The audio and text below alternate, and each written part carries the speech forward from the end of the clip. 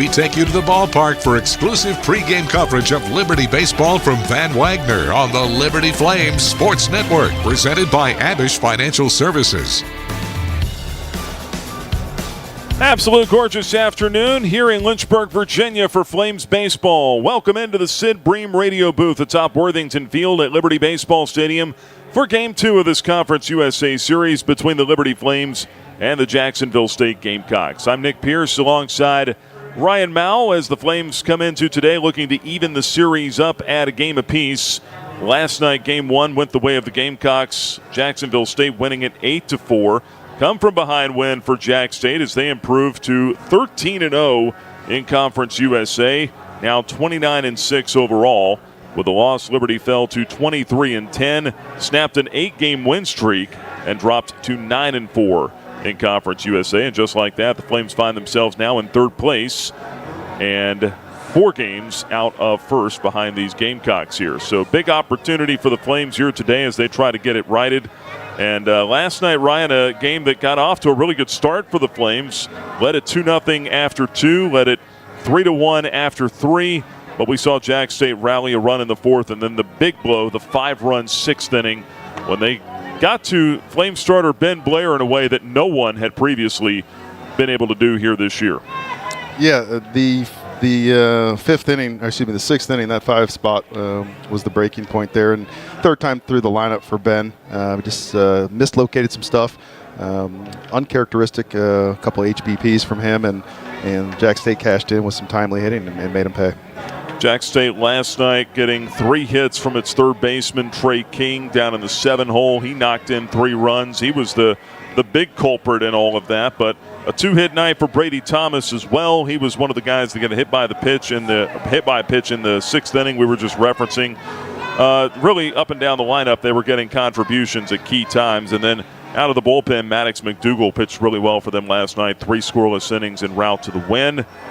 Flames offensively, couple hits from Nick Barone. He had a home run in the 9th inning, but too little too late as Liberty comes up short 8-4. So now you turn the page to today, the starting pitching matchup.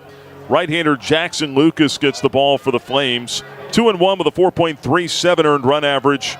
He'll be making his 9th start and 12th overall appearance.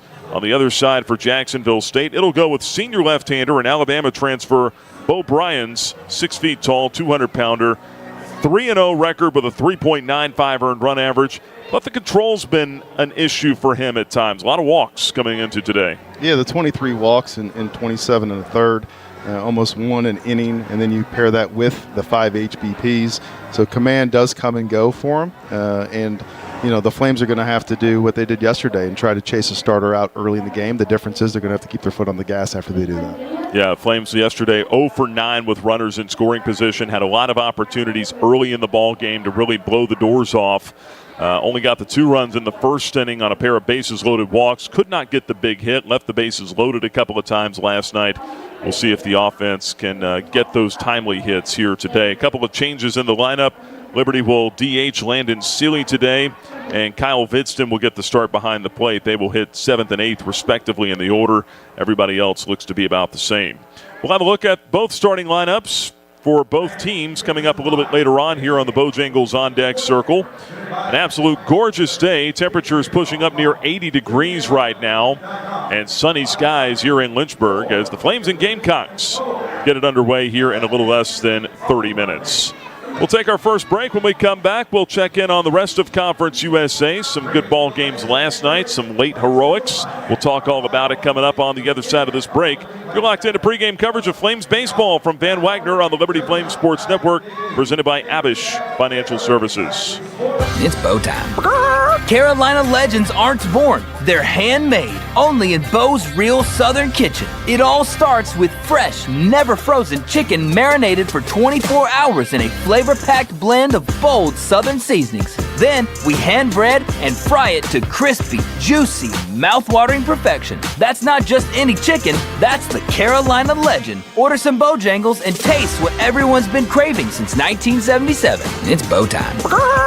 At Carter Bank, we believe life is best lived full. full of opportunities and dreams, of goals achieved and promises kept. We've been creating opportunities for more people and businesses to prosper since 1974. That means great local lending, convenient access to your money, accounts and guidance that make it easier to get more done. We are Carter Bank, the preferred community bank of Liberty Flames Athletics. Visit carterbank.com to learn more. Member FDIC, Equal Opportunity Lender. Hey, Flames fans, Gentry Lock is fired up to join in the excitement this season. Gentry Lock Attorneys knows it's all about preparation, precise teamwork, and a competitive spirit for the hard-fought wins. We've got that down. With our fierce drive to succeed, uncommon thinking, and extensive resources, Gentry Lock helps businesses thrive. We are downtown at 801 Main Street, and we serve the Commonwealth and beyond with offices in Roanoke, Richmond, and Norfolk. All the ways Gentry Lock can help clients succeed is waiting for you at gentrylock.com.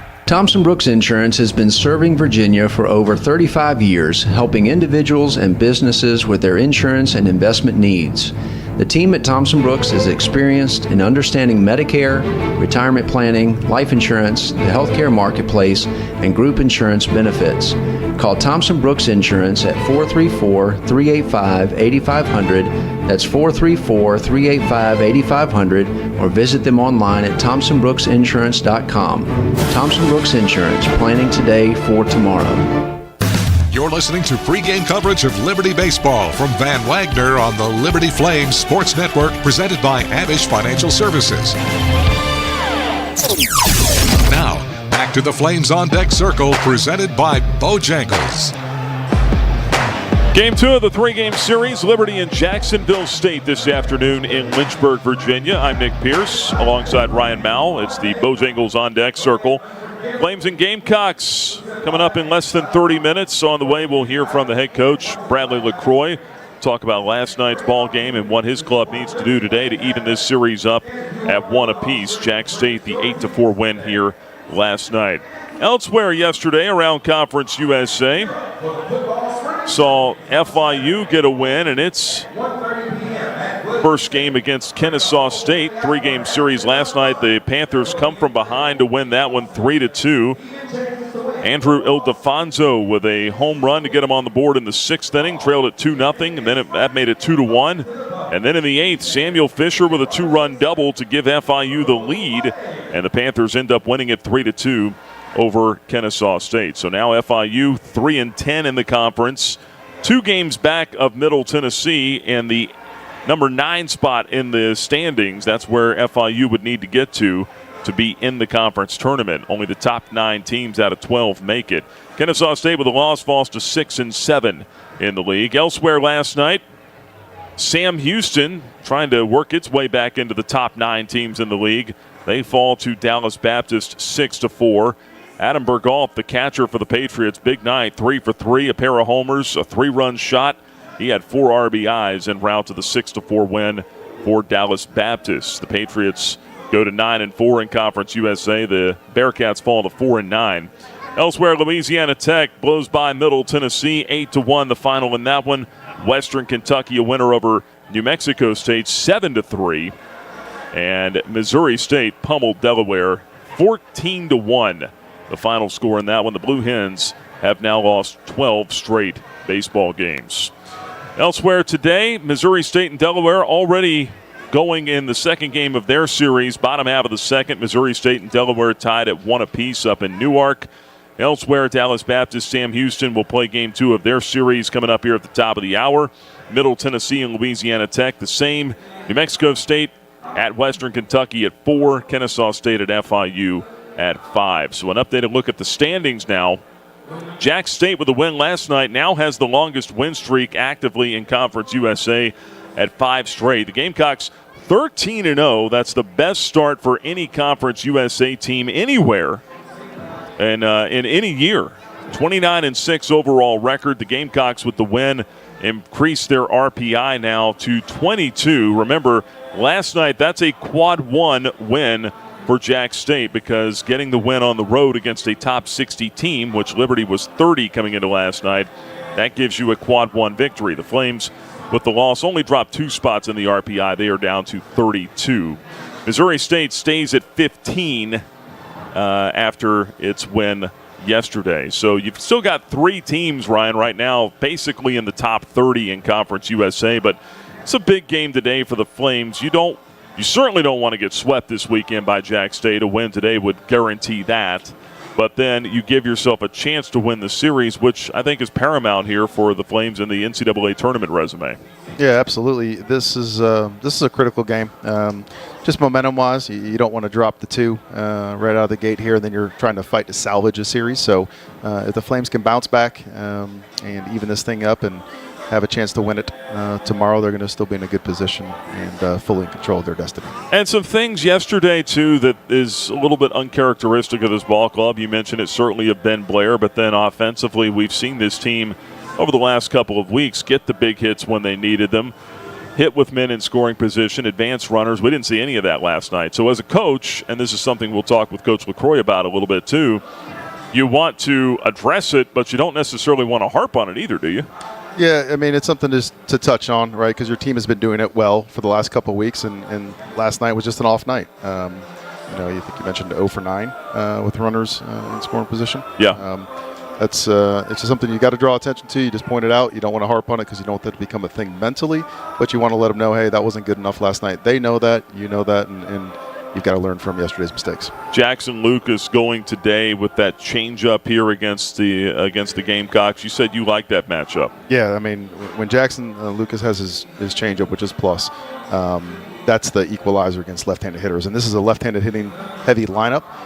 So if he can pound the fastball in and throw the changeup down and away, I think he can keep them off balance and have a pretty good start today. And that's the key, too, because these guys, they punish mistakes. I mean, we saw that last night. Yeah, they're a really good, sound offensive club. They're not going to really beat you with the long ball necessarily, but just station-to-station baseball. And the key for them is, what gets them going is their leadoff guy on. I think it was 4 of the 9 innings yesterday. Gamecocks had their leadoff guy on, and they scored in all 4 of those innings. So the big task for Lucas is to get ahead in the count, squash the leadoff guy, and keep the momentum on their side. Liberty and Jacksonville State, Game 2 of the 3-game CUSA series coming up here just after 3 o'clock here in Lynchburg. On the way, we'll have a look at the starting lineups for both clubs, but when we come back, we'll hear from head coach Bradley LaCroix, his pregame thoughts on this one today, on the way after our next timeout. But before we go to break, let's send you back to yesterday's ball game. Josh Campos, one of the top outfielders defensively in the country, makes another sparkling play. It's time now for the play of the game, presented by Freedom First Credit Union, where people bank for good. 2-1, liner to left center. Here comes Campos, and he dives to make the catch. Oh, no, they call him safe. They called him safe. They said he trapped it on the turf. Campos and the Flames want a review. Oh, here come the umpires. Mike Mazza with the ruling. He is out. Flames retain the challenge. An incredible play by Campos, and the inning is over. That was the play of the game, presented by Freedom First Credit Union. Stay tuned. The Flames on Deck Circle, presented by Bojangles, continues after this from Van Wagner on the Liberty Flames Sports Network. Presented by Abish Financial Services. Have you downloaded the Liberty Flames mobile app? If not, what are you waiting for? The Liberty Flames mobile app is your lifeline to Flames athletics. Get the latest news on your favorite teams. Find upcoming schedules. Buy and download tickets to the next game. Listen to podcasts and hear our online Liberty Flames Sports Network audio broadcasts. High fly ball, deep center field. Snyder going back. It's out of here.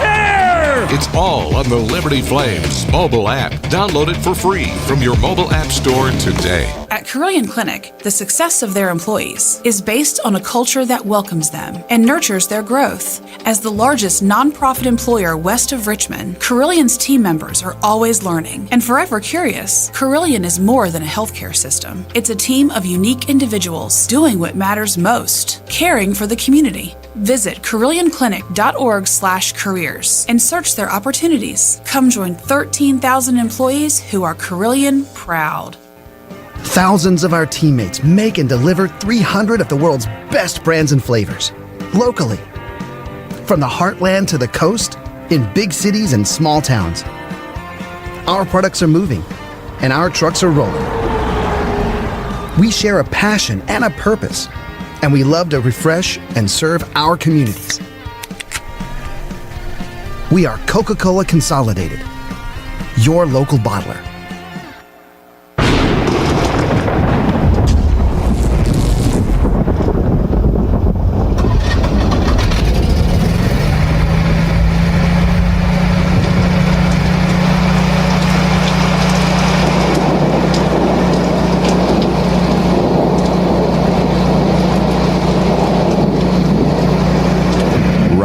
Heating, cooling, electrical, and plumbing. Your certified Generac backup generator experts. Online at callrogers.com.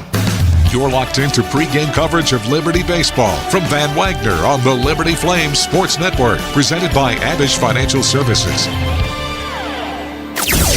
Now, the Flames on Deck Circle presented by Bojangles continues with the thoughts of Liberty Baseball head coach Bradley LaCroix. Our pregame chat with the coach is powered by Rogers Heating and Cooling. Game 2 of the series coming up. It's Liberty and Jacksonville State here as the Flames try to even this at a game apiece. I'm Nick Pierce visiting now with Coach LaCroix, and he gets turned around here 24 hours later, and a game that was really competitive last night. Just really one inning kind of made the difference, didn't it? Yeah, absolutely. Give them credit. They had a big inning. Came up with some clutch hits. Gave them a couple free passes with HBP, but. Two good teams playing, and, the difference in the game was they cashed in with runners in scoring position, and we didn't. We had numerous opportunities to expand the lead early and then also get back in the game late. But that's the margin of error when two good teams are playing is very, very small. Is it better not to make a big deal out of it with your team and just let them come back out here? Because they've done that, like we said last night on the radio. They've come through in some big opportunities throughout the course of that win streak. Yeah, I mean, I think there's a little bit to coaching it, but then also moving on. And it's about how you perform in those situations and what the end result is, but how you got there. And I thought last night at times with runners in scoring position, we weren't aggressive. We had more of a passive mindset, which that's not how you win games. You got to be aggressive. You got to look to drive those guys in, and that's something we got to flip today. Yeah, and it's tough, too, when, their starters struggling with command in the first inning, and then you see a different guy for 3 innings after that. You got to be able to make those adjustments. Absolutely. It's a game of adjustments, and we did a great job off their starter with the approach, and then McDougal came in, and he threw the ball well, made a couple mistakes that we didn't take advantage of, and, but that's what good guys do, and we just got to flip it and have a good approach today. Facing a really good left-hander today, Bo Bryant's Alabama transfer, big arm, good velocity, but he will struggle with the command at times. What's the approach to facing him today? Yeah, I think, first time through the lineup, we've got to be very selective and see where he's at today as far as his throwing strikes. And then we'll make the adjustment from there. But he will lose it and throw 4 balls before he throws 3 strikes. And that's something we've got to see how he is today in the first 2 or 3 innings and make the adjustment from there. Ben Blair was really good for about 5 innings last night and then hit the rough patch there in the 6th inning. What were the conversations like with him after the game, and how ready is he to get back out there already for next week? Oh, he's ready. I mean, he's a dude, and he competed very, very well last night. Made some big pitches early, threw a ton of strikes. In the 1 inning, a couple things that got him. He hit 2 guys, which he normally doesn't do. And then he didn't execute a couple 2-strike pitches. And good players are going to make you pay for those. But got all the confidence in the world in Ben. I'm sure he is itching and ready to go next Friday. And I'm sure he'll come out and be as good as he has all year. What do you need from Jackson Lucas today? And what we just talked about with Ben, seeing how much they hammer mistakes, how dialed in do you need him to be? He's got to do a really good job of establishing the fastball into those lefties so that his really good changeup can play off of it. It's one thing we didn't do a good job last night of establishing strikes into the lefties. We went in there, but we didn't throw them for strikes. So we gotta make sure they honor that side of the plate. He's got to do a good job of getting ahead, mixing and matching like he always does.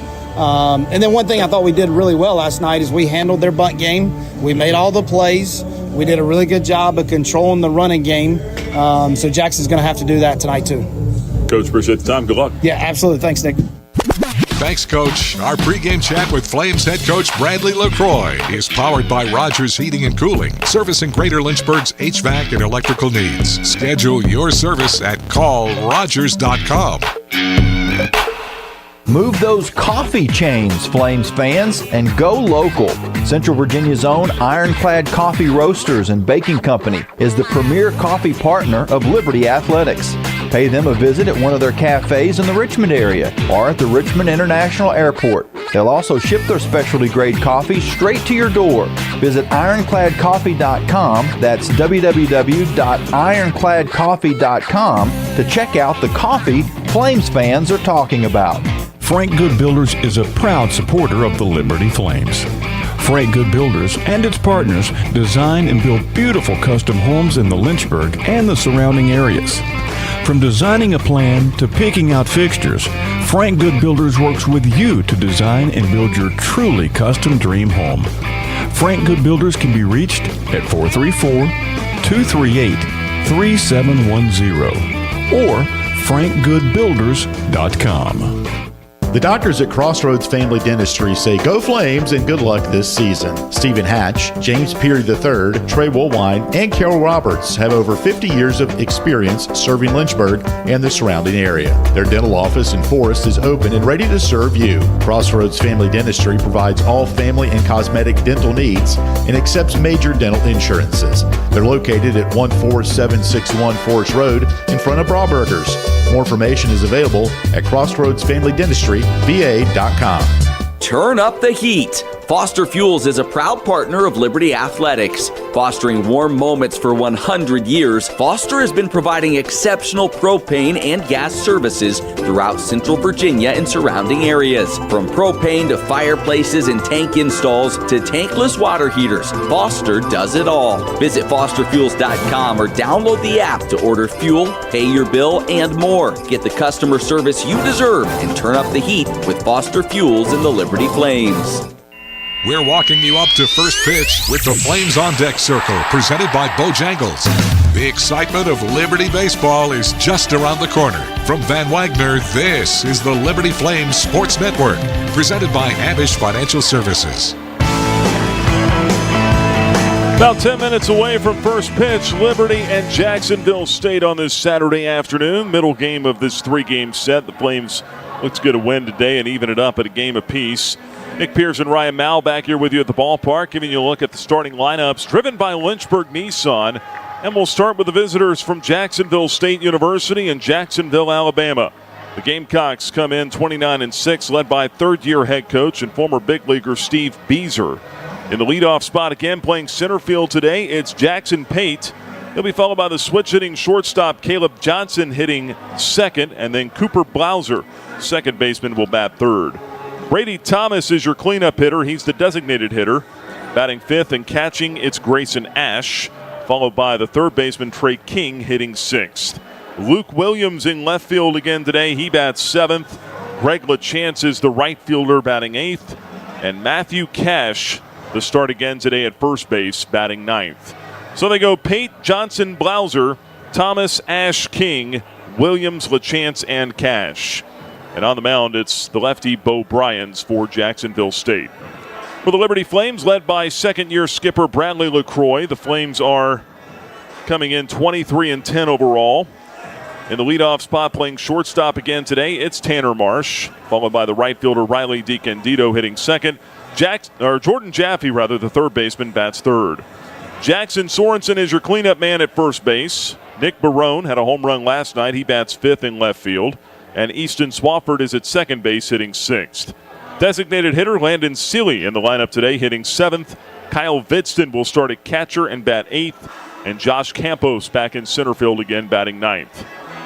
Marsh, DiCandido, Jaffe, Sorensen, Barone, Swafford, Seeley, Vidston, and Campos for the Flames. And on the mound for Liberty, it's the right-hander Jackson Lucas. Starting lineups driven by Lynchburg Nissan, home of the 1,000,000-mile warranty. When we come back, we've got the first pitch for you Liberty and Jax State. Game 2 is next from Van Wagner on the Liberty Flames Sports Network, presented by Abish Financial Services. What's important isn't that Freedom First has been in business since 1956. What's important is how we've been doing business since 1956.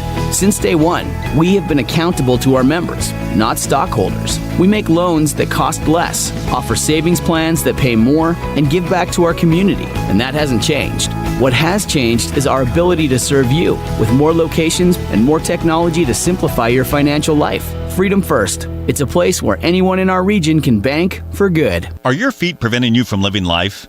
Hi, I'm Jonathan Cotton, and you may have heard my Good Feet story, how I love my arch support so much that I bought the store. Since then, thousands of customers have found relief from foot, knee, and back pain. I love to hear their stories of walking, running, and just enjoying their new life pain-free.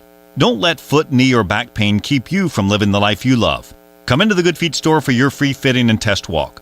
Visit goodfeet.com for the location nearest you. We look forward to seeing you soon at the Good Feet store. 11 West is a proud sponsor of the Liberty Flames. 11 West specializes in apparel screen printing, embroidery, sew-on, and flat printing.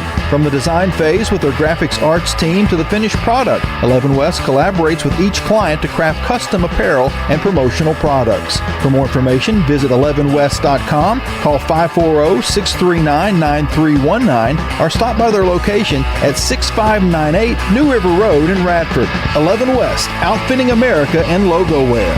Score big at Haley's Appliance and Haley's Outdoor in Lynchburg with major brands of appliances that will make your house feel like a home and outdoor equipment to have your yard looking its best. Haley's puts customer service first. They deliver and service all of the products they sell and will take care of the process from start to finish. Log on to Haleys.com today for product availability. Haley's Appliance and Haley's Outdoor in Lynchburg is a proud sponsor for Liberty Flames Athletics. This broadcast of Liberty University Athletics is authorized under rights granted by Liberty University to Van Wagner Sports and Entertainment and is intended solely for the entertainment of our listening audience. The accounts, descriptions, and broadcasts may not be transmitted in any form without the express written consent of Van Wagner Sports and Entertainment and Liberty University Athletics. The announcers are selected by the Liberty Flames Sports Network and approved by Van Wagner Sports and Entertainment. It's time for Liberty Flames Baseball. The 0-1. Swing, high fly ball, deep right field. Did he get enough? He did! That's the ball game! Jackson Sorensen sends him home in Lynchburg! The pitch. Got him swinging. Strikeout ends the inning. 9 punch-outs on the day for Ben Blair. With a mix of returning stars and hungry newcomers, the Flames are ready to take aim at Conference USA and some of the best teams in the country. Slider swung on and missed for strike 3. That's the ball game. And the Flames stun the Wolfpack in Raleigh. Liberty comes to UVA and wins the ball game. 10-3, the final score. From third, he'll score, and the Flames walk it off. 3-season CUSA Pitcher of the Year, Ben Blair. All-conference shortstop Tanner Marsh. And the rest of the Flames under head coach Bradley LaCroix are dialed in and looking to leave their mark.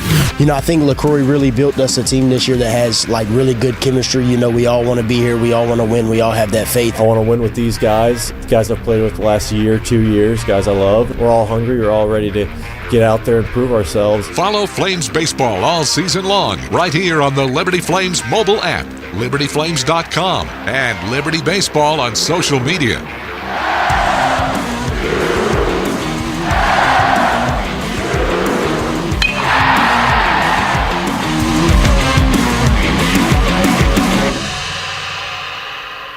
It's time to play ball. Welcome to live play-by-play coverage of Liberty Baseball from Van Wagner on the Liberty Flames Sports Network, presented by Abish Financial Services. Today's game is brought to you by Bojangles' famous chicken and biscuits. It's Bo time. Liberty Baseball is also brought to you by Carter Bank, Life Lived Full. Foster Fuels, providing reliable service for 100 years. Lynchburg Nissan, nobody beats our prices, nobody. And by Rogers Heating and Cooling, servicing Greater Lynchburg's HVAC and electrical needs. Now let's take you out to the ballpark for the call of the game. This is Liberty Baseball on the Liberty Flames Sports Network from Van Wagner. And we welcome you back inside Worthington Field at Liberty Baseball Stadium, where the Flames take on the Jacksonville State Gamecocks on this picture-perfect Saturday afternoon. Alumni Day at the ballpark. Good to see a lot of the former players here. Tim Spencer, 1984, tossed the first pitch today, and the left-hander pumped it in there for a strike. I tell you, Tim still got it. It was good to see him in the throwback cap out there today. Seen some of the other former players out here already. Always a great time to bring the past back to the present. And hopefully that'll spark these Flames on to a victory here today as right-hander Jackson Lucas goes through his warm-up tosses. Liberty wearing the home whites today, navy blue letters and numbers, red outline, cursive script across the chest spelling out Liberty. White panels, red brims on the caps, blue on the back. Jax State going with the red tops today, white letters and numbers, same gray pants, red caps for the Jax State Gamecocks. Umpires today behind the plate with the balls and strikes. It is Chris Judkins, Mike Mazza, the crew chief at first base. Gabriel Colon is down at third. Sunshine temperatures pushing up near 80 degrees, 78 we'll call it here at first pitch. As the folks continue to make their way into the ballpark. Had a great crowd here last night, our best of the year, over 2,000 on hand for the series opener. Would love to see us get to that again here today as Lucas completes his warm-up tosses. Junior right-hander, NC State transfer in his first season with the Flames, 6'3", 195 pounds. Makes his home in Garner, North Carolina. 2-1 record, 4.37 earned run average. He'll be making his 12th appearance and 9th start here today against the Gamecocks. And it'll be the center fielder Jackson Pate to lead us off. Our first pitch of the ball game is presented by Relevant Law. Learn more at relevantlaw.com. Pate climbs in for the left-hand side. And here we go. Jackson Lucas into the line. First pitch of the ball game. In for a strike. 90-mile-an-hour fastball. We're underway at 3:05 Eastern this afternoon. 0-1 on Jackson Pate. Comes in hitting .362. No homers, 18 driven in. 0-1 in for a strike. 0-2 on Pate. Pate last night 1 for 5, couple of strikeouts. His lone hit was a single.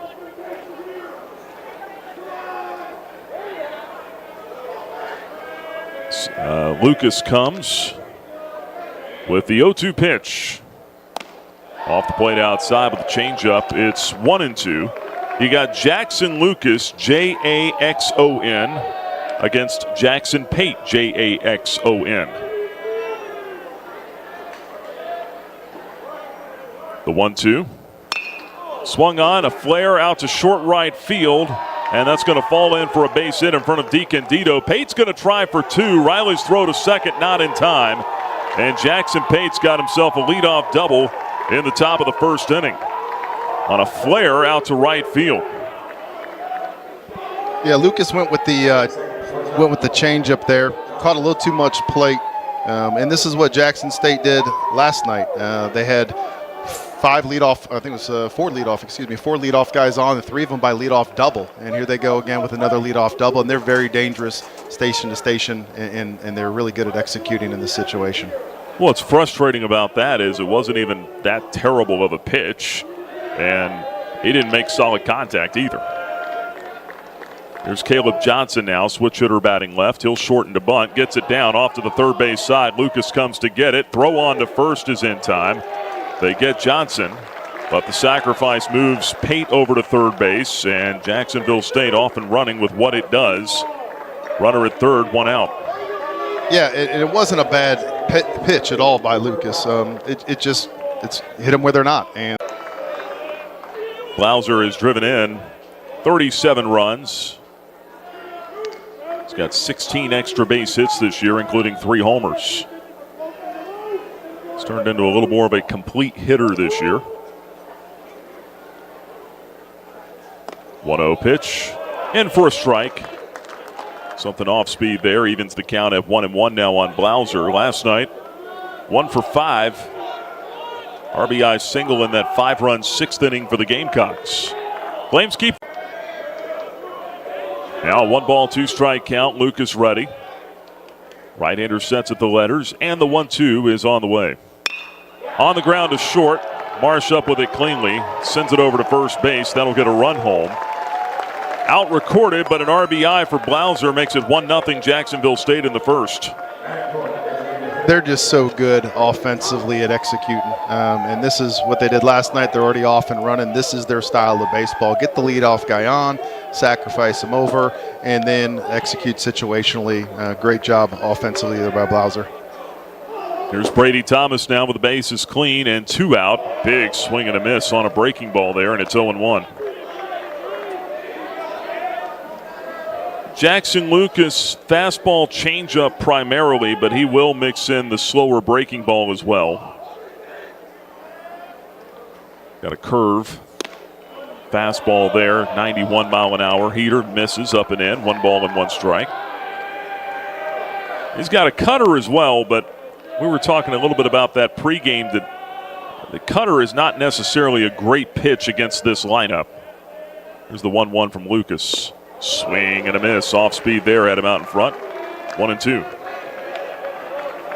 Yeah, the reason why the cutter doesn't play as well is because this isn't a big long ball hitting team that's trying to pull off and do damage on the pull side. They have a really good approach, up the middle approach. So that's more of a flat plane pitch. The depth of the curveball, the sink of a change would be a better executed pitch here.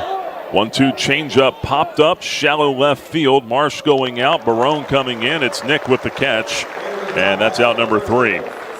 Minimal damage, but the leadoff double gets cashed in by Jax State. RBI ground out for Cooper Blauser, and that'll take us to the bottom half of the first with the score Jacksonville State 1 and the Liberty Flames coming up. Every great athlete knows the final minutes of the game are where champions are made. Whether it's the last inning, the fourth quarter, or overtime, every move counts. One smart play can seal the win, and one mistake could cost it all. The same can be said for retirement. I'm Abe Abish, founder of Abish Financial Services. Those last 5 to 10 years before you retire, that's your final stretch. At Abish Financial, we can help build a game plan for taxes, healthcare, and income for the years ahead. Call us for your customized retirement playbook, 571-406-4411. If you're over 59 and have $500,000 or more of investable assets, we can create your plan complimentary. 571-406-4411 or visit abishfinancial.com. Investment advisory services offered through Abish Financial Wealth Management, LLC, a registered investment advisor firm. Insurance services offered through Abish Financial Services, Inc., licensed in Virginia. Want a unique experience for your next Flames home game? Watch from the Flame Train. See the game in our right field locomotive and have a private area for your group. Call 434-582-SEAT or go to libertyflamesbaseball.com for more details. 1-0 lead for Jacksonville State moving into the bottom half of the first inning. And our first look at the Alabama transfer, left-hander Bo Bryans on the mound for the Gamecocks today. 6 feet tall, 200-pound senior lefty from Madison, Mississippi. Went to Madison Central High School. Again, started out his career at Alabama, was more of a situational reliever for the Crimson Tide, which translation means they wanted him to come in and blow the fastball by everybody. Wasn't really much of a pitcher, more of a thrower. Well, they've developed him into more of a pitcher now here with the Gamecocks. Still working on the command. He's a work in progress, but they feel really good about him and his potential for them even beyond this year. Yeah, that makes sense because, I mean, you look at the arm slot. I mean, he's all the way on the first base side, very low left-handed three-quarter slot. So it's definitely a different look. It's going to have a lot of action on his fastball. Tanner Marsh leads off, takes a first pitch fastball in there for a strike. That one at 96 miles an hour, and it's 0-1. So there you go. Power arm in Bryans. Marsh batting from the right side, the 0-1. Over but low with the fastball at 95. 1 ball and 1 strike on Tanner Marsh. Comes in hitting .356. 4 home runs, 29 RBIs. Last night, 2 for 4, extended his hitting streak out. That pitch taken high and away. 2 balls and 1 strike to count on Marsh, who's now hit safely in 8 straight games and reached in 14.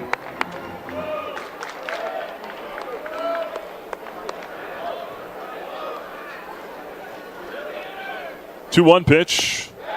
Low and in. Fastball 96 misses. 3-1.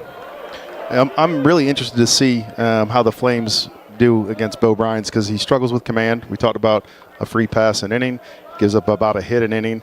The key here is I see 9-9 on stolen bases. So if the Flames can get on base, they can make some things happen. 3-1. That one lined out toward right field. That's going to lay down for a base hit. One bounce into the glove of LaChance. And Tanner Marsh is on with a base hit. He's now hit safely in 9 straight games. Leadoff single in the first. Tanner's seen the ball really well over the past couple months. But he's locked in right now, gets a 96-mile-an-hour fastball in the outer half, and does what you're supposed to do against a left-hander, and that's just go the other way with it. And now he's a threat. He's a threat on the bases, as we know. 12 of 17 on the year of stolen bases. Riley DiCandido takes a first pitch fastball for a strike. 96-mile-an-hour heater. It's 0-1. And with Bo Bryans, 9 of 9 stolen bases, it's not going to take long for the Flames to try to test him in the running game. 0-1 misses low. First off-speed pitch we've seen. 1 ball and 1 strike. How about the arm angle here, too, from Bryans? How tough is that on a lefty? Yeah, that's a really hard left-on-left. Throw to first, runner back. Obviously doesn't have the height of Randy Johnson, which is what made Randy so difficult. Low-slotted left-handers are starting an arm slot behind you, it feels like, throwing across. Here's the 1-1. Yanked it outside and missed. 2 balls, 1 strike. Steve Beazer talking about him before the series. They really feel like he can and should be their Friday night starter next year. 2-1. Over but low. 3 balls and a strike on DiCandido. Comes in hitting .252 with 5 home runs. 25 driven in. Flames trailing at 1-0. 1 on, nobody out. Bottom half of the first. 3-1. Caught the inside corner with a fastball for a strike. And the count goes full now, 3-2.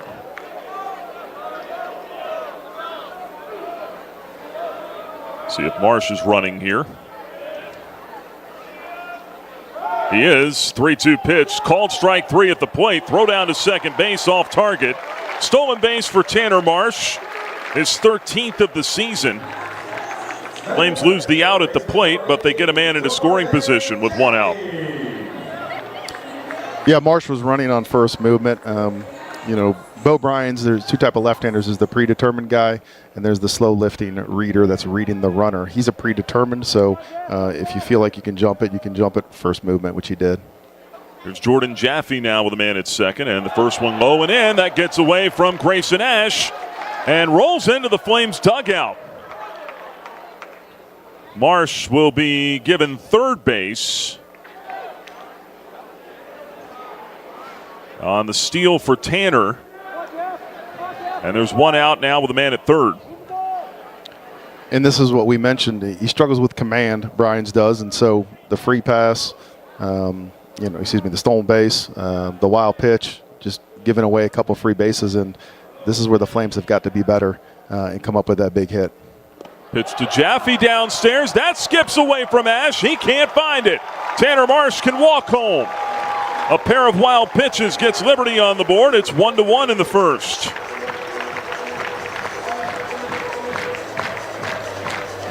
We talked about the command issues with Bo Bryans, not just in the walks, but also putting that ball against the backstop. Yeah, it's his 6th wild pitch on the season, so he definitely does struggle with command in that slot. It makes a lot of sense because it's tough to command from a slot like that. 2-0 is upstairs. 3 balls and no strikes now on Jaffe. Flames pick up a run the easy way.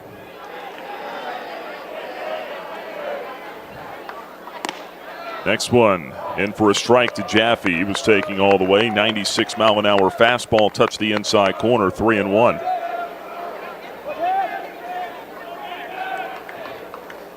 The 3-1.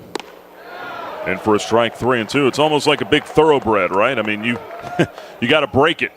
You got to get some control on him. But yeah, the stuff is there. I mean, 94, 96 from that slot, you don't see too frequently. 3-2, high hopper to the right side. Second bounce, gloved by Blauser. Throw on to first in time to get Jaffe.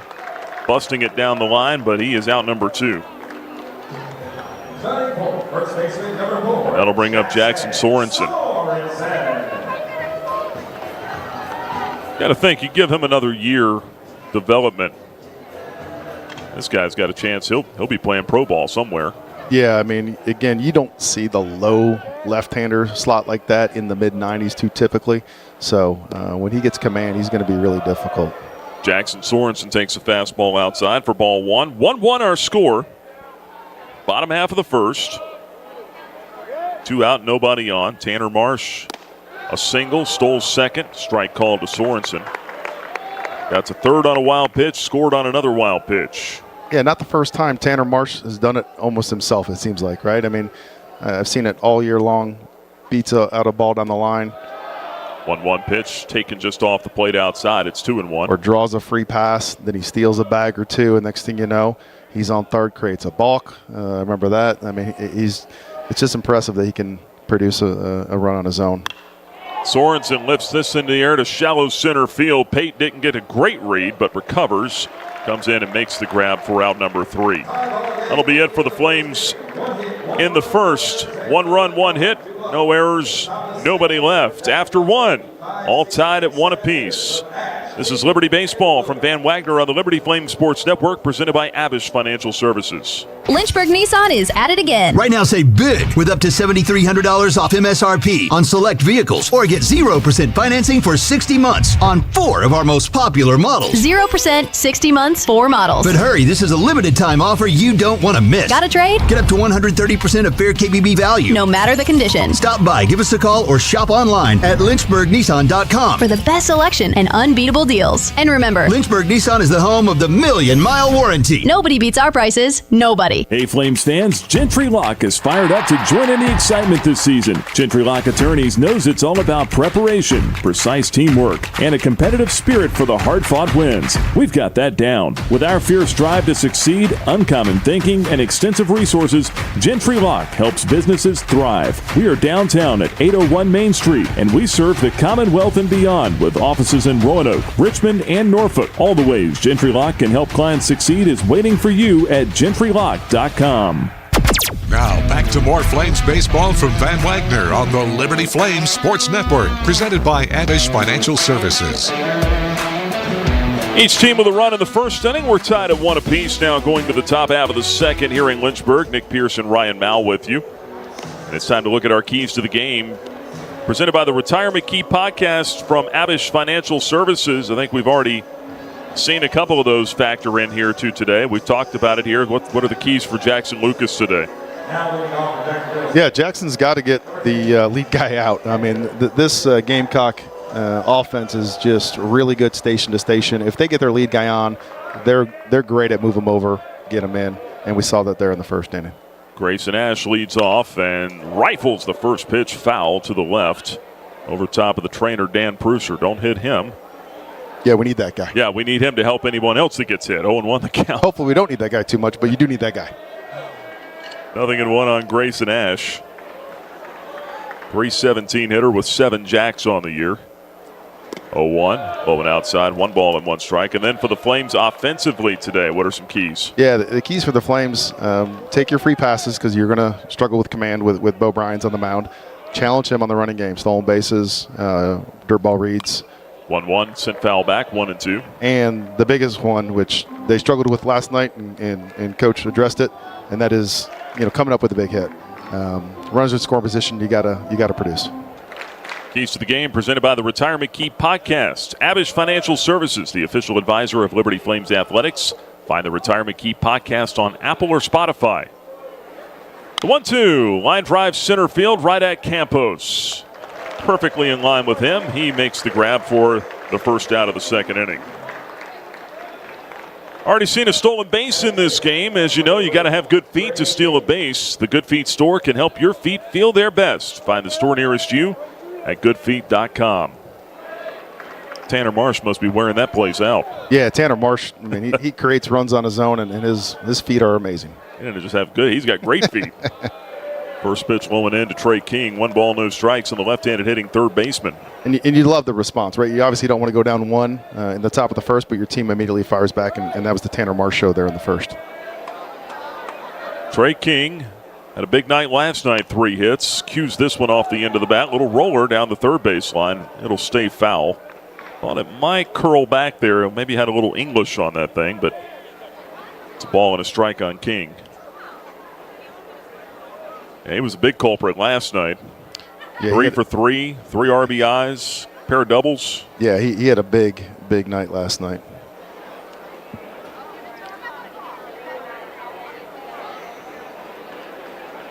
Trey King takes a walk back to the batter's box. You know, even though he was 3 for 3 last night, he comes up later in the game in the 8th and he lays down a sacrifice bunt. That just shows you that they're 1 through 9. They can do it all. 1-1 sent foul off to the left into the screen. 1 ball and 2 strikes on King. You got to recruit a certain type of player too that's going to be okay with that. I mean, some guys come in. You know, most guys they want to produce. They want to put up their numbers. It takes a certain type of player, I think, to play on this team and in this offense. Here's the 1-2 from Lucas. Grounded foul to the first base side, still 1-2. And Steve Beazer talked about that a lot before the series. He said, you know, when I was at Missouri and other places, he said, I would go out and just try to get the best players. Yeah, I want good players, but you've got to have guys with certain makeup, certain kind of grit to play here and for this program to be successful. Here's the 1-2. Misses low and outside, 2-2. You have to be unselfish. I mean, you have to have buy-in for this type of offense. You got to be willing to sacrifice your at-bat for the greater good, and their whole team is bought in. And it's easier to buy in when you see it be successful. 2-2 pitch, slow roller to third. Jaffe tries the bare hand pickup, can't do it. And that'll be a base hit for Trey King. 1 out infield single for the Gamecocks in the second. And Jordan didn't think he had enough time to pick that with the glove hand and get the throw off to first. Yeah, that was a little squibbler, and I don't think he had where he was positioned was more towards the 5-6 hole, so he would have to make a long rounding route, and he didn't have the time to get to the glove side, so his only play was to try the bare hand. 1 out, 1 on. Here's Luke Williams now batting for the left side. A throw to first. Chases the runner back. 1-1 our score, top of the second.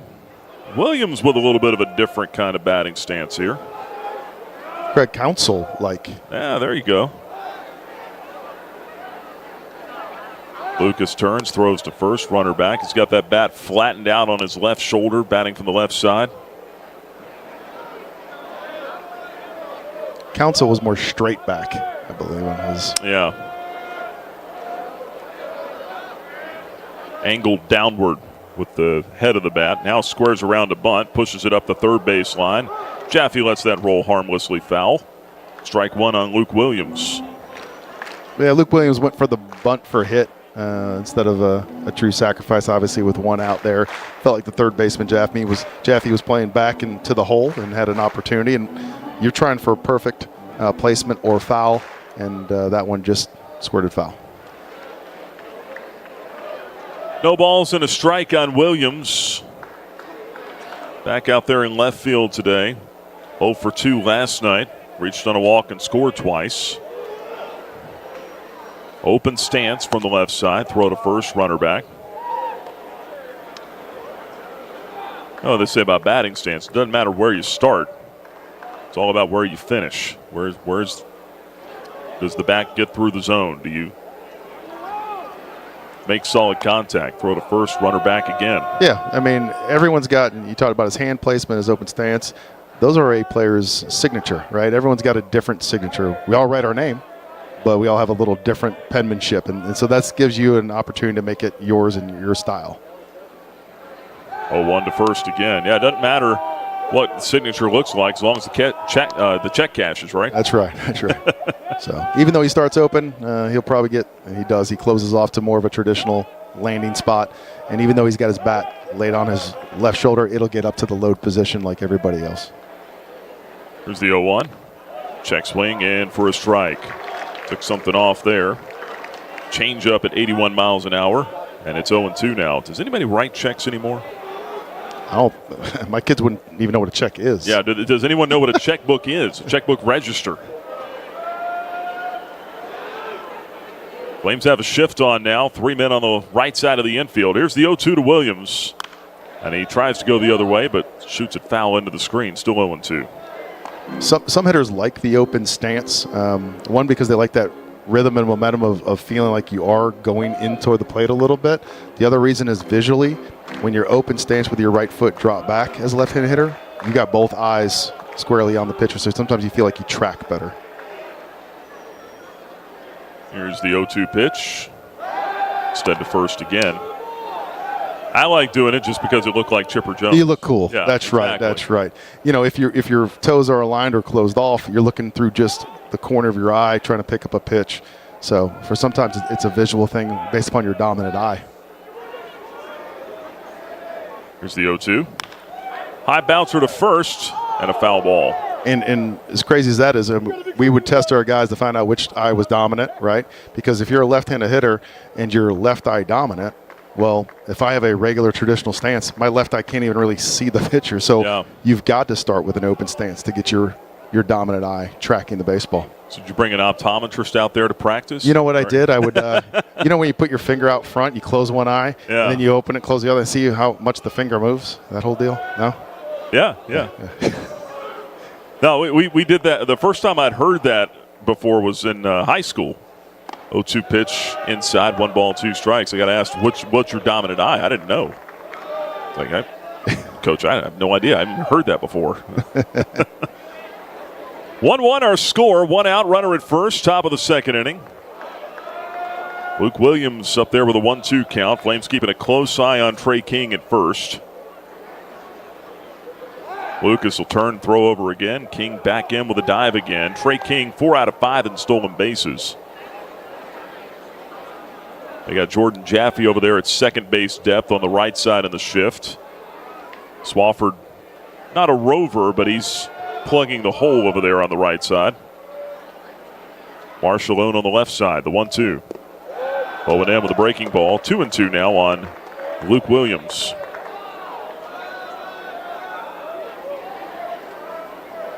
Feels like you'd always be tempted to kind of step in the bucket. You know that expression? Yeah. When you're open stance? Yeah, sometimes the younger hitters especially, you start open stance, they stay open stance. And so they're in and out of the zone super quick. Here's the 2-2. Lunge and a miss, strike 3. Got him on a wicked changeup. Williams out of there on strikes. First strikeout today for Jackson Lucas. 2 away in the second. And there's that plus changeup in a great location, down out of the zone. Really good speed differential and good action. Well-located pitch there by Lucas. 2 out now for Greg LaChance. Right fielder batting from the right side. Flames shift the alignment back to normal now. Throw to first, runner back. Trying to keep this tied at a 1-1 game. You have to keep a close eye on their base runners over there, too. You don't want to let them get too big of a lead. Well, yeah, King's not even really a threat to run 4 of 5, but with 2 outs, this is when an offense does like to gamble and try to get them into scoring position. Pitch swung on, belted out toward left center field. That is trouble. Off the bat of LaChance, it will skip up and hop over the fence. Fortunately for the Flames, it will just be a double for LaChance, and King will only be given third base. And that's why I say it was fortunate, because if that ball stays in the yard, King scores from first easily. Yeah, the Flames catch a break there. That ball was pumped into the left center gap, and LaChance is probably going to be on third, and obviously King scores easily. But the park helps with the turf bounce over the wall for the double, the ground rule double. Like I told you last night, I love this turf. LaChance with his 4th double of the season, just his 16th start. Now a left-handed hitter at the plate. This is Matthew Cash looking at a strike, 0-1 the count. Good change up there from Lucas down at the knees. Matthew Cash, left-handed hitter, 258. A home run and 18 RBIs. Second and third, 2 out, 1-1 game. And there's a swing and a high pop-up to the right side. Sorensen over by the railing will run out of room. It's about 2 rows deep into the seats. And a young fan from Appomattox, Virginia, came away with the souvenir. It's 0-2.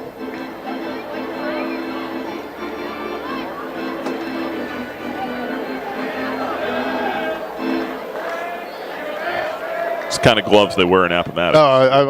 I saw the A from a distance. I can't see that far. Atlanta Braves or Appomattox? Okay, Appomattox. We got the shift on again here. Here's the 0-2. Bowling in. Good stop by Vidston back there to keep the runners at base. 1 ball and 2 strikes now on Cash.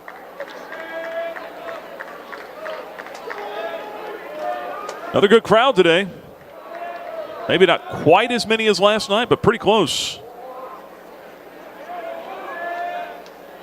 1 ball, 2 strikes, 2 outs, 2 in scoring position. The pitch from Lucas. Line foul the other way, still 1-2. These guys are tough to strike out. I say that. The Flames had 10 strikeouts last night as a staff, but 3 of them came in the 9th inning from Josh McCusker and was it Matt Porter? It was the 1-2. Oh, and in. 2 balls, 2 strikes. So the point is, when the game was in balance and you could use some of those strikeouts, they weren't really striking out a ton. Yeah, they have a really good 2-strike approach. You can see that. It's a mentality. There also might be some physical stuff, right? We got a slight choke up on the bat. Probably a little wider base, but just the mentality of fighting off pitches in the zone and not expanding. 2-2, fouled off at the plate. That ball bounced back up and hit the bat twice. Still 2 balls and 2 strikes on Cash, who was still in the box. Yeah, that was a really, really good changeup that had a lot of run and sink. Well executed, but should be a swing and miss. Shouldn't be able to get a piece of that. But great battle. The 2-2 pitch again. Ground ball out to the shortstop. Tanner Marsh wings it over to first from the right side of the infield. Flames had him play perfectly in the shift, and that will retire the side. Jacksonville State threatens but does not get a run in the second. 2 hits, 2 left. And now we are on to the bottom half of the second inning with the score still 1-1. From Van Wagner, this is the Liberty Flame Sports Network presented by Abish Financial Services. True Flame fans know where to shop to show their pride. Shop LibertyFlames.com. We're your one-stop shop for official Liberty Flames merchandise. Plus, all orders ship free. Go red, white, and blue and visit ShopLibertyFlames.com today. That's ShopLibertyFlames.com. ShopLibertyFlames.com is a proud sponsor of Liberty Athletics. For all your Liberty Flames apparel needs, visit ShopLibertyFlames.com today. Owned and operated by a Liberty alum, Larry's Tire and Auto Repair offers complete auto service including tires, preventive maintenance, and more. Larry's Tire carries all major brands and is open from 8 a.m. to 5 p.m. Monday through Friday at any of their 4 locations with 2 in Lynchburg, 1 in Forest, and 1 at Able Tire in Concord. More information on Larry's Tire is available at larrystireservice.com. Follow us on social media. Search LFSN Radio on X, formerly known as Twitter, Facebook, and Instagram for great content from Van Wagner on the Liberty Flame Sports Network, presented by Abish Financial Services. Tied at 1 apiece as we go to the bottom of the second inning in Lynchburg, Virginia on this beautiful Saturday afternoon. Glad to have you with us. Flames go to work here. Nick Barone leads things off in the second. Had a home run last night. I told him before the game today, I said, I think he might have taken down the space shuttle. The thing went 430 feet. It was a majestic shot. His 5th of the year as he takes a called strike here from the lefty Bo Bryans, 0-1 as we begin things in the second. I just showed it again on TV. Ball was down. He got the head of the bat to it. And exercised some tremendous launch angle. Pitch downstairs, 1-1. Did I use it right? Yeah, no, that ball was launched. And the angle was good. Yes. 1 ball, 1 strike on Barone. The pitch from Bryans. Upstairs. Fastball 96. out of the zone, 2-1. Nick comes in hitting .302.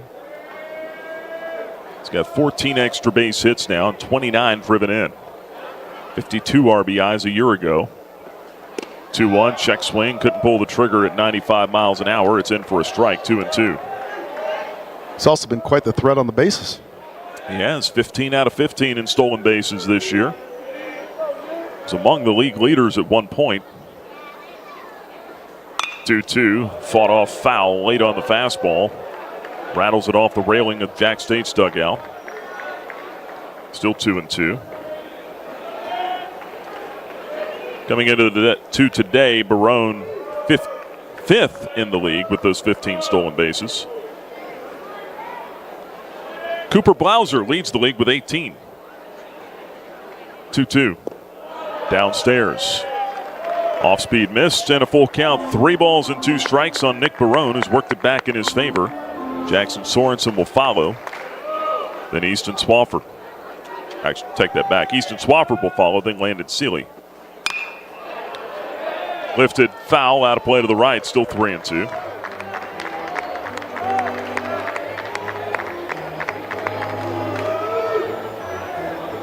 Clouds rolling over. Sun comes back out from behind one of those big white puffy cotton balls overhead. 3-2, low and in. That's ball 4. Barone will go to first with a leadoff walk in the second. First free pass issued by Bryans today. And the go-ahead run aboard in a 1-1 ball game here in the second. Enjoy ice-cold Coca-Cola. Proud to sponsor Flames baseball on the radio. Join us post-game for the Coca-Cola 10th inning show. Coke, taste the feeling. Now Swafford hitting for the left side. We'll see if the Flames put anything on here. Easton takes first pitch strike on a fastball. It's 0-1. Easton last night 0 for 3. An RBI on a bases loaded walk. Throw to first, back safely Barone.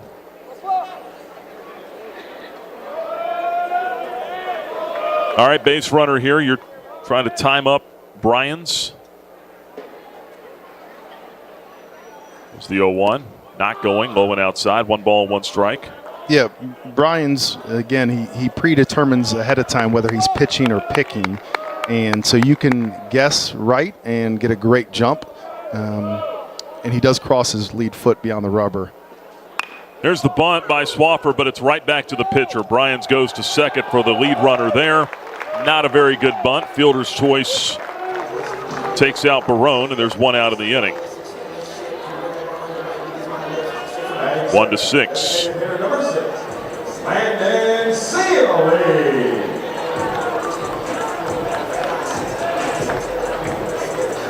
Trying to get that down to the third base side there? Yeah, I was going to look to see if I saw the replay. I mean, if it's a sacrifice situation, he just didn't give himself up.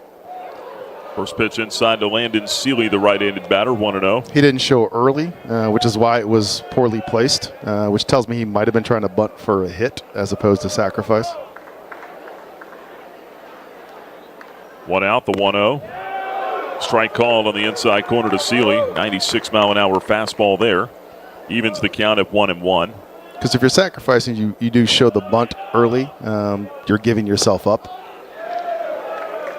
Next pitch, a strike, 1-2 now on Seeley, who comes in hitting 186 with a home run. And when you're going to bunt for a hit, you try to disguise it and show it extremely late. But the problem there is sometimes you don't get great placement. The 1-2, lifted foul out of play to the right. Still 1 ball and 2 strikes on Landon Seeley, the sophomore out of Maysville, Kentucky. Been getting a handful of starts lately. Had 4 hits in the Western Kentucky series last weekend. The 1-2. 0-in, 2 balls, 2 strikes. Runner at first, 1 man out. Bottom of the second. Liberty and Jacksonville State tied at 1 apiece in Game 2 of this series. Gamecocks took the opener last night 8-4. Infield double play depth as the 2-2 pitch comes from Bryans. Instead goes to first. Back standing on the bag is Swafford.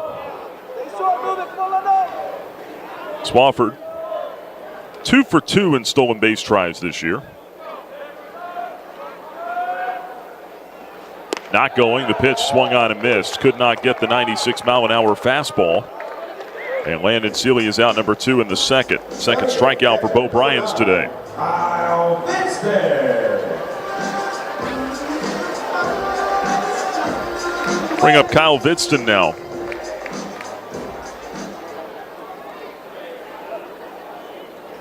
Right-handed hitting catcher. The pitch. Downstairs, 1-0. Vidston, 121 hitter. He is 7 for 58 on the season with a pair of doubles, 5 RBIs, throw to first, runner back. But Kyle, a guy who got it going late last year for Western Kentucky, took over the starting catching duties. All 6 of his home runs came in the final 11 games of the year last year. The pitch in for a strike, 1-1. And he and the Flames may be hoping for a big late second half run here this year. 2 out, a runner at first. Tie game in the second, the 1-1. Skips up there. Good stop by Grayson Ash. 2 balls and a strike.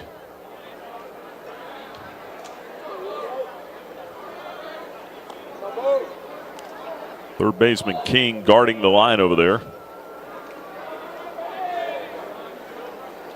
3 of the 4 infielders back. The first baseman Cash obviously has to hold the runner. That pitch stays high and outside. 3-1.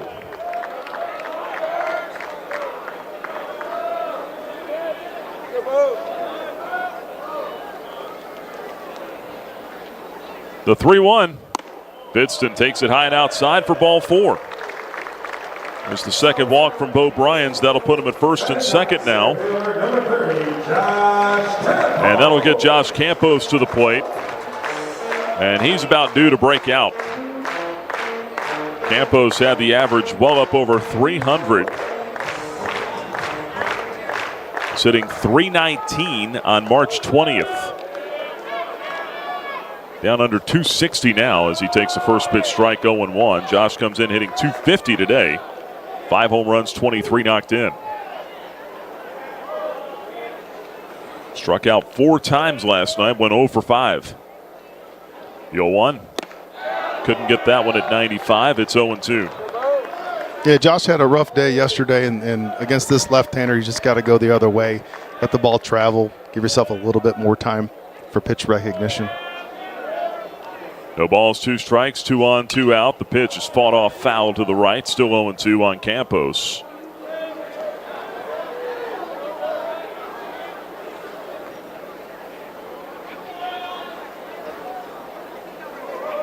One for 7 so far this week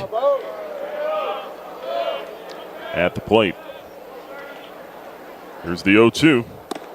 Missed outside. 1 ball and 2 strikes on Josh Campos, the transfer from Florence Darlington Tech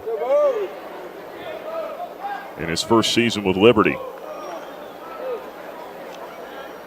1-2 from Bo Bryans on the way. Upstairs with a fastball, 2-2. The good thing is he hasn't let it affect his defense. Yeah, he's really good at separating it, and that's difficult. A lot of players take their at-bats into the field with them, and that causes some defensive miscues. 2-2 pitch. Swing and a miss, strike 3. Got him on a fastball down the middle. And that'll do it for the Flames in the second. Third strikeout for Bo Bryans. Liberty strands 2. We go to the top of the third. Still tied 1 apiece from Van Wagner. This is the Liberty Flames Sports Network presented by Abish Financial Services. Frank Good Builders is a proud supporter of the Liberty Flames. Frank Good Builders and its partners design and build beautiful custom homes in the Lynchburg and the surrounding areas. From designing a plan to picking out fixtures, Frank Good Builders works with you to design and build your truly custom dream home.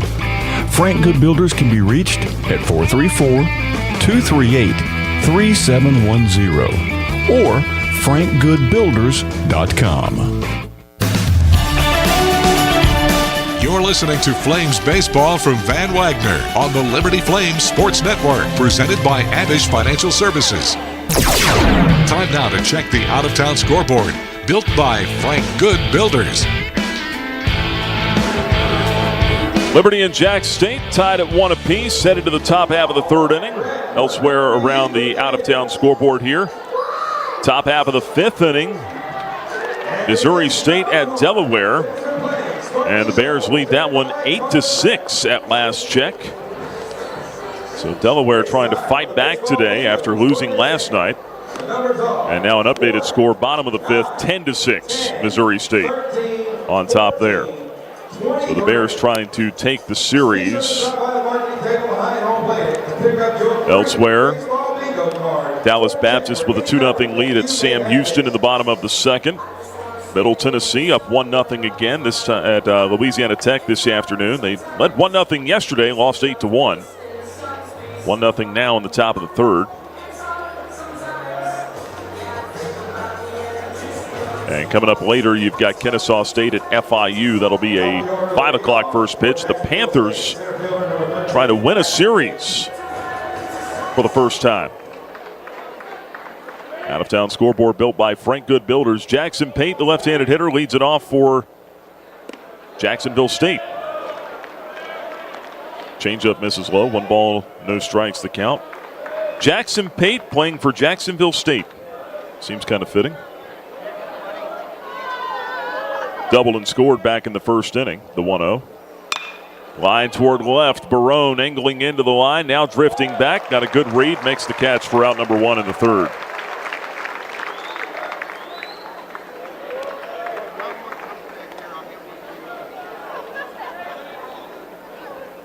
Well, there was the initial read and then kind of adjusted the angle to the ball, but did a good job tracking it.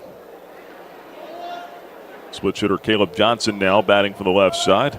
Sack bunt his first time up.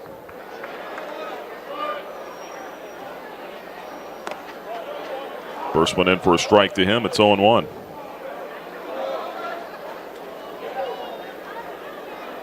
A run on 3 hits for the Gamecocks. 1 run, 1 hit for the Flames. 0-1, swing, tapped foul over by the Jax State dugout, 0-2.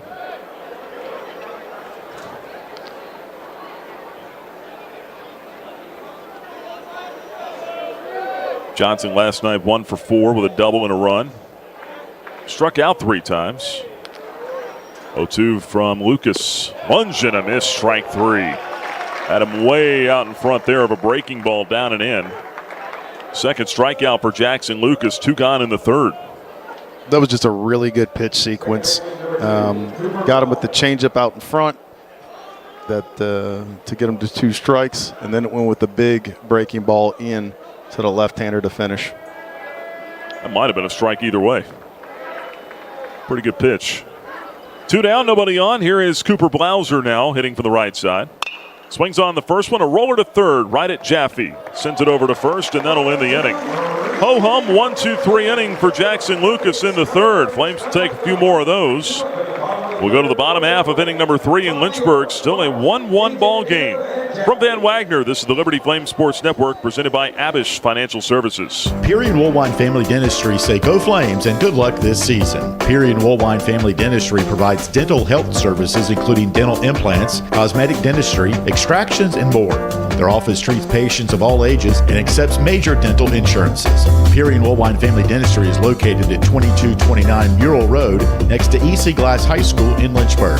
You can reach the office by phone at 434-847-5331 and online at PearyFamilyDentistry.com. The Liberty Flames thank Segra for their support. Segra collaborates with companies to offer business-only, carrier-grade connectivity, cybersecurity, voice and cloud solutions tailored to meet their diverse needs. Segra offers these solutions across a fiber network that spans 28 states in the U.S. and is headquartered in Charlotte, North Carolina. They can be reached at Segra.com or 833-GO-SEGRA. Segra, a proud partner of the Liberty Flames Sports Network from Van Wagner.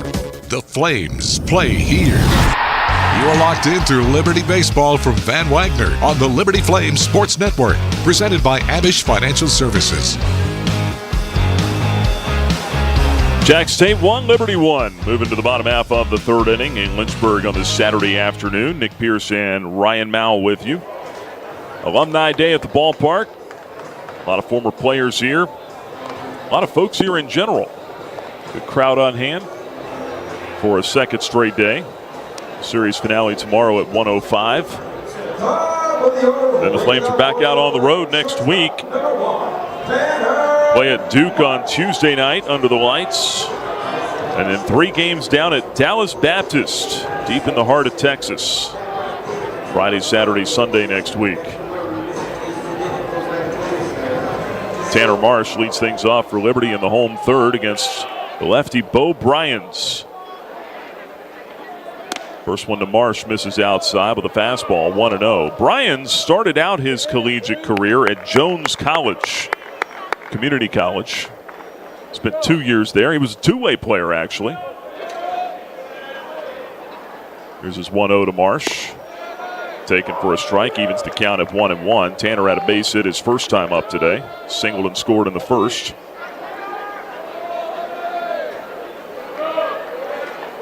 He was a pretty good two-way player as well. Here's the 1-1. Swing and a miss, 1-2. Couldn't get the fastball. At the plate, he hit .319. 8 home runs, 12 doubles, and 57 RBIs. It's pretty impressive. All-conference player each of those 2 years at Jones. Here's the 1-2. Bounces up there, 2 balls and 2 strikes. Went to Alabama, put the bat down. Was there for a year for the Crimson Tide.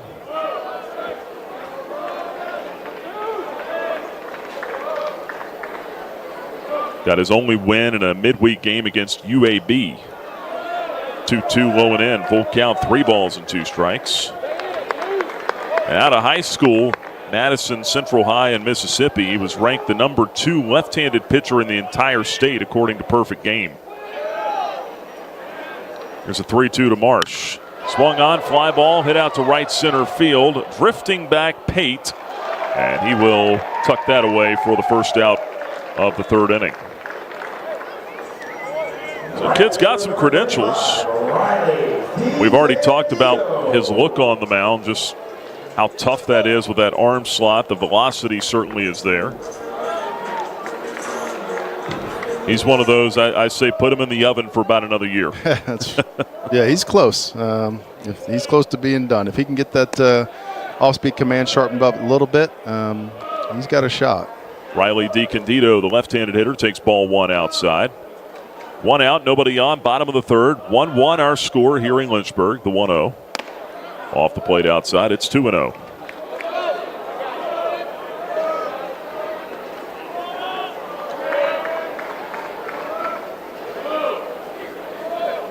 The 2-0 pitch. DiCandido flashes bunt, pulls it back, takes low instead. 3 balls and no strikes.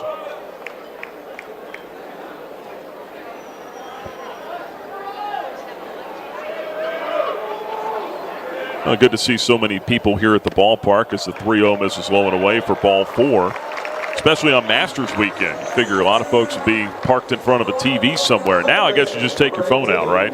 Yeah, you can watch the Masters while you're sitting here at the park watching the Flames. So technology, it's a great thing sometimes. Sometimes, that's the key right there. Sometimes.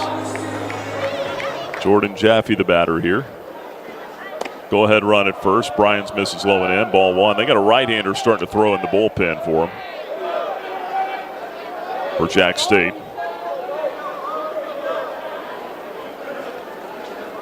Might have already been. I just noticed him. Ryan Kramer, the pitching coach, now on his way out.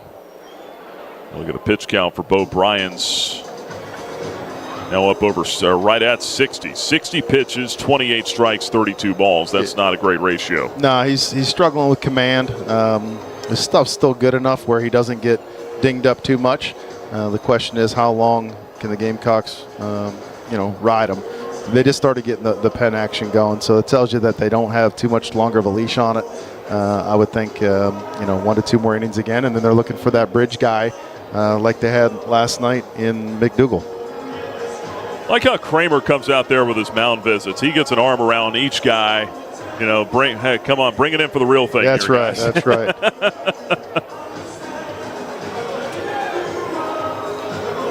Got a family session here. Family discussion. Haven't seen too many guys do that before. 1-0 pitch down and into Jaffe, 2-0. Usually you get somebody out there waving a finger at somebody in their face. Yeah, sometimes it's a little intense. Sometimes it's a feel good. You just, hand on the shoulder stuff. I've never seen the full group hug. Here's the 2-0. Jaffe takes a called strike. Vicinity of the inside corner with a fastball. It's 2-1 on Jaffe. 0 for 1 with the ground out to second. Ryans will step off now. Should get charged with a disengagement there. And he does. The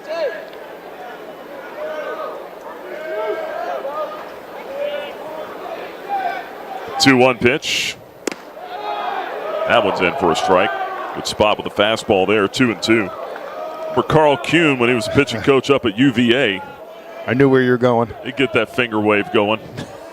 One-sided conversations on the mound there. 2-2. Called ball 3 just inside. We're even now, 3-2 the count. And I would think the Flames are going to probably put the runner in motion here. Be a good idea. There he goes, 3-2, grounded the other way out towards second. Blauser on the second bounce has it, wings it to first. DiCandido to second, 2 away now in the third. And they do stay out of the double play by sending the runner. Bring up Jackson Sorensen now. Jackson Sorensen. 0 for 1 with a fly out to center field. Flames and Gamecocks tied at 1 in the bottom half of the third inning.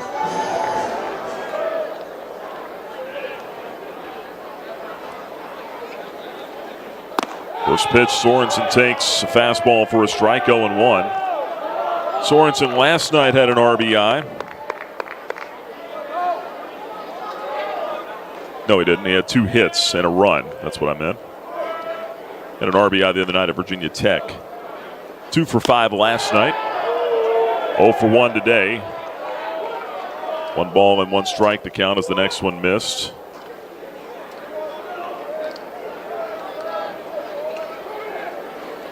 Runner at second, 2 down. Here's the 1-1. And for a strike. Fastball at 95, 1-2. The Flames last night 0 for 9 with runners in scoring position. Somebody's got to step up with the 2-strike hit. Excuse me, the 2-out hit. The 1-2 to Sorensen.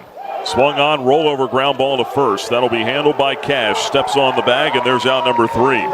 Flames still cannot find the big hit. They leave a runner stranded at second.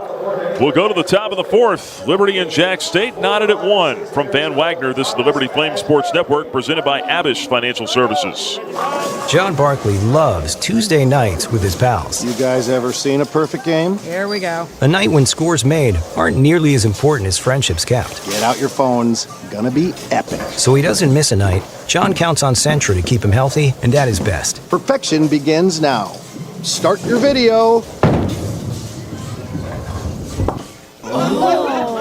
Delete your video. Like and share. Sentra, caring for, caring about folks like John. Thompson Brooks Insurance has been serving Virginia for over 35 years, helping individuals and businesses with their insurance and investment needs. The team at Thompson Brooks is experienced in understanding Medicare, retirement planning, life insurance, the healthcare marketplace, and group insurance benefits. Call Thompson Brooks Insurance at 434-385-8500. That's 434-385-8500, or visit them online at thompsonbrooksinsurance.com. Thompson Brooks Insurance, planning today for tomorrow. This is Liberty Baseball from Van Wagner on the Liberty Flames Sports Network, presented by Abish Financial Services. Time now to check the Carter Bank box score.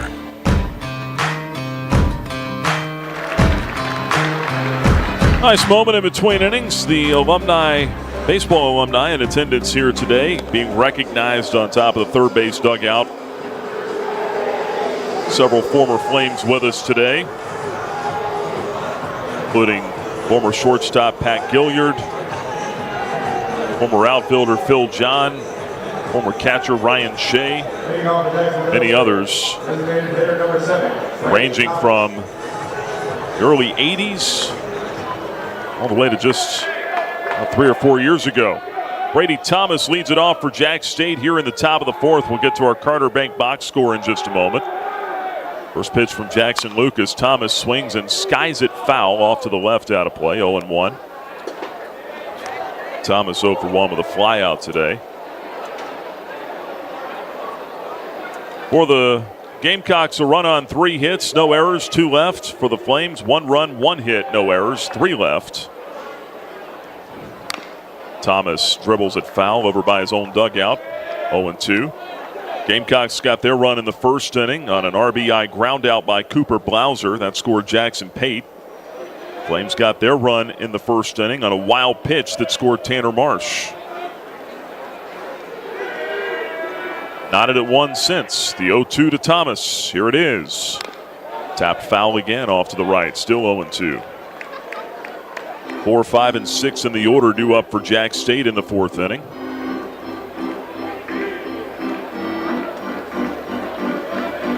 Talking about Bo Bryans, the starter for Jax State, being a two-way player. 0-2 from Lucas outside, 1-2. So was Jackson Lucas, and he was a pretty good one himself. A shortstop in high school, where he was originally recruited to play. And similar kind of a thought. He was more of a thrower, not a pitcher, but they figured the ceiling was higher on the mound with him. There's a rollover ground ball to second on the 1-2 pitch. And the throw on to first in time from Swafford to get Thomas, one away here in the 4th. He still hit a little bit at NC State in the fall of his first year there, but eventually put the bat down and focused on pitching. It's so hard to put that effort into both at this level. Grayson Ash, the batter, takes off the plate outside, ball 1. You know, I've coached a couple. Matt Wieters. I coached him in travel ball, and he was obviously a Georgia Tech catcher, closer, big league catcher eventually. I didn't realize he pitched the 1-0. Swinging a high pop-up into short right center field. Campos tracking it. Center fielder coming in. Head-high grab for the second out. And I coached a couple in college, but there's only been a few because it's so much time and effort they got to put in to the swings in the cage, and then obviously on the mound and the bullpen, the work that's there. And when you play a position, the taxation on the arm, and then you're going to try to go to the mound, you're trying to figure that whole balance out. It's difficult. 2 out, nobody on. 1-1 game. Trey King, left-handed hitter up, takes a strike on a breaking ball. 0-1 the count. Well, you have to want to do it at this level because you've only got so much practice time as a coaching staff with your players. And if you split the time, you got to be careful that you're not taking from one side to give to the other. Fastball inside, 1-1. So that's, I would imagine, probably a lot of individual work on the player's own accord. Yeah, because you're limited by the NCAA on hours, and so to try to put in that type of work, I mean, it's double the work. You don't necessarily have the time, so you've got to find a way to squeeze it in.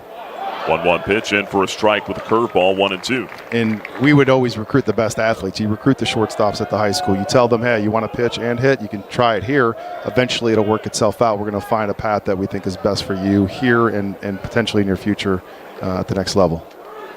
2 out, nobody on. The 1-ball, 2-strike pitch on the way. Sent it on a line down the left field line. That's foul. That's why at the major league level, what Shohei Ohtani does is just so mind-boggling. It's amazing. He may not have the numbers when it's all said and done, but anyone that's watched him is going to say that's the greatest player of all time. 1-2 pitch, just missed with a changeup off the outside corner. It's 2-2. Yeah, I mean, we're talking about how hard it is to do at this level. Of course, we got the academic piece, which Ohtani doesn't, but he's at the highest. Correct. Level, and he can do it at a high level offensively and on the mound. It's just remarkable. The 2-2. Off the end of the bat, sent in the air to center field. Campos drifting back in a step, makes the catch for out number 3.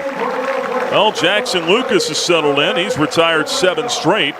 Gamecocks go down in order in the 4th. We go to the bottom half. Still tied 1 apiece in Lynchburg. From Van Wagner, it's the Liberty Flame Sports Network presented by Abish Financial Services.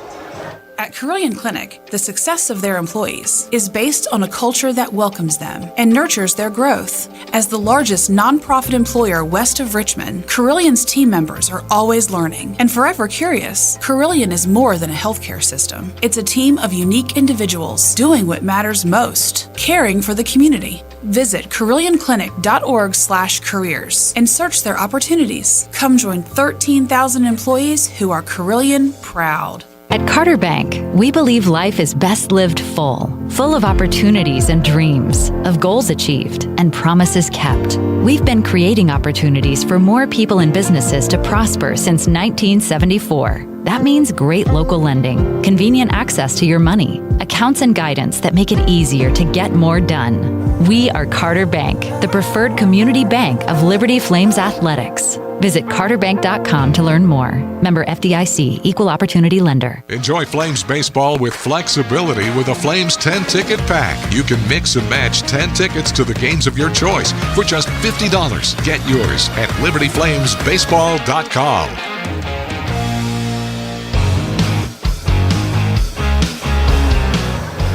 Pitching change for Jax State as we go to the bottom half of the fourth inning. Similar path the Gamecocks took last night.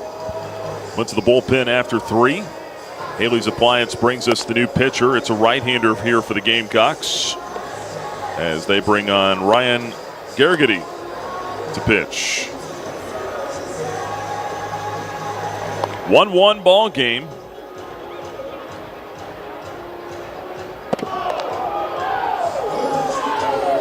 Garrity out of Illinois, transfer from Wichita State, 6'1", 200-pound junior. Garrity for the season, 1-1, making his 12th appearance. Most of it out of the bullpen, 4.5 earned run average.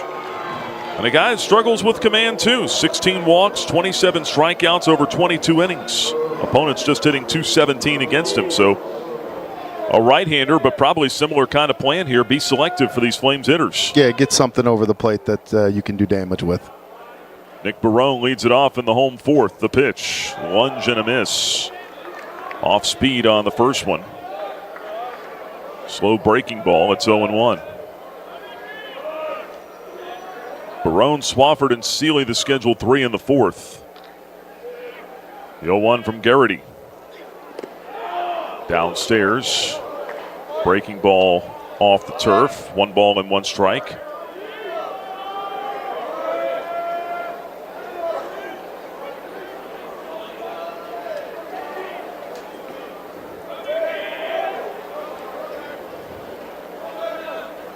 Garrity, deliberate worker. Here's his 1-1. That ball is launched on a line deep to left, but Williams has just enough room. On the fringe of the warning track, makes the catch for the first out of the inning. That ball came off his bat at 102 miles an hour, and it just died out there in left field at the track. Barone gets a slider up in the zone, puts a really good swing on it. Deep to left, caught at the track. You know, I was curious to see, because this is the same game plan that Jax State went with yesterday, was go with the starter for 3 innings. Easton Swafford takes a fastball at 92 outside, 1-0. Flames chase the left-hander out of the game just like they did yesterday. They bring in a right-hander. How quick can the Flames make that adjustment? We heard Coach talk about that. That was a point of emphasis. So really good to see a great swing right out of the gate here. 1-0 pitch, ground ball right side. Blauser diving try, can't get it. It's into right field, a base hit. A dive to his left, but the second baseman couldn't come up with it. And Swafford's aboard with 1 out, a tie game. Definitely seeing some aggressive swings here. Yeah, and we're seeing that quick adjustment. We talked, with Coach LaCroix. He said it's a game of adjustments. How quick can they make the adjustment when they bring in a new arm? And we saw 2 really good swings there. This is a good sign for the Flames offense. Just the second hit for the Flames. Here's Landon Seeley now. Right-hand batter swings on the first pitch. Little flare. Shallow right. That's going to fall in front of LaChance for a base hit. Back-to-back singles. Swafford to second, Seeley at first, and the Flames have something cooking in the fourth. Number 9, Kyle Vincent. Didn't hit it hard. Kind of got jammed, but still able to keep his hands inside and inside out that ball.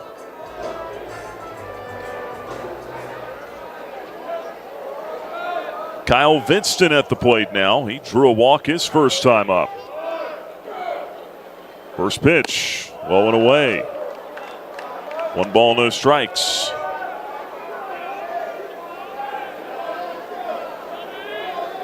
Look at the line for Bryans today. 3 innings, 1 run, 1 hit. The run was earned.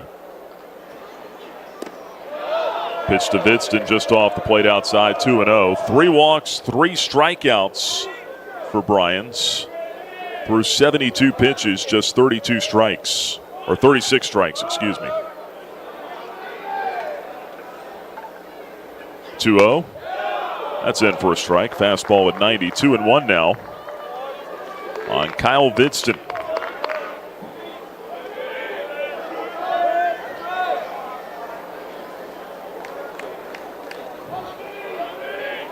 Flames do not yet have a hit with runners in scoring position in this series, but there's ball 3 outside, 3-1. 0 for 9 last night, 0 for 2 today. Just 1 for 7 with men on base today. The 3-1. Grounded foul to the left, 3-2. So that base hit by Seeley was the first with a man on base. 3-2 now on Kyle Vidston. 1 out, 2 runners on.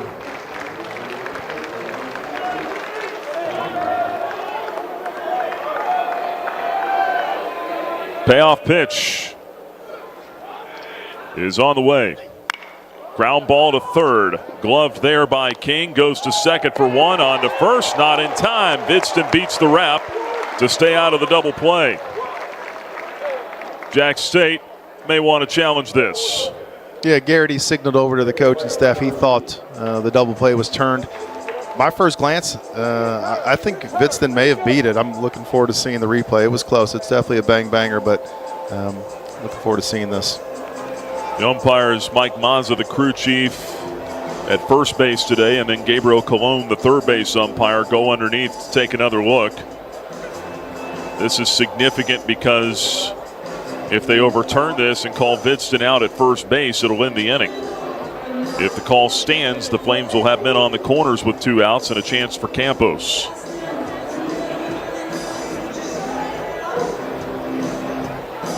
Getting our first look at it here. I think he got there. You know, it is bang-bang, but almost like the tie goes to the runner, and right. The call on the field was safe. There's nothing there that I would think is going to overturn this at first look. It was extremely as close as it could be. Vidston lunging toward the bag. I think he gets that left foot on the green pillow before the ball gets into the glove of Cash, the first baseman. Or right at the same time, at least. In which case, you're right. They would. It's not an official rule book thing, but the tie typically does go to the runner. So the Flames should have him at first and third here, if we're seeing the same thing that the umpires are. There'll be 2 out in the bottom of the 4th in a 1-1 game.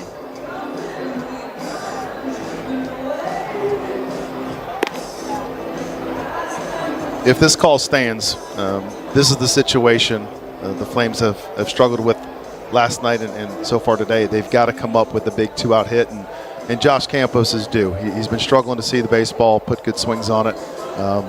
Great opportunity for him to step up and try to deliver here. And then you also have the first and third options to run a trap play if you want offensively. But true. Here comes the umpiring crew to make the call. Still safe at first. So the fielder's choice, Jax State will lose one of its challenges. They'll be down to 1. They're on the corners now for Campos. And you make a good point there with Campos' struggles. Yeah, you want to see him break out here, but if he gets a strike or something here, how soon do the Flames engage the runners? Yeah, you engage early. You don't wait for 2 strikes just because he is struggling. You might even run something here, but definitely with 1 strike, you're going to run a trap play to try to draw a throw across the diamond. 2 out. Right-hander sets. Garrity's first pitch. Swinging a foul tip. So there it is, strike one on Josh Campos, 0 for 1 with a strikeout today. 0 for 6 with 5 strikeouts in the series so far.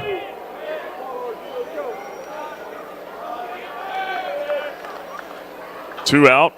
Runner at first, not on the move. Next pitch in for a strike, and it's 0-2 now. Got ahead with a breaking ball.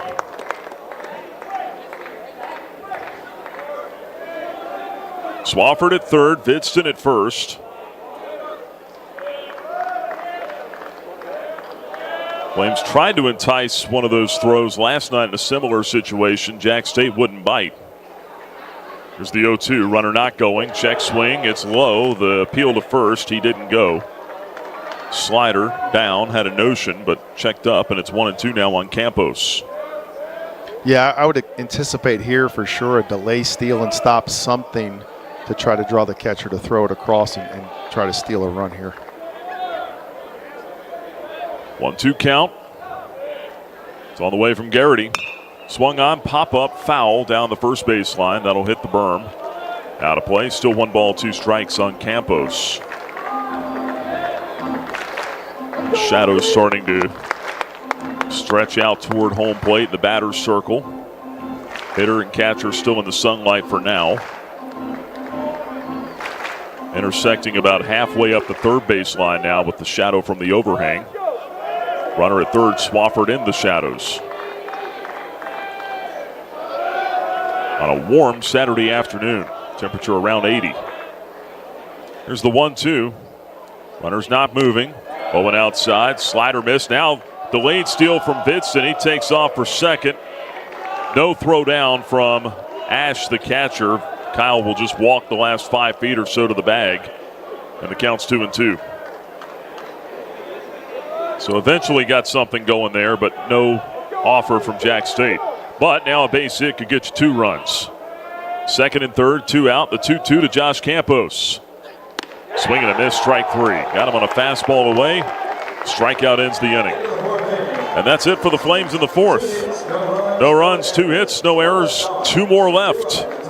And we'll go to the top half of the fifth. Still tied at 1 here in Lynchburg. From Van Wagner, this is the Liberty Flames Sports Network, presented by Abish Financial Services. Hi, it's Jonathan Cotton, and people often ask me, what is the Good Feet store? I respond, we are an arch support store. When you come in, our staff is going to welcome you and listen to your needs. We want to learn about you, your lifestyle, your work, and the types of shoes you enjoy wearing. Then after measuring your feet, we are going to fit you from a selection of over 300 styles and sizes of arch supports. Come into the Good Feet store for your free fitting and test walk. Visit goodfeet.com for the location nearest you. We look forward to seeing you soon at the Good Feet store.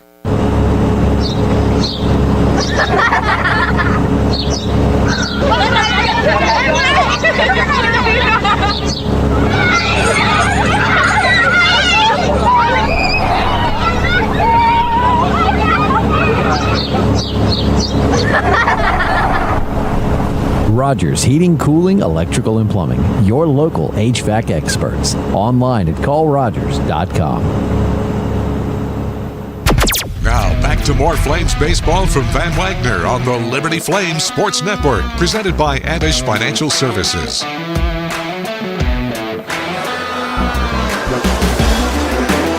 1-1 our score, top half of the fifth. Good ball game. Low scoring, 2 really good clubs here going at it. Liberty 4 games back of Jacksonville State for first place in the Conference USA standings coming into today. Flames were 3 back last night before the Gamecocks took the series opener 8-4. Elsewhere today, Missouri State beating Delaware 10-7 though. Top of the 7th inning. The Blue Hens 7 runs, 11 hits today.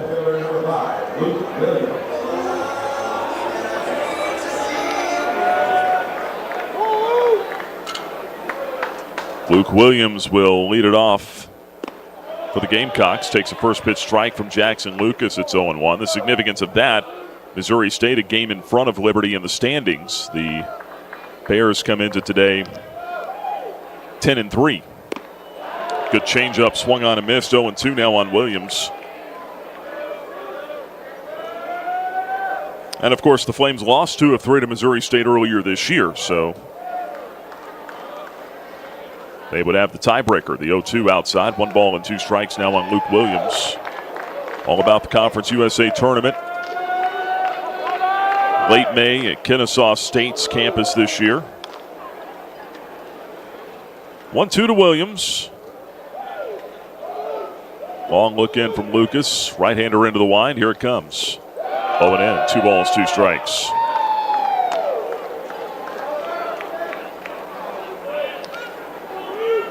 Talked about Jackson Lucas being a two-way player coming out of high school.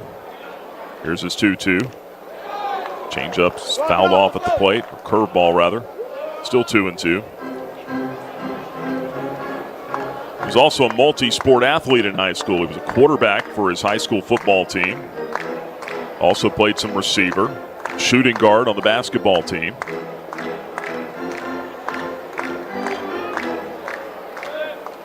Always doing something.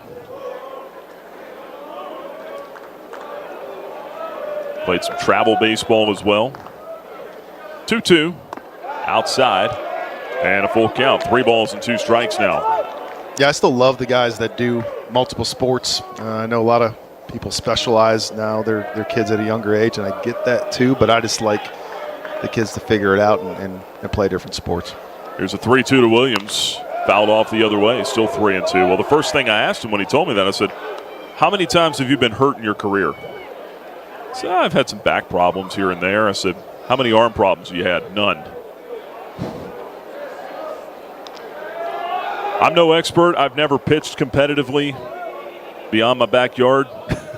Wasn't good enough. But here's a 3-2. Popped up, shallow center field. Campos on the run, tracking and makes the catch.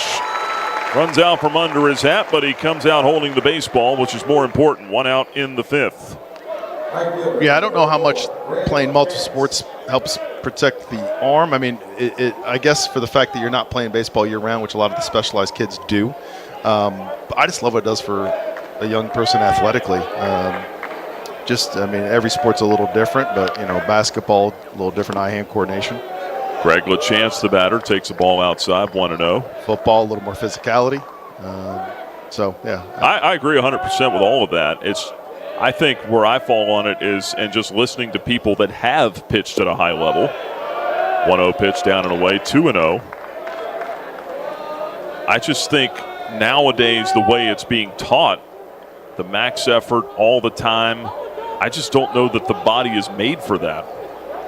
And if you're doing that year-round, it just makes sense to me. Well, of course you're going to snap a ligament. Of course you're going to snap a bone or something, or have bone spurs, pitch in for a strike, 2-1.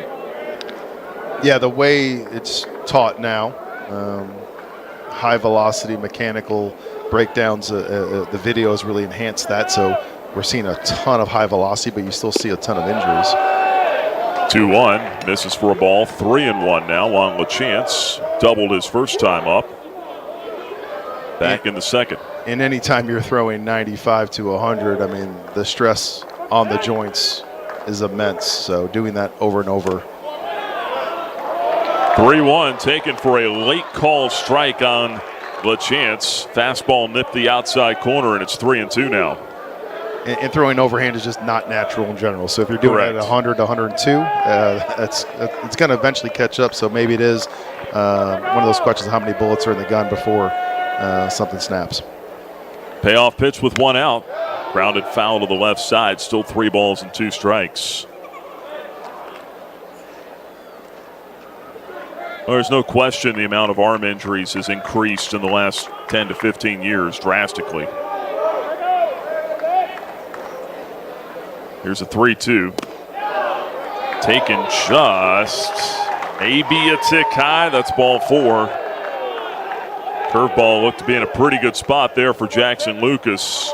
That's the first walk he's issued today. Comes with 1 out in the 5th, and that'll bring up Matthew Cash. I thought that was a pretty good breaking ball there with full count. I thought it caught the top half of the zone. But what I thought doesn't really matter, I guess. Cash hitting from the left side. 1-1 our score. Throw to first, runner back. But I wouldn't have been quiet in the dugout. I would have obviously asked that umpiring crew. Yeah. Hey, where did you have that one at? That's when they would tell me up, and I would say, I'm sorry, what? You say middle? Pitch to Cass, ground ball to first. A little bobble by Sorensen. He'll have to take the out at first, and that's all he gets. You could tell Jackson wanted to throw to second. Smacks his hip with his glove hand after getting the out at first. And there's 2 away now with a runner in scoring position.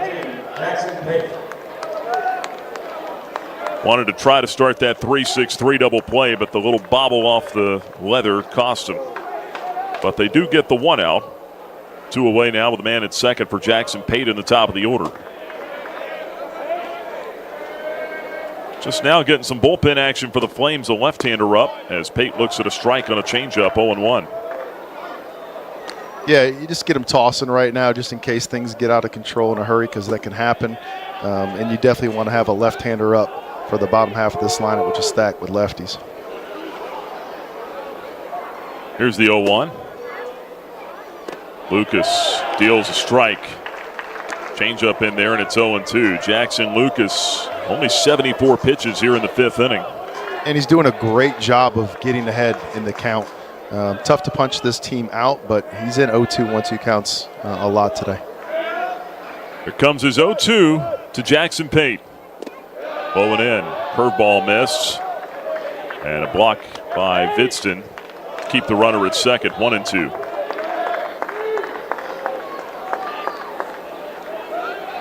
One of the better starts for Jackson Lucas, I'd say, this year. Just now about to go through that lineup for the 3rd time, though. See if he can get Pate to put a lid on the 5th inning. Here's the 1-2. Man at second, it's on the way. Swing, ground ball toward the middle. Marsh ranging to his left. Shortstop's got it in the shift. Sends it over to first, and that'll end the inning. No runs or hits, no errors, a walk and 1 left. Halfway home, nothing decided. Bottom half of the 5th, Liberty and Jacksonville State all tied at 1 apiece. It's Bo time. Carolina legends aren't born. They're handmade, only in Bo's Real Southern Kitchen. It all starts with fresh, never frozen chicken marinated for 24 hours in a flavor-packed blend of bold Southern seasonings. Then we hand bread and fry it to crispy, juicy, mouth-watering perfection. That's not just any chicken, that's the Carolina legend. Order some Bojangles and taste what everyone's been craving since 1977. It's Bo time. Turn up the heat. Foster Fuels is a proud partner of Liberty Athletics. Foster has been fostering warm moments for 100 years. Headquartered in Brookneal, Virginia, Foster has been providing exceptional propane and gas services since 1921. Stop by one of our 6 showroom locations across Central Virginia to view our wide range of products. From propane to fireplaces and grills to tank installs and tankless water heaters, Foster has it all. Download our app or visit fosterfuels.com for more info. How would you like to track the next Flames baseball game from your very own private area in the Flame Train? Details on how to see the game from our right field locomotive. Just call 434-582-SEAT or go to libertyflamesbaseball.com to get on track.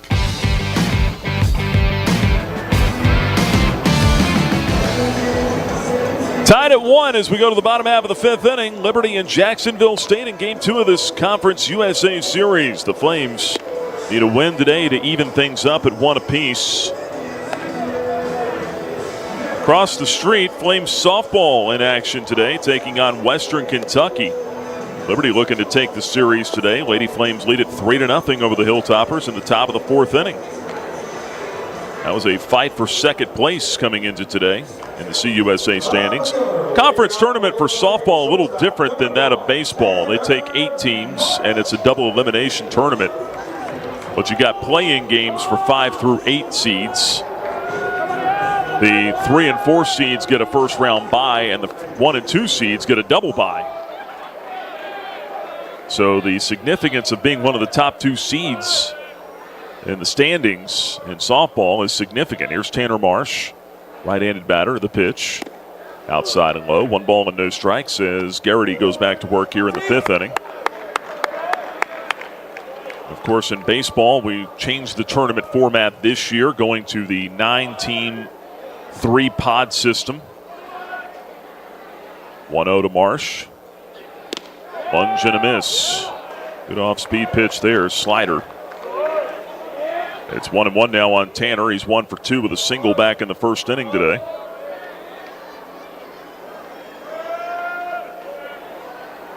Hits even at 3, runs even at 1. The 1-1. Got a hit. Went to the breaking ball again, and he lost control of it. That plunks Marsh in the leg somewhere. He'll go down to first base. Hit by a pitch, and the leadoff man's on in the 5th.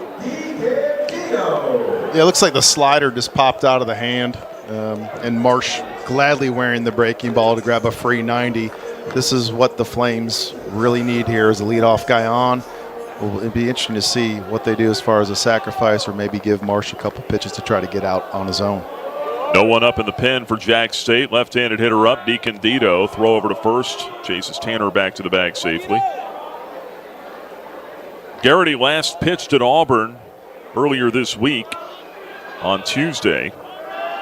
He got the win in that run rule victory.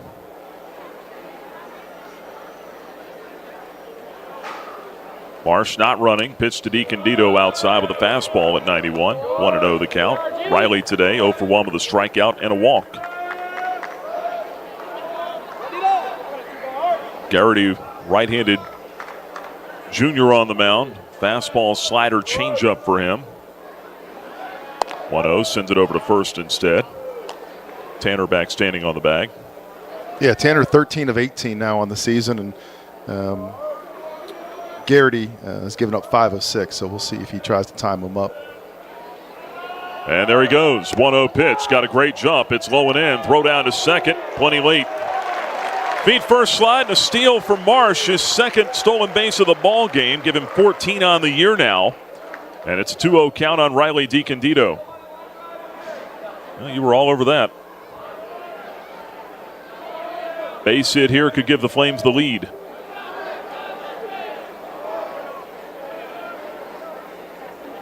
Here's a 2-0. Swing and a miss on a low fastball. It's 2-1. It looked like, I'm not timing him, but he didn't look like the quickest guy to the plate. Kind of big leg kick out there. Yeah, with Tanner at second, I'm going to be watching if 2-1 bounces in front of the plate. Good stop by Ash. 3-1. I'll be watching to see if he's going to try to time him up. More dangerous here with the left-handed hitter in the box because the catcher's got the free shot to throw to third. So I think Tanner might be just watching, and then with a right-hander in the box, it could be different when Jaffe gets in there. Jaffe on deck.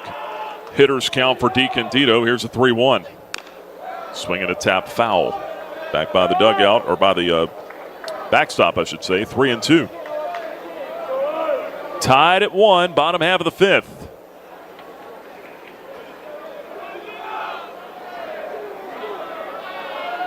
Marsh gets his lead at second. Now the payoff pitch to Riley DiCandido. Off the hands, pop foul back out of play. Still 3-2.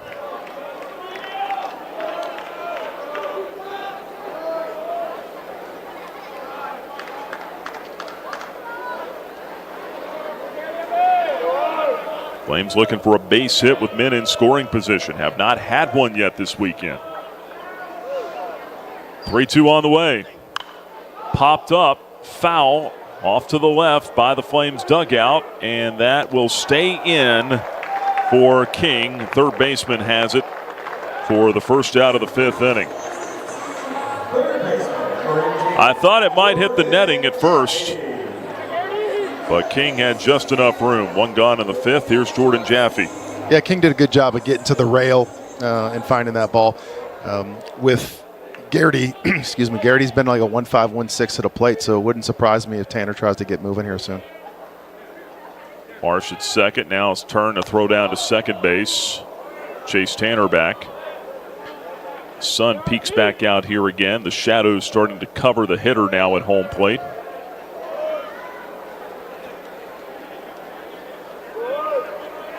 Garrity looks at second. Now delivers to Jaffe. There's a line drive, base hit right field. Tanner Marsh hits the bag at third. Here comes the throw from LaChance to the plate. Not in time.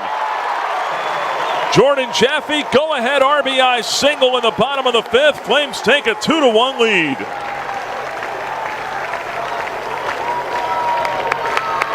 There's the big hit they've been looking for.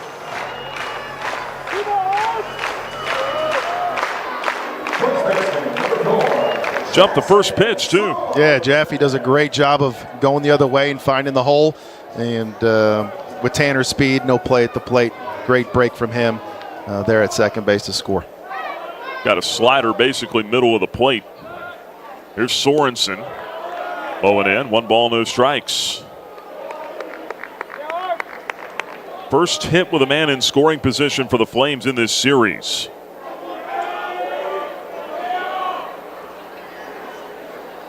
Liberty now 1 for 15 in that department. There's a chopper to the right side. Blauser's got it at second. He'll turn around, go to second for the force out there. 4-6 on the fielder's choice to take down Jaffe. And there'll be 2 out of the inning now with Sorensen at first.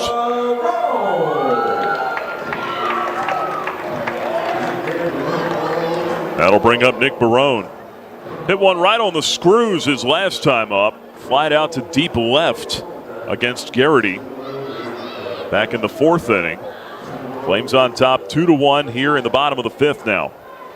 And some bullpen action going for Liberty. They got a left-hander up down there. Pitch to Barone. Breaking ball hammered down the left field line. That's a fair ball headed up against the fence. Here comes Sorensen on his first. Horse headed to third. Here comes the relay to the plate, and he is going to be out by a mile. Head first slide into the tag of Ash, and that's out number 3 in the 5th. Flames got aggressive on the base paths, and it does not pay off. Yeah, I like the aggressiveness to send him there, but a really good relay. Dead to rights there at home plate. So the Flames settle for 1 in the 5th. They take the lead 2-1 as we go to the top half of the 6th in Lynchburg. From Van Wagner, it's the Liberty Flames Sports Network presented by Abish Financial Services. Frank Good Builders is a proud supporter of the Liberty Flames. Frank Good Builders and its partners design and build beautiful custom homes in the Lynchburg and the surrounding areas. From designing a plan to picking out fixtures, Frank Good Builders works with you to design and build your truly custom dream home. Frank Good Builders can be reached at 434-238-3710 or frankgoodbuilders.com. You're listening to Flames Baseball from Van Wagner on the Liberty Flames Sports Network, presented by Abish Financial Services. Time now to check the out-of-town scoreboard, built by Frank Good Builders.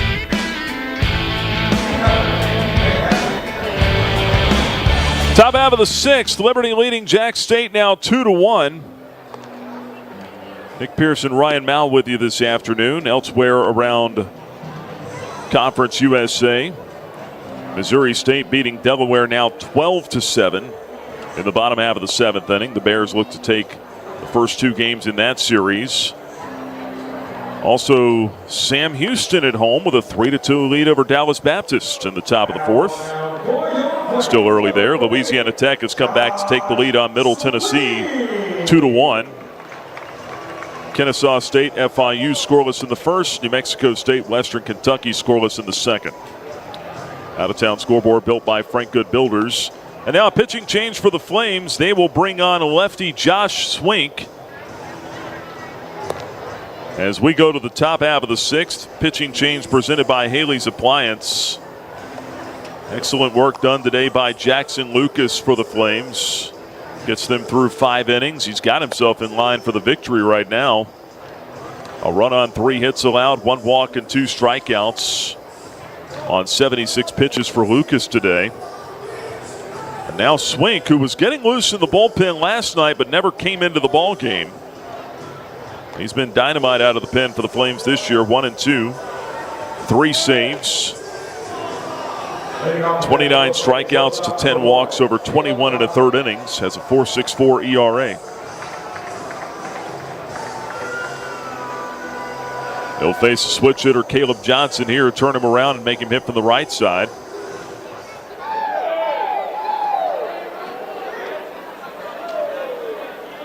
Swink goes to work in the top of the 6th.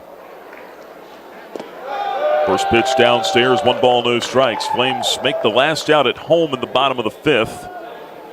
They went 7-6-2 on the putout at the plate.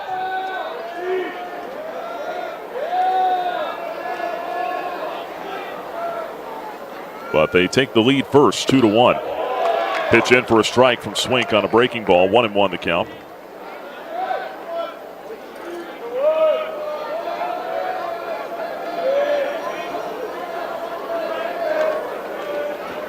Left-hander ready. Here's his 1-1. And he hit him. Slider down and in, plucked him on the foot. And Caleb Johnson will go to first. Inauspicious start. Leadoff man reaches for Jax State in the 6th. Boy, you hate that at any point, but especially right after you get the lead, don't you? Yeah, I mean, you got the lead, and I was a little surprised Lucas didn't go back out to face Johnson and Blauser because he's handled them well to this point. But coach saw something else and flipped Johnson around. And like we mentioned earlier, leadoff guy on is trouble for Jax State. They're really good at cashing in. Blauser the batter now. Throw to first, runner back. Cooper Blauser wears the number 2 for Jacksonville State. His dad, the former big leaguer Jeff Blauser, he wore number 4 primarily throughout his career. Throw to first, runner back safely. So I don't know if there's anything to that. 2, half of 4, 2 times 2. I don't. Yeah. Everybody's got their own reasons for the jerseys they wear. Some guys are just happy to show up and have a jersey. I was that guy. I think mine was number 78. I don't know. One of those numbers. Throw to first, or throw to the plate rather, misses low. Fastball downstairs. Good block by Vidston. 1 ball, no strikes on Cooper Blauser. Yeah, and you got Johnson over at first, although he just took that that HBP in the foot, but he can really run 16 to 17 on the bases. 1-0 from Josh Swink. Instead to first again. Johnson back to the bag safely. 2-1 lead for the Flames in the top of the 6th.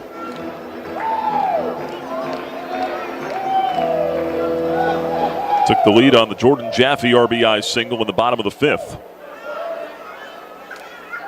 1-0 now to Blauser. Runner not going. Pitch off the plate inside with a fastball. 93 miles an hour. Makes it 2 balls and no strikes.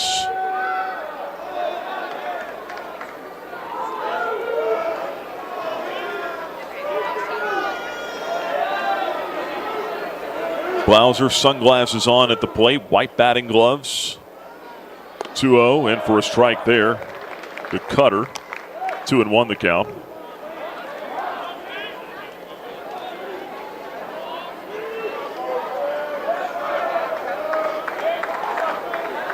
Got the elbow guard on his left arm. Does Blauser. Shin protector on the front leg. Throw to first, runner back.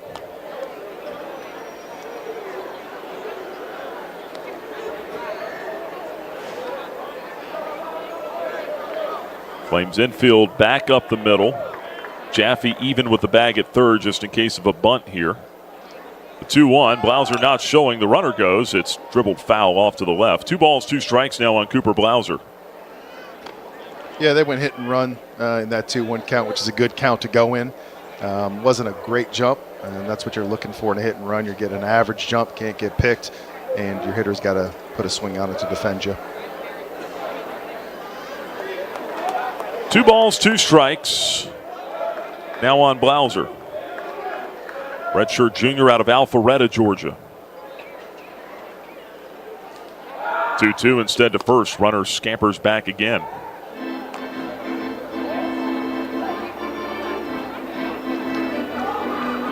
Wind is picked up, blowing out to right center field now.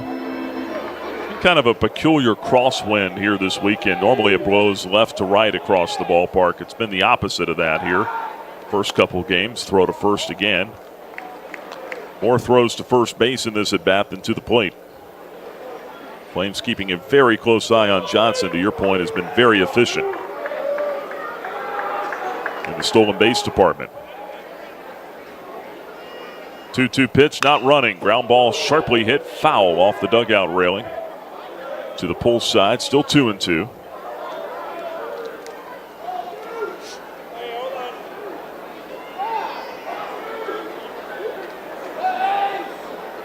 Blauser, .405 on base percentage coming into today.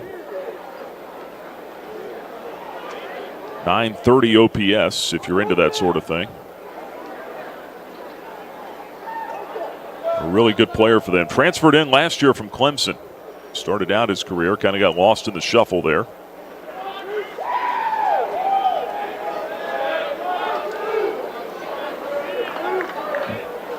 Two balls, two strikes. And the pitch. Fly ball out to right field. DiCandido in line with this one. He will make the grab. And Johnson treks back to first on the fly out by Blauser. One away in the sixth. Brings up Brady Thomas now, the DH, with the Flames on top 2-1. A chance now, ground ball, you can get out of this thing. Yeah, if Josh can work his way around that leadoff HBP, that'd be a nice escape for him. Throw to first, and that'll chase the runner to the bag. Thomas, a two-way player for Jacksonville State. Talked about those earlier. He's one of the few that they have that actually does it for them. 5 appearances on the mound this year, a couple of starts for him. The pitch, left-hand hitter shortens to bunt, gets it off down to the first base side. Sorensen comes to get it. Quick shovel pass over to Swafford at the bag at first. They call him safe. Flames are going to challenge this immediately. That was a tough play. Sorensen came in to get it. He took charge. Swink bailed out of the way, and Swafford got over to the bag, but the question is, who got there first? That was a great bunt for hit placement with the lefty falling off the mound. Oh, he's out on the replay. Swafford clearly got there first, and this shouldn't take that long. That's a great job by Swafford, because when you see a left-hander go for bunt for hit, you've got to start breaking to the bag hard. He immediately broke to first because it's going to be a foot race when you have that, we call it the tweener drill. You got your pitcher, your first baseman communicating with that bunt in no man's land, and first baseman, obviously Sorensen, picks it up, and Swafford's there to cover in the nick of time. But I didn't see anything there. You said you saw the review and confirmed. Yeah, that it's going to overturn the call. Should not take very long. Yeah, it should be overturned. Here come the umpires. Mike Mazza, the crew chief, who had the call at first and signals that the runner is out. That was just a really good play. First of all, like you said, really good bunt by Thomas, but then an even better play by the Flames on the 3-4 putout. Great job defensively. I've seen that play just go awry so many times with the pitcher first baseman communication being botched, and a lot of times the second baseman can't get to the bag in time. It's a foot race over there. Just a great job defensively of handling the bunt game. 2 out in the inning. They'll give the sacrifice to Thomas with a runner at second now, and a 2-1 lead for the Flames. Batter now is Grayson Ash. Right-handed hitter takes off the plate outside. 1 ball and no strikes. Don't believe that goes down as a sacrifice, does it, with 2 outs? No, it still can. Yeah, sac bunt. Huh. It's the scorer's discretion at that point. Rarely do you see them not give the sacrifice, though. Pitch in for a strike, 1-1. At least that's my experience.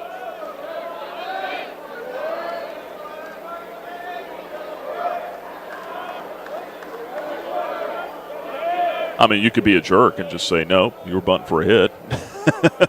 Well, that, you don't sacrifice a guy over with 2 outs. Right. With an out on the board already. Throw to second.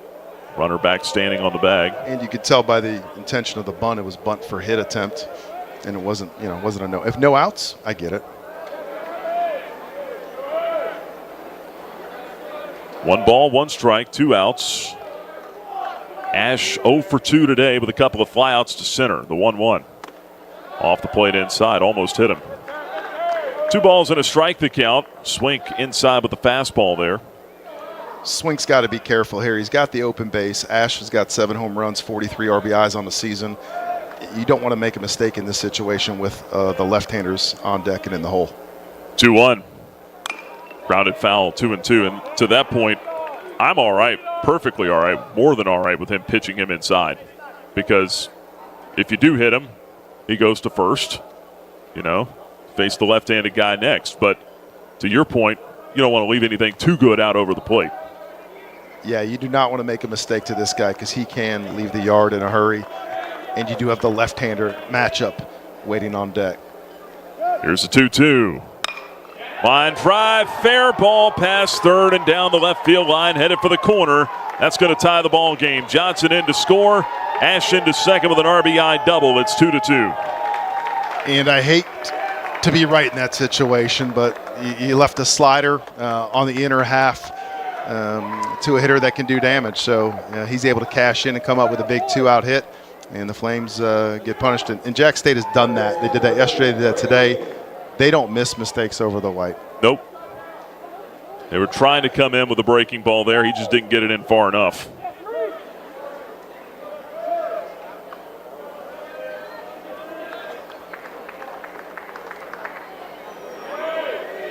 Well, here's Trey King, 1 out of 2 with a single. Tied again, now 2 apiece. The pitch, left-hand batter takes up and in with a fastball, 1-0. Now the go-ahead run hanging out down there at second base. Jacksonville State has done some significant damage with 2 outs, I feel like, in this series. 1-0. Stays high, 2 balls and no strikes. Yeah, they've done it with 2 outs, but they've also done it with the lead guy on. Yeah. 4 innings last night, they had lead guy on. They scored in all 4. 2 lead guy on this game, they've scored in both of those innings. So they're doing a great job once they get their leadoff guy moving. 2-0 pitch, popped up, foul down the left field line. Long run, Barone. He won't get there. It's out of play anyway. 2 balls, 1 strike now on Trey King. That leadoff hit by pitch comes home to roost. Wind is shifted, now blowing, more conventional here. Left to right, down toward the right field foul pole. 2-1 pitch upstairs. Swink hasn't really had the great command here in this inning. 3-1 the count. Yeah, he's going to have to settle down here. And again, 3-1 count, dangerous count. You do have another left-hander on deck. Don't serve anything up. 3-1 in for a strike with a fastball. It's full 3-2 now.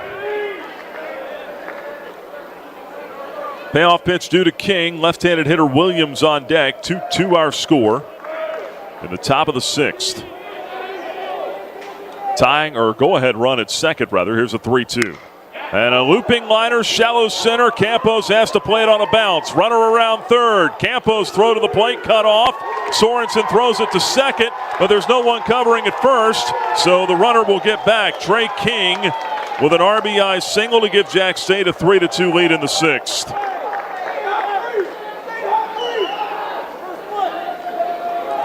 Like a cutter or a slider, something down and away. Yeah, and King's been swinging a hot bat. He saw that breaker, stayed on it, driving it up the middle. Another big 2-out hit for the Gamecocks.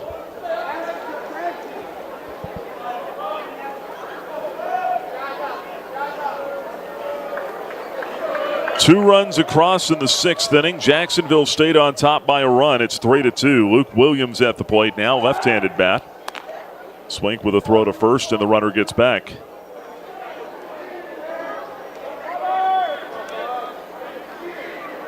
Nick, what was the count in that situation? 3-2. Yeah. And the count to Ash? On the 2-2.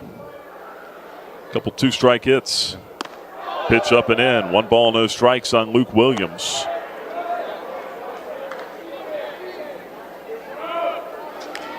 Right-hander up throwing in the bullpen for Liberty.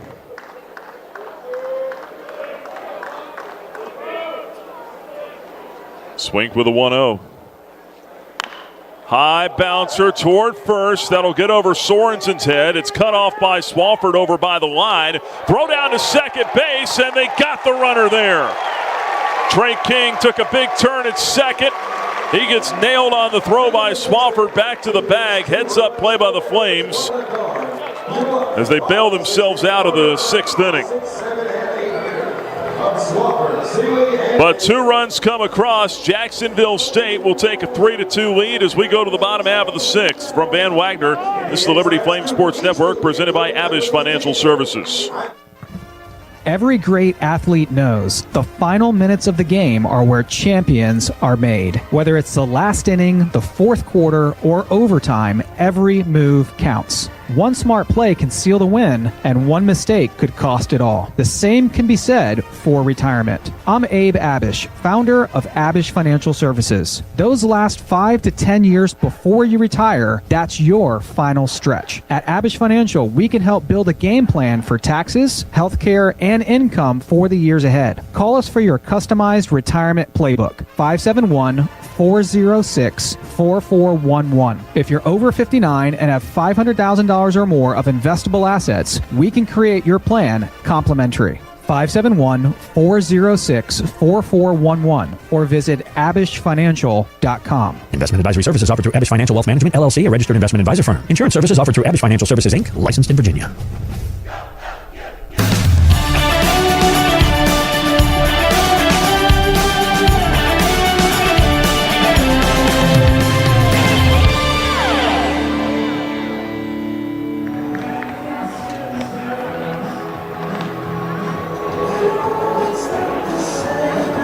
3-2, Liberty trailing Jacksonville State now as we go to the bottom half of the 6th inning. The Gamecocks with 2 runs in the top half to claim the lead. And now headed to the bottom half. The Flames will try to respond quickly here. They'll send the 6, 7, and 8 hitters up, starting with Easton Swafford. And a very competitive back-and-forth series. We saw the Flames lead for the majority first half of the game last night before the Gamecocks blew it up with a 5-run 6th inning. It's the 6th inning again here tonight, or today rather, for Jax State. They claim the lead, but just a 1-run deficit as Easton Swafford leads it off. Takes high and away, 1 ball and no strikes. Swafford 1 out of 2 with a single. He's also been on with a fielder's choice. 1-0 pitch from the right-hander Garrity. That ball lifted out toward left field, but right at the left fielder Williams. And there's 1 gone in the 6th. Bring up Landon Seeley now. Landon Seeley. Landon 1 out of 2 with a single.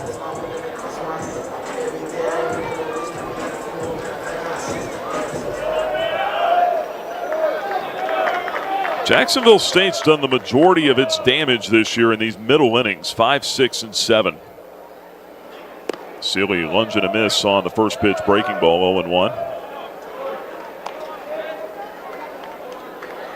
They've now scored 34 runs in the 6th inning this year. Only innings where they've been better are the 5th and the 7th. The 0-1 downstairs. 1 ball, 1 strike on Landon Seeley. So what that tells you is they've, third time through the lineup, they make adjustments to the starting arm they're facing, or they've been able to chase a starter and rough up a bullpen in the middle inning. So 1-1 off the plate inside, 2-1. Either way, it's a sign of a good team. Yeah, I mean, their hitters make adjustments. It takes time to, usually see a pitcher, see what he's got, and try to chase him out of the game. It usually takes 2-3 at-bats to really get comfortable. 2-1. Seeley lays off down and in. 3 balls and a strike. Statistically, if I remember correctly, most runs in college baseball are scored in the 1st and the 5th. The 1st because starters don't get settled in. The 5th is when you're a third time through the lineup running out of gas. 3-1, grounded toward third, foul. Tried to pull a fastball down the line. Count will go full on Landon Seeley, 3 balls and 2 strikes. Singled in the 4th, struck out in the 2nd today. Seeley, the starting DH for the Flames. Cloud rolling over the ballpark here, blocking the sunlight for the moment. Here comes a payoff pitch to Seeley. Outside, ball 4. There's a 1-out walk. Flames get a base runner. First walk issued by Garrity. The The fourth today for Jax State pitching, and now Kyle Vidston coming up.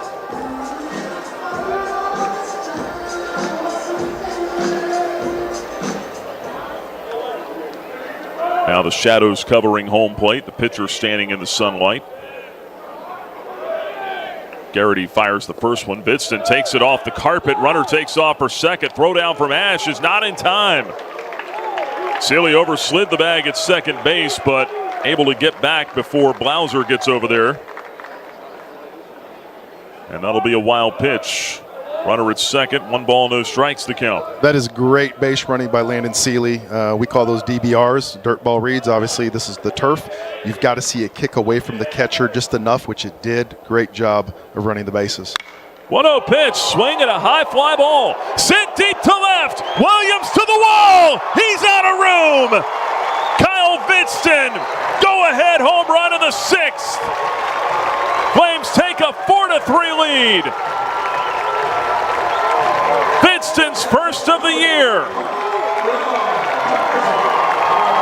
And it could not have come at a bigger time.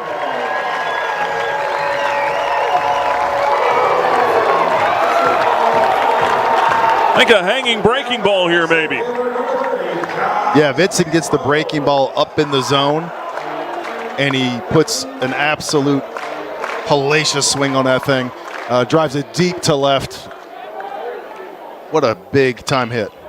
First pitch, Campos fouls it off, 0-1. The Flames needed that, and Vidston needed that. Said earlier, last year at Western Kentucky, he hit all 6 of his home runs in the last 11 games of the season. He may be about ready to get on a heater here in the second half. The 0-1. Campos pops this up a mile high into short left field. Williams coming in. He'll have room here. Puts it away for out number 2. Vidston stepping up in that situation. I mean, they just gave up the 2 spot in the top of the 6th. What a great job of just answering back. Just give up the 2 and we're going to fight back, and you get a hanging breaking ball. He does not miss it. A great job offensively of responding. It traveled 410 feet. Exit velocity 106 miles an hour for Kyle Vidston's home run. 2 out now, bags clear. Here's Tanner Marsh. Big cut and a miss on a fastball. Tanner down 0-1. 4-3, Liberty leads Jax State in the 6th.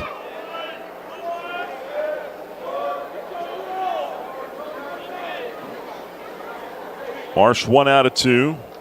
Single, and he's been hit by a pitch. Lays off. Slider low that time. Ball and a strike on Tanner Marsh.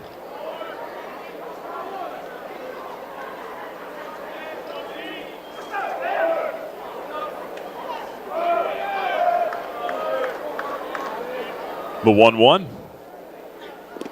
Downstairs 2-1. I don't want to make too much of it, but sometimes you see guys hit like that, moment like that, it can turn a whole season around. Oh, 100%. It could spark him, spark your club, right? When you're getting production like that and timely hitting on the bottom of the lineup, things can catch fire in a hurry. But for that young man, got to be feeling good after that big timely hit. 2-1, swing and a miss. Another really wicked breaking ball there, and it's 2-2 now on Tanner Marsh.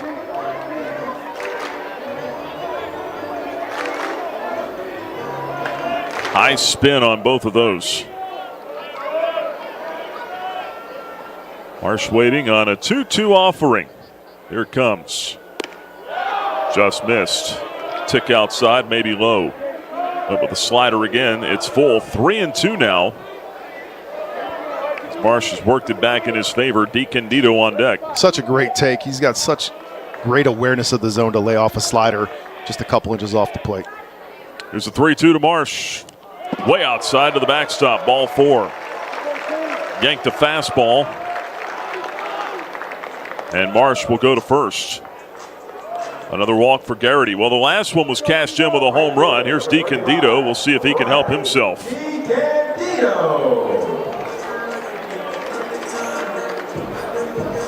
We'll see if the Gamecocks stay with him or if they make a move to the pen. Yeah, they got a left-hander up down there. And there's the answer to that question. Steve Beezer out of the dugout for Jacksonville State, walking to the mound. Garrity in his third inning of relief gives up the lead here. And a Haley's Appliance pitching change is coming for Jacksonville State. We'll step out and tell you who the new pitcher is when we come back here to Lynchburg. Liberty leading Jacksonville State 4-3 in the sixth.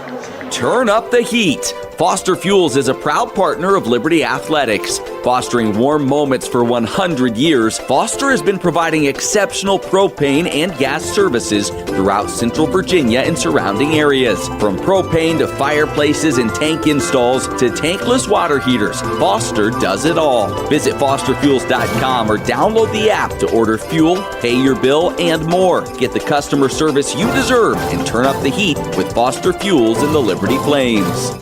Join Liberty Flames football for its spring showcase, Saturday, April 18th at Williams Stadium in Lynchburg. Gates open at 1 p.m. Scrimmage starts at 1:30. Admission is free. Bring the whole family to get a sneak peek of your 2026 Flames. 5 fans in attendance will have a chance to kick a field goal for season tickets or kick for tickets to one of our midweek games. Kids play on inflatables. Also play our golf simulator. Meet Sparky and the cheerleaders. It's all happening Saturday, April 18th. Liberty Football Spring Showcase. Don't miss it. The Flames play here. You are locked into Liberty Baseball from Van Wagner on the Liberty Flames Sports Network, presented by Abish Financial Services. New pitcher on the mound for Jacksonville State. Lefty Josh Sibley takes over for Ryan Garrity. Flames take the lead on the two-run homer by Kyle Vidston. 2 out now with a runner at first. It's Tanner Marsh.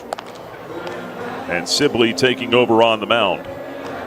Yeah, Sibley's coming into the game for his 11th appearance. And he comes in with a 4.32 ERA, 0-0 record. 8 1/3, 4 walks, high strikeout numbers at 17. So he's got punch-out stuff. 2 2/3 innings for Garrity. He's given up 3 runs so far on 5 hits. Obviously, Marsh at first still belongs to him. 2 walks, a strikeout, 46 pitches out of the pen for Jacksonville State today. Sibley on to face the lefty, DeCandido. How many pitches before you think Tanner Marsh takes off? If I'm a bet man, 2. Okay. He might be out on the first one. He might be running early. See what kind of a jump he can get. Sibley, fastball, curveball slider. Last worked at Auburn on Tuesday. Went 1 inning scoreless with a walk and 2 strikeouts. Here we go. Pitch to DeCandido. Runner not going. And first pitch curveball in for a strike, 0-1.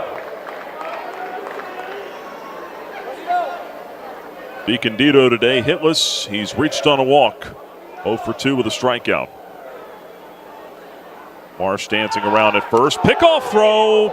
Barely got back with a dive.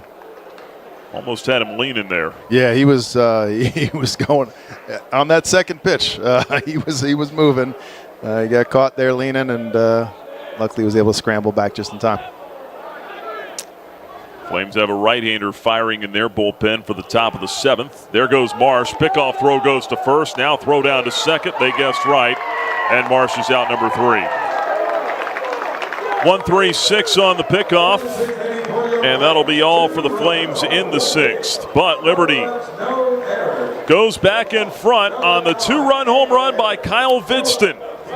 We head to the 7th. Liberty leads Jax State 4-3. From Van Wagner, this is the Liberty Flames Sports Network presented by Abish Financial Services. 11 West is a proud sponsor of the Liberty Flames. 11 West specializes in apparel screen printing, embroidery, sew-on, and flat printing. From the design phase with their graphics arts team to the finished product, 11 West collaborates with each client to craft custom apparel and promotional products. For more information, visit 11west.com, call 540-639-9319, or stop by their location at 6598 New River Road in Radford. 11 West, outfitting America in logo wear.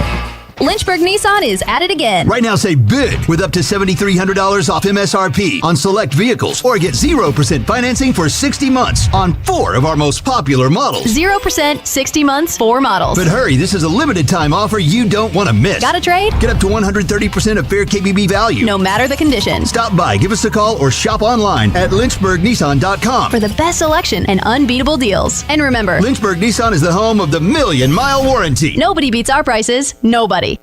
This is Liberty Baseball from Van Wagner on the Liberty Flames Sports Network, presented by Abish Financial Services. Time now to check the Carter Bank box score. Liberty leading at 4-3 over Jacksonville State, headed to the top of the 7th for the Gamecocks. 3 runs, 6 hits, 3 left on. For the Flames, 4 runs, 6 hits, 5 left on. Neither team has committed an error today. Liberty responding with a 2-run home run from Kyle Vidston in the bottom of the 6th inning to get the 1-run lead here, now going to the 7th. Right-hander Jake Potts comes on from the bullpen as the Flames make the Haley's Appliance pitching change here. And Potts been throwing the ball pretty well for the Flames lately. Right-hander in his 2nd season with the program, transfer from High Point University last year. You look over his last, really, 5 outings. He has not allowed an earned run and only 1 run total in that stretch. Gave up an unearned run at NC State back on the 31st of March. Yeah, I mean, he's got power stuff. The question is he going to be in the zone? I mean, we've seen 94, 95, 96 from him. Facing Greg LaChance to lead off the 7th, and the first pitch, fastball upstairs, 1 ball, no strikes.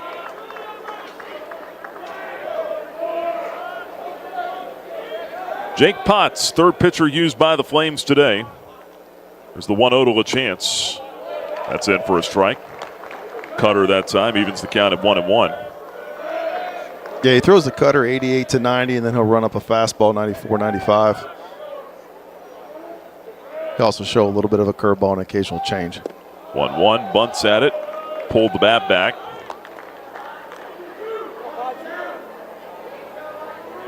Two balls and a strike now on LaChance. 8, 9, and 1 in the order due up for Jax State in the 7th. Important to get a shutdown inning here if you can. 2-1, caught the outside corner with a cutter for a strike. 2-2 now on LaChance. He's doubled and walked today. 2 trips to the plate. Flames trying to battle back, even this series at a game apiece, force the rubber match tomorrow. 2-2 pitch. LaChance swinging, fouls it off at the plate. Got a piece of a curveball to stay alive, still 2-2. Josh Swink, 1 inning of work, gave up 3 hits, 2 runs, both earned. Didn't walk anyone, he hit a batter. No strikeouts either.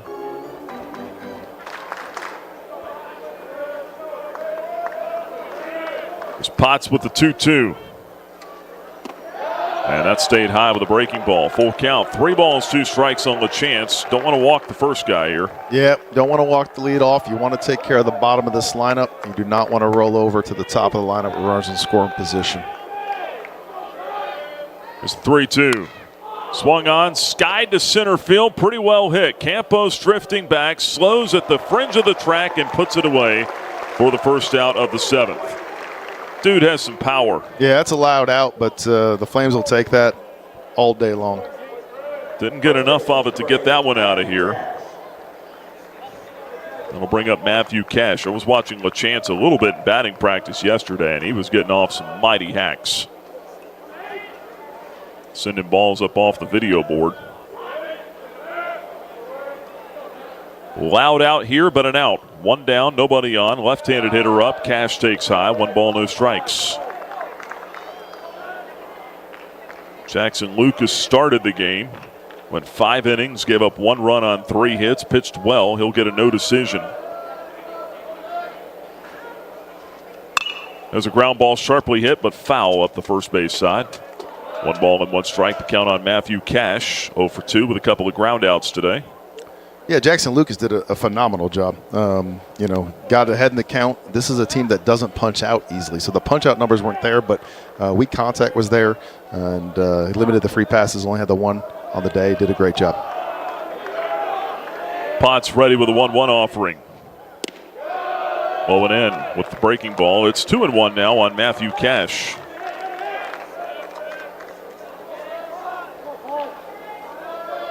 Flames trying to bridge this to at least the 8th inning with the lead, the 2-1. Ground ball left side base hit. He went against the shift and singles through the hole. Huge turn for Cash at first, but he'll stop there with a 1-out base hit. The tying runs on. If they can bridge it to at least the 8th, I'm looking at Cooper Harrington starting to pick up the ball down there in the bullpen now. They may ask a 6-out save out of him. Harrington has been nails of late. But you need Potts to get you through the 7th here. Jackson Pate, the hitter, left-handed bat with a runner at first and 1 out. And the pitch. He's swinging, ground ball through, base hit center field. Runner to second, Cash will stop there. Cutter in, but Pate able to fight it off and single up the middle. And now you got trouble, 2 on, 1 out. Yeah, the left-handed hitters for Jax State have done a really good job with the cutter, and we talked about that earlier. The breaking ball and the changeup has a little better chance against the left-handers here with the type of swings that they put on. They stay in the zone. They do a good job of staying inside the ball, which is why the cutter is less effective against the left-handed hitting lineup. Keller Bradford, pitching coach, out to the mound. The infielders will join the conversation. Said maybe a 6-out save situation for Harrington. Flames may even think about going to him in the 7th here. I'm sure they'd rather not, but Harrington is a guy that can get extended for you and get you to the finish line. Yeah, you're gonna try to stay with Potts here for another batter, I would think, and then see if that outcome is good. If the outcome is good, you let Potts try to finish this inning. If the outcome doesn't go well, then you might contemplate bringing in the closer early. Flames leading at 4-3. Switch hitter Caleb Johnson coming to the plate. He'll bat from the left side. You wonder how the Gamecocks may play this year. Johnson, 3 sacrifices on the year. Although there is 1 out in the inning. Yeah, Johnson can really run, so Jaffe's going to have to be up on the edge here. Oh. We have an offensive timeout. Yeah, timeout taken by Jax State after the mound visit from Liberty. Yeah, I think they're going to also contemplate maybe laying down a bunt for a hit here. So Jaffe should be up green turf / grass on the cut. Right. Anticipating, because you have a plush runner in Johnson, and he can handle the bat. So put the wheel play on here maybe? I think it's just a bunt for a hit. I don't think they'd sacrifice in this situation. I think it'd be a bunt for a hit only. Johnson stands in now from the left side. Jaffe cheating in at third. Not showing. Big swing and a miss on a curveball. Had him out in front, 0-1. And Jaffe's still got to stay bag even there, because he can still drop it down with 1 strike. It's not until 2 strikes you can move him back. The 0-1 now from Potts on the way. Check swing, went around. Back-to-back curveballs. It's 0-2. Johnson up there trying to do some damage. Now Jaffe can move back at third. A couple of really good breaking balls from Potts right there. See if he goes back to it again here. The 0-2 to Johnson. He did. It goes down off the turf. Vinston can't find it, and the pitcher's going to have to run it down. Potts goes to retrieve it over in foul territory. The runners advance on the wild pitch. 1 ball and 2 strikes. That almost turned into disaster. Yeah, that's unfortunate, because that's what you want. If you're Potts, you're going to throw the breaking ball down. Just squeaked away from Vinston there, enough for the runners to advance. And now that changes the offensive situation. Now a ground ball in play up the middle, ties the game. 1 out, the 1-2 pitch. Ground ball foul. Off to the right, still 1-2. And again, tough to strike these guys out. Only 2 strikeouts today from the Flames pitching staff. You'd love one here if you're Potts. Either that or you need a ball hit directly to someone.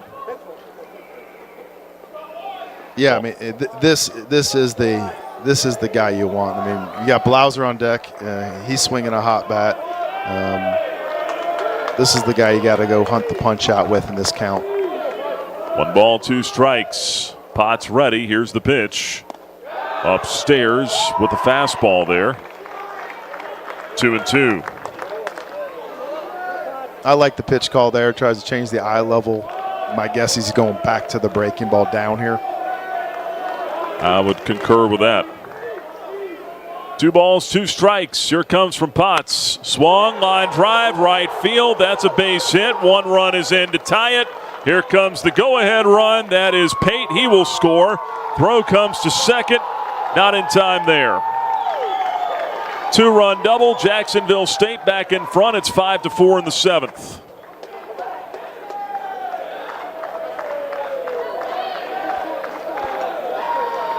Well, he went back to the curveball. It wasn't even a strike. No, he went back to the breaking ball. It was a well-located down breaking ball, but as we talked about, this team just doesn't punch out. Their 2-strike approach, they put balls in play.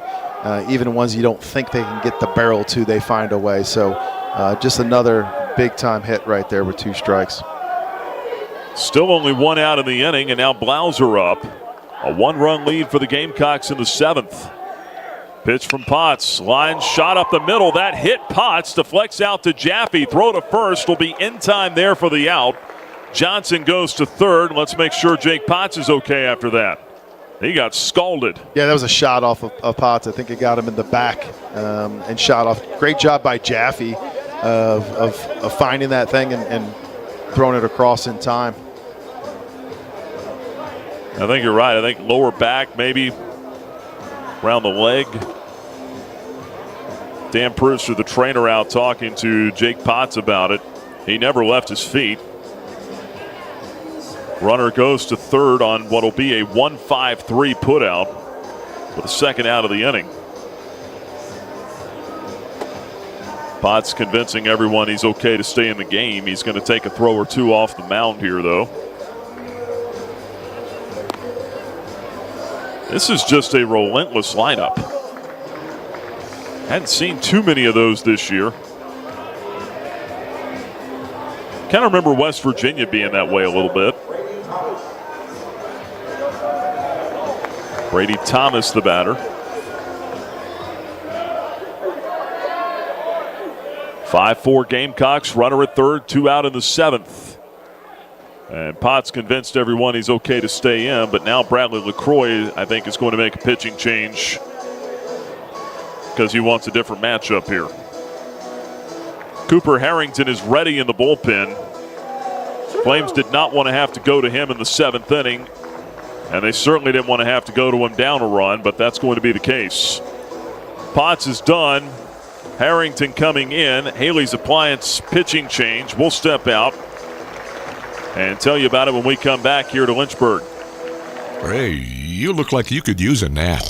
No, not a nap, an app. The Liberty Flames mobile app. It's your lifeline to Flames athletics. Get the latest news and your favorite teams, upcoming schedules. You can buy and download tickets to the next games and listen to podcasts and hear our online Liberty Flames Sports Network audio broadcast. It's all on your new app, the Liberty Flames mobile app. And of course, it's free from the App Store or Google Play. Get it. At this time, the app will no longer make you a sandwich.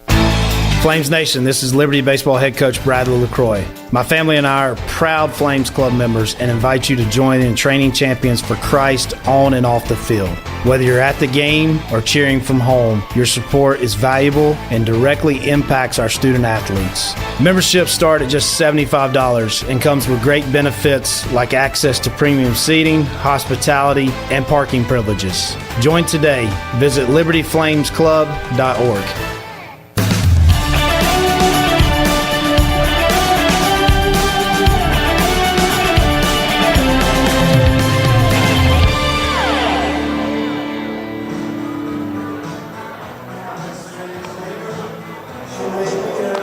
New pitcher for the Flames is right-hander Cooper Harrington. Been dynamite of late. So had Potts. Potts gives up a couple of runs here in the 7th inning. Big hit, the 2-run double from Caleb Johnson.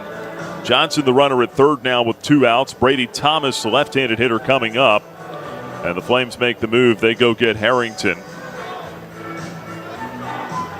It was kind of been a bit of a Swiss Army knife for the Flames here. They've used him as a starter. They've used him long relief. They've used him to close. Harrington last pitched at Western Kentucky on Saturday, so a week ago today. He closed out the bottom of the 9th after that Flames' big 6-run rally to take the lead. Faced 4 hitters, gave up 1 single, and struck out 1 in the 9th inning at Western Kentucky. Harrington has not allowed a run of any kind in his last 4 appearances.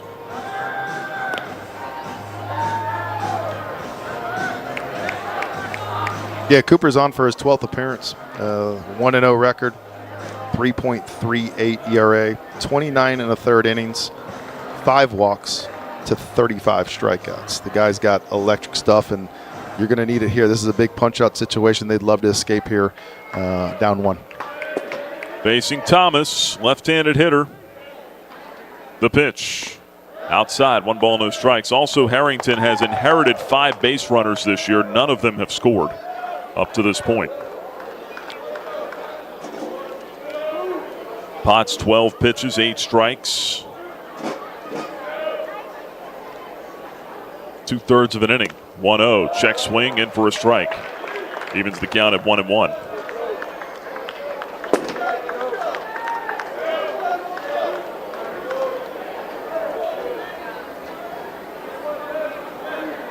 Harrington now with a 1-1 offering. Big swing and a miss. Took something off there, and it's 1-2. Yeah, that was a disgusting changeup from Cooper.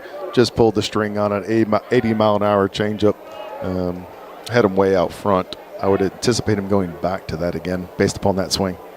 It's his best secondary pitch, that changeup. He's also got a slider and a cutter. Fastball live in the low 90s. 1 ball, 2 strikes, 2 outs, runner at third. Jax State leading at 5-4 in the 7th. 1-2 from Harrington. Poked to the left side. Backhanded Marsh. Off balance to first, not in time. Infield hit and a run scores. It's now 6-4. Thomas does just enough. And it was the changeup again, and a well-located pitch, I thought. Yeah, changeup on the outer half, but this team does a great job with 2 strikes. They stay in the zone. They fight off great pitches that are slightly off the plate, and they find holes. There was nothing they can do. Tanner did what he could there, but there isn't you can do anything with that play. Grayson Ash, the batter, he takes fastball for a strike, 0-1. You really wanted to get out of the inning at just down 1, but goes without saying. Hold them here, you're at least within arm's reach. There's the 0-1.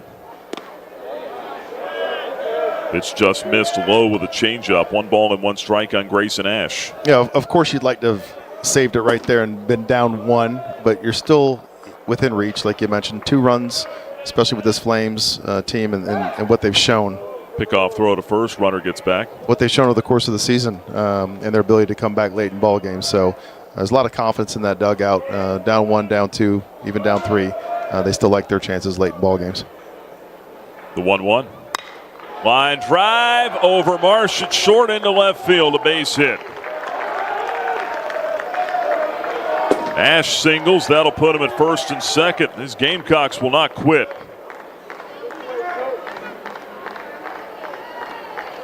Third baseman, number 3. Another pitch. Broken record. I didn't think it was that awful of a pitch. No, it was actually a pretty decent pitch. The Gamecock offense, the swings that they have mechanically, they are in the zone a long time.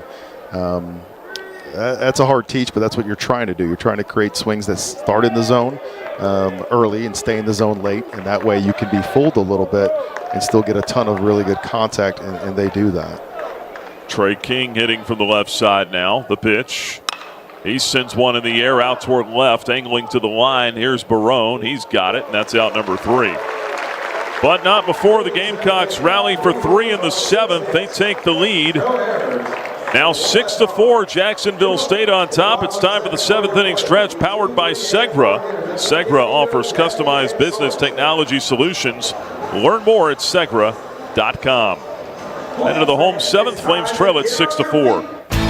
Flames Nation, this is Liberty Baseball head coach Bradley LaCroix. My family and I are proud Flames Club members and invite you to join in training champions for Christ on and off the field. Whether you're at the game or cheering from home, your support is valuable and directly impacts our student athletes. Memberships start at just $75 and comes with great benefits like access to premium seating, hospitality, and parking privileges. Join today. Visit libertyflamesclub.org. The Liberty Flames thank Segra for their support. Segra collaborates with companies to offer business-only, carrier-grade connectivity, cybersecurity, voice and cloud solutions tailored to meet their diverse needs. Segra offers these solutions across a fiber network that spans 28 states in the U.S. and is headquartered in Charlotte, North Carolina.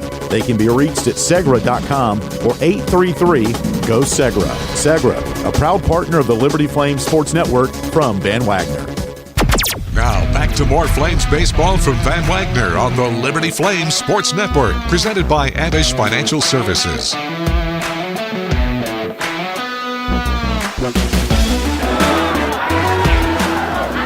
Jacksonville State leading Liberty 6-4 now as we go to the bottom half of the 7th inning. Here in Lynchburg, Worthington Field at Liberty Baseball Stadium. Great crowd here today. Hoping to cheer the Flames on to a win, but they're going to have to come from behind again. Led it briefly 4-3 after the 2-run home run by Vidston in the 6th. But Jax State comes right back with a 3 spot in the top of the 7th. And the reliever, lefty Josh Sibley, back to work out there for Jax State. Only threw officially 1 pitch in the 6th inning and then picked off Tanner Marsh, caught stealing 1-3-6 to end the 6th. Now he'll face DeCandido leading it off in the bottom of the 7th. And the first pitch misses inside with a breaking ball, 1-0. 2, 3, and 4 in the order due. The 1-0. That's in for a strike. Breaking ball top of the zone. Evens it up at 1-1 now on DeCandido. 0 for 2 with a walk. 1-1. And for a strike, breaking ball at the knees that time, and it's 1-2 now on Riley DeCandido. Be followed by Jordan Jaffe and Jackson Sorensen here in the 7th inning. Now they shift around with 3 men on the right side. Doesn't matter. Swing and a miss on the slider. DeCandido out of there on strikes. 1 gone in the 7th inning. Third baseman, number 18, Jordan Jaffe. That'll bring up Jaffe. Gamecocks looking to take the first 2 games of this series and stay undefeated in Conference USA. They are 13-0 in the league. Entering play today. Pitch to Jaffe. Misses for a ball. Slider just off the outside corner. 1 ball and no strikes. They're trying to put a stranglehold on first place. 1-0 is sliced foul the other way out onto the berm. 1 ball, 1 strike on Jaffe. 1 out of 3 with an RBI single in the 5th inning. Missouri State in 2nd place entering play today. They finished off a 15-10 win at Delaware. Jaffe shoots 1 back up the middle, base hit center field. And the tying run will come to the plate with 1 out in the 7th. Jaffe 2 for 4. Jaffe got the slider up over the plate and drives it right up the middle, right past the glove of Sibley there for a single. So now Jackson Sorensen, 0 for 3 today. Fielder's choice last time up in the 5th inning. Got thrown out trying to score on a double by Nick Barone later that inning. Pitch slider low and away. 1 ball and no strikes. Sorensen 2 for 8 in the series. Pair of singles last night.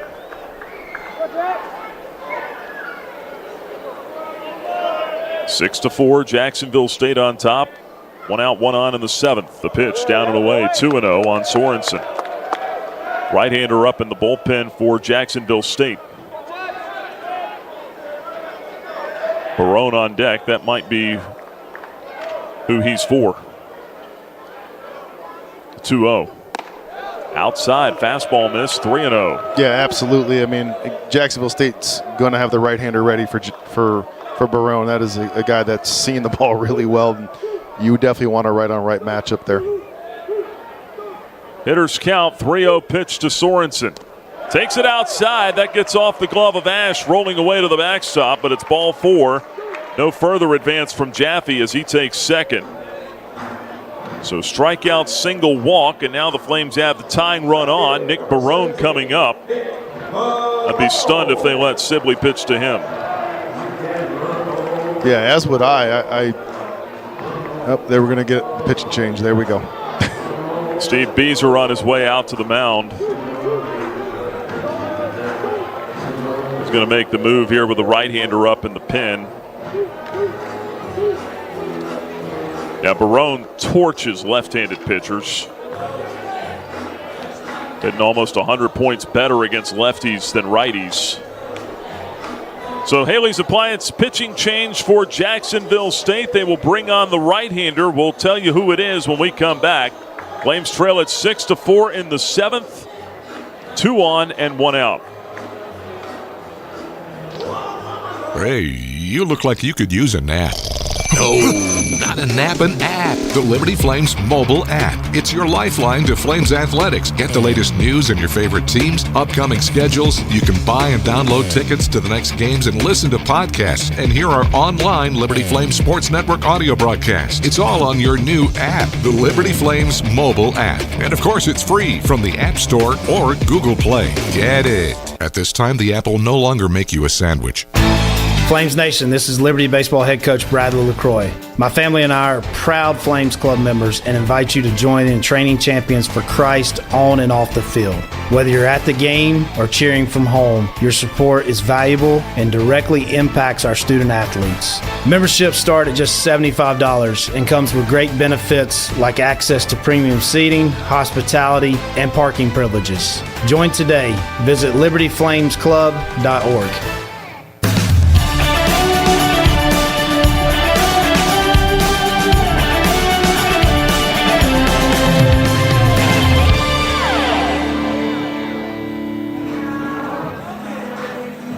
Gamecocks are going to bring their closer into the ball game. Talked a lot about this guy last night, right-hander Skylar Hutto, and he'll be asked to get an 8-out save here, perhaps, for Jacksonville State. He's been nails all season long, Ryan. Yeah, Hutto, 6'4", 200-pound junior, right-hander out of Shelton State Community College, enters the game for his 17th appearance, all out of the bullpen. He's got 7 saves, a 3-2 record, and a sterling 1.09 ERA. 24 2/3 innings pitched, only 9 walks to 27 strikeouts, and an .079 opponent average. This is a tough guy to get run production off of. Transfer out of Shelton State, last worked a week ago against Middle Tennessee. Went 2 innings scoreless against the Blue Raiders in that win. And he's a guy that can get extended out of the bullpen for them as well. This is not the first time they've asked him to do that. Flames send Nick Barone to the plate. First and second. 1 man out. Flames down 6-4. The pitch. Swing and a miss on the first one. 0-1 the count. Hutto, fastball, slider, curve in his arsenal. It looked like he went to the curveball right there.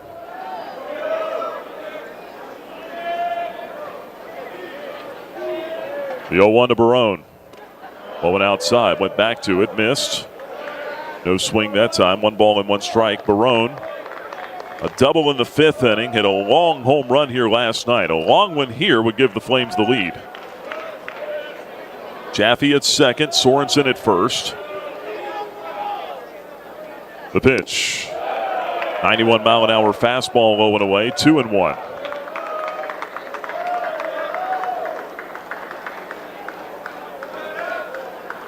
Hutto, 6'4", 200-pounder, as you mentioned.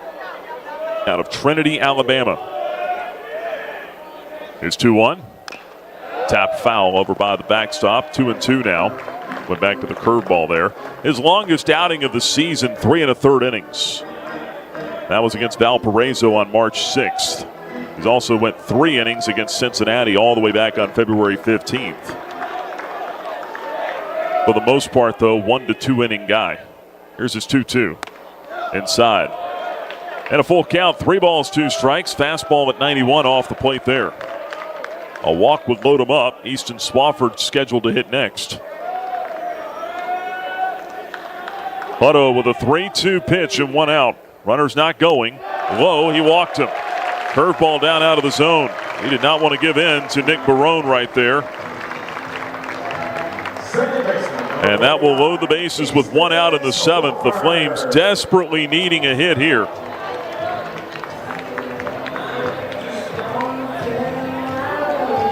Liberty just 2 for 7. And 2 for 16 with runners in scoring position. 2 for 7 today, 2 for 16 on the weekend. 1-0 stays high with a fastball to Barone. 1 ball and no strikes. Or to Swafford, rather. Swafford 1 out of 3 with a single today. The 1-0. Chopped foul back behind him. 1 ball, 1 strike.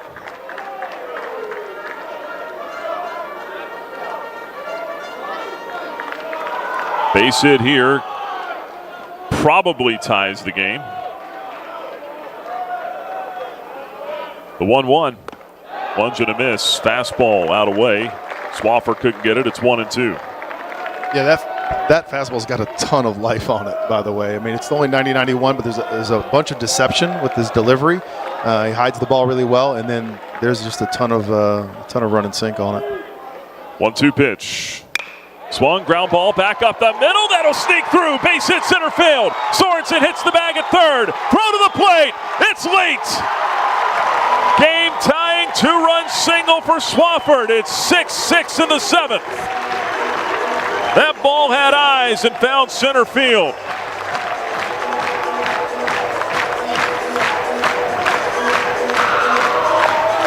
Huge hit for Swafford. And it was the fastball that time. Yeah, Swafford does a great job there, driving the fastball up the middle, finds the hole. Another clutch hit when the Flames needed it most to tie this ball game up at 6 apiece. First and second, 1 out. Here's Landon Seeley. A lob down to second base. Nothing on there for the Flames.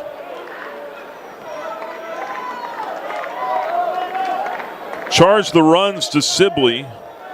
Shut the book on him. Hutto the pitch. Seeley takes a strike called. Curveball at the top of the zone. 0-1 the count. Seeley 1 out of 2 with a single. He's also reached on a walk. The pitch. That one stayed high with a fastball at 91. 1 ball and 1 strike. The way this game's going, it might come down to who bats last, which the Flames would be more than okay with. 1-1 from Hutto on the way. Poked on the ground out to second. Blauser shovels to second for 1. Back to first. Double play and the inning is over. 4-6-3. Gamecocks turn 2, but not before the Flames get a massive game-tying 2-run single from Easton Swafford. We go to the top of the 8th. All tied again. 6-6 our score here in Lynchburg. Have you downloaded the Liberty Flames mobile app? If not, what are you waiting for? The Liberty Flames mobile app is your lifeline to Flames athletics. Get the latest news on your favorite teams. Find upcoming schedules. Buy and download tickets to the next game. Listen to podcasts and hear our online Liberty Flames Sports Network audio broadcast. High fly ball, deep center field. Snyder going back. It's out of here. It's all on the Liberty Flames mobile app. Download it for free from your mobile app store today. Thousands of our teammates make and deliver 300 of the world's best brands and flavors, locally. From the heartland to the coast, in big cities and small towns. Our products are moving, and our trucks are rolling. We share a passion and a purpose, and we love to refresh and serve our communities. We are Coca-Cola Consolidated, your local bottler. Enjoy Flames baseball with flexibility with a Flames 10-ticket pack. You can mix and match 10 tickets to the games of your choice for just $50. Get yours at LibertyFlamesBaseball.com.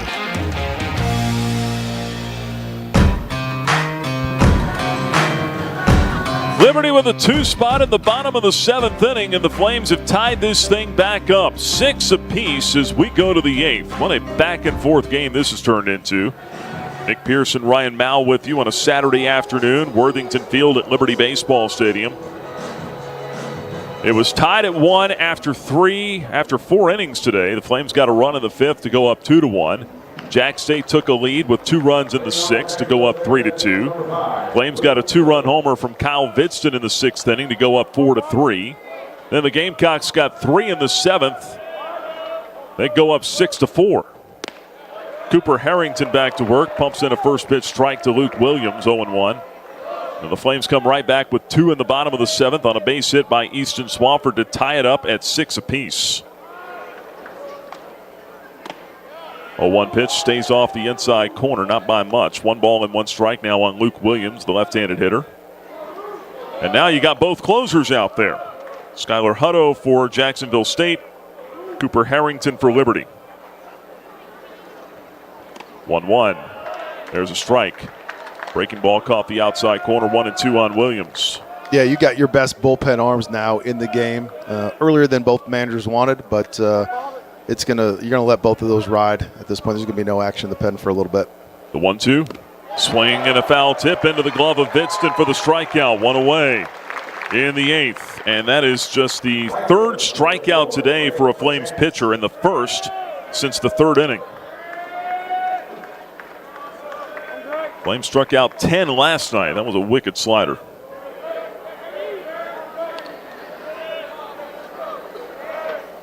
One down now for Greg LaChance, right-handed batter. Pitch in for a strike with a fastball at 93, 0-1. Who can get a shutdown inning here? Hadn't seen one of those in a long time. The 0-1. Fouled away to the right, 0-2. LaChance 1 out of 2 with a double. He's also walked. Flied out to deep center his last time up. With the numbers of both of these closers, there may be a couple shutdown innings coming. Here's the 0-2. Swung on, miss. Strike 3.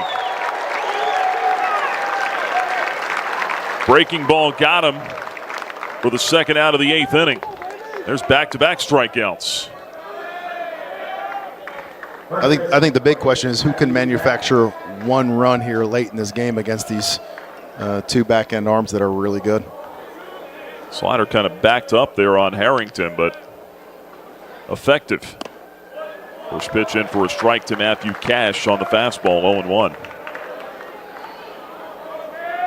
They shift Cash. They've got Marsh basically up the middle just to the right of second base. Swafford playing rover in short right, the 0-1. And it's hit that way out towards Swafford. He gobbles it up. The throw to first, longer than usual, but he's got it there in time for the out.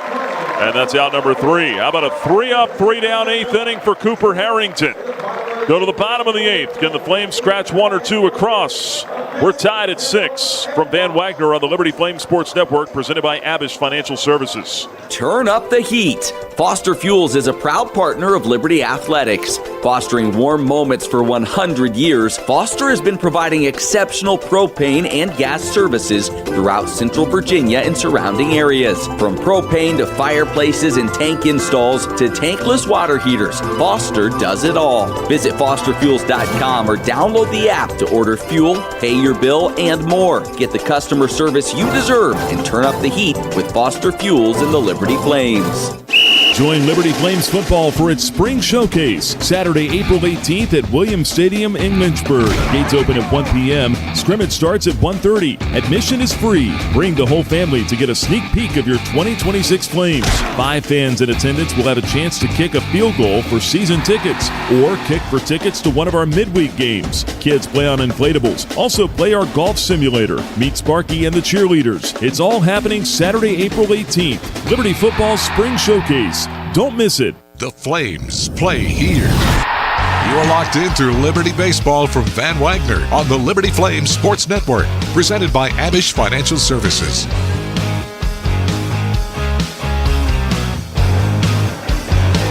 Bottom half of the 8th inning, things getting serious now. 6-6 ball game. I was waiting for the right time. We got the Rally Reese's out. I've never heard of the Rally Reese's. I hadn't either until just now. Reese's Peanut Butter Cups. Flames need a run or two. You want one? No, I'm good. Okay. Thank you. All right. I only offer because I know you're not eating unhealthy right now. I'm trying. I've got that going for 24 hours now, so I got to keep my streak going. Kyle Vinston will lead it off. His biggest hit of the year is last time up. Go-ahead 2-run homer in the 6th. First pitch, swinging, line drive, left field. That's down for a hit. Williams to cut it off. Lead-off single in the bottom of the 8th off of Hutto. Vinston's on for the 4th time today. A walk, a homer. Base hit here. He's also reached on a fielder's choice. Yeah, you could just see the confidence Vinston had in the batter's box right there. Sitting back, gets a little slider cutter up in the zone, puts a nice swing on it to get the leadoff guy aboard here for Liberty. Now Campos at the plate. He will square around to bunt. Can't get it down. Fouled it off. 0-1. It's a critical spot right here. Campos, I know, has been struggling, but now you got a chance to do a job. You got to find a way to be productive here. And Bradley LaCroix is going to call Kyle Vinston and Josh Campos over here to talk. Yeah, this is more for Campos. Coach just wants to make sure we're on the same page. We know what's going on here. Give him a little bit of confidence. He's got to get this ball down. It's going to be a sacrifice situation. I don't see anything else happening here. Just with Josh struggling to swing the bat, he's got to execute this sacrifice situation, move the runner.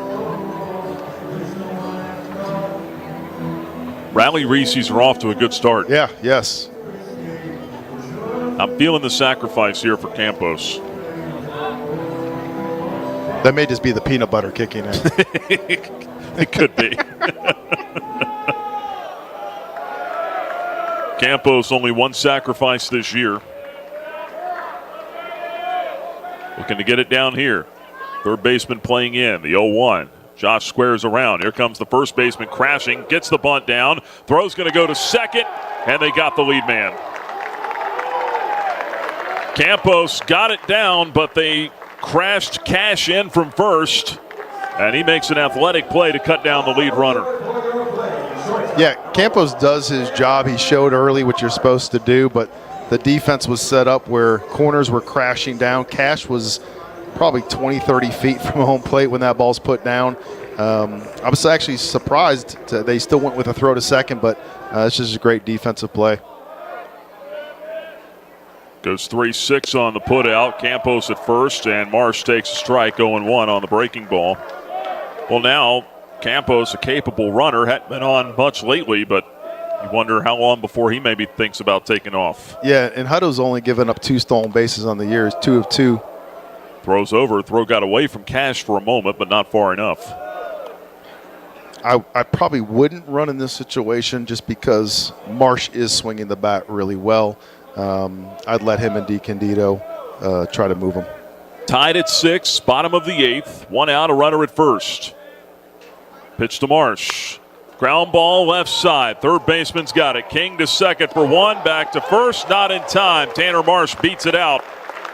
The players for Jax State all want the coaches to challenge this at first base. Technically they can't, but they could ask Mike Mazza, the crew chief, for a review initiated by the umpires, but Steve Beazer will not do that. I think Marsh beat it out anyway, to be honest. I thought it was pretty close, but this is a good swap that you get Marsh over at first because he will be taking off soon. DiCandido, the batter. 2 out, man at first. The pitch low and away with a fastball, 1-0. Although they did catch Marsh stolen base, caught stealing on his last attempt, so it might be a little more hesitant, but Well, that was with the lefty in there too, Sibley. Maybe a little different situation here with a righty on the mound. Throw to first, runner back. I think you trusted Marsh. You let him make the decision. I would assume if he gets the jump, he's gone again. You got the second baseman, Blauser, way back on the outfield, green turf. 1-0 pitch, way outside. 2-0 now on DiCandido. 6-6 our score, bottom of the 8th. The 2-0. In for a strike. Slider in there, or curveball, 2-1.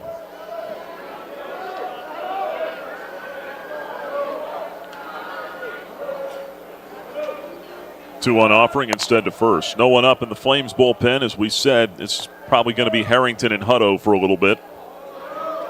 Two best bullpen arms locked up in a 6-6 game here in the 8th.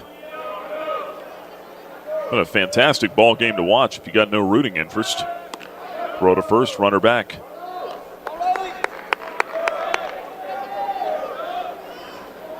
I think Tanner might try to get out on this one. They go into a full shift now with 3 men on the right side. Throw over to first again by Hutto to try to shorten the lead of Marsh. He's got 2 stolen bases already today. 14 on the year. 2-1, runner not going. Line drive, right field and a base hit for DiCandido. Marsh turns second, he's headed to third, he'll be there easily. A single for DiCandido, and the Flames have him on the corners now. And Jordan Jaffe coming up. Jaffe has a base hit in each of his last 2 trips to the plate. Yeah, this is the situation the Flames really, really want to be in here. You got Jaffe swinging a hot bat. You also have some options with Marsh over at third and your first and third offensive trap plays if needed. But right now you're going to let Jaffe try to deliver. Right-hand batter takes the first one for a strike on a fastball 0-1. The interesting thing with Jaffe coming into this weekend, he's got reverse splits this year. Jaffe hitting right-handers at a 355 clip. Lefties only 261. The 0-1 for the right-hander. This is up and in. 1 ball, 1 strike on Jordan Jaffe. Some guys are just like that. See it better out of the right-hander's hand. Marsh, go-ahead run at third and a tie game, the 1-1. Chopper toward third, foul. 1 ball, 2 strikes.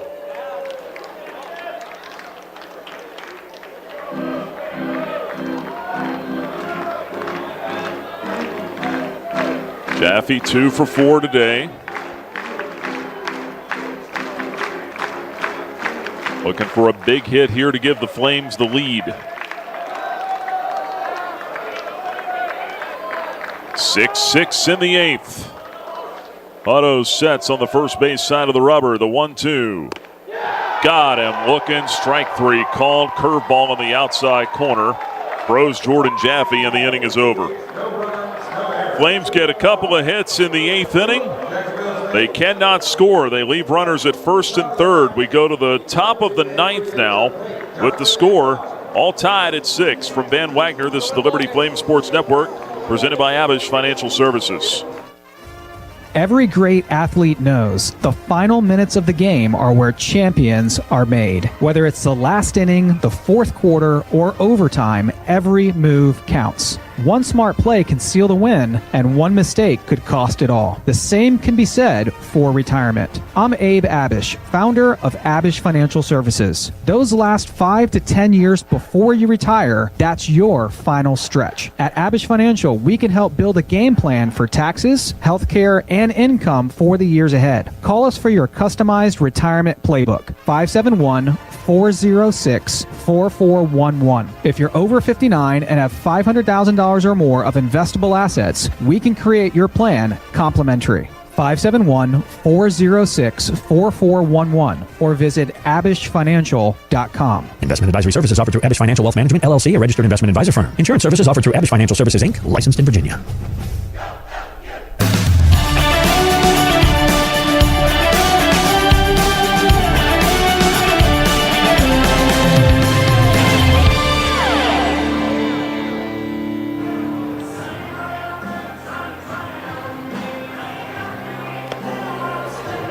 Well, we're on to the top of the ninth inning in a 6-6 ball game.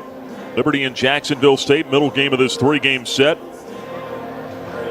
Jax State an 8-4 win yesterday. The Flames trying to even it up. Of course, the rubber game tomorrow at 1:05. Flames had a chance to get the lead in the eighth inning, had a couple of men on. Jordan Jaffe frozen on a backdoor breaking ball to strike out and end the eighth. Top of the order due up now for Jax State in the ninth. Facing Cooper Harrington. Right-hander's first pitch to Jackson Pate.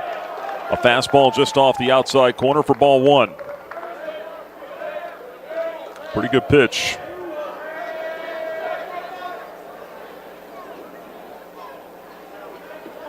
There's the 1-0. Showing bunt, pulled it back. Took that one just inside, 2-0.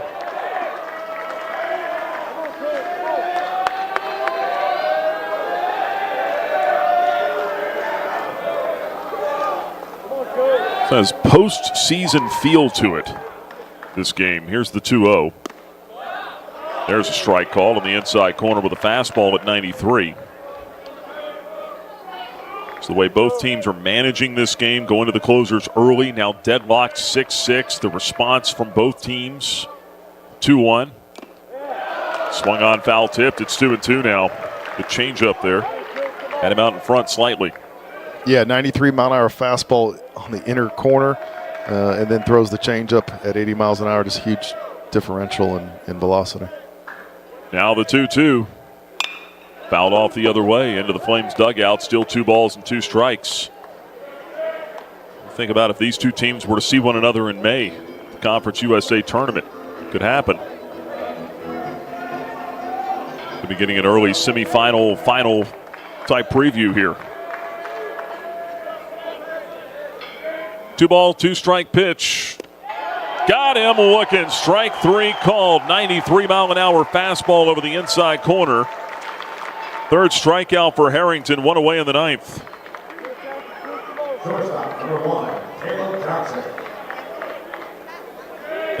Gotta love the guy that Cooper Harrington has turned into very quickly. For the Flames, struggled with command last year and in the preseason.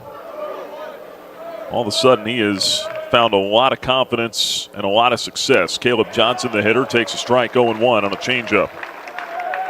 Switch hitter batting from the left side. Not unlike Skylar Hutto. He was a guy that was probably the 20th guy on the pitching staff for Jacksonville State preseason. The 0-1. Changeup misses just low. 1 ball, 1 strike. The old joke, just how we drew it up. April 11th, these two guys deadlocked in a 6-6 game. Foul back on a fastball, 1 ball, 2 strikes. Cooper's doing a really good job right now of just mixing those pitches. I mean, he's dotting fastballs in at 93, 94, and he goes back to the changeup, 80, 82. It's hard to time him up right now. 1 out, 1-2 pitch. Got him looking again. Strike 3 called. Fastball 94 on the inside corner. 2 out in the ninth.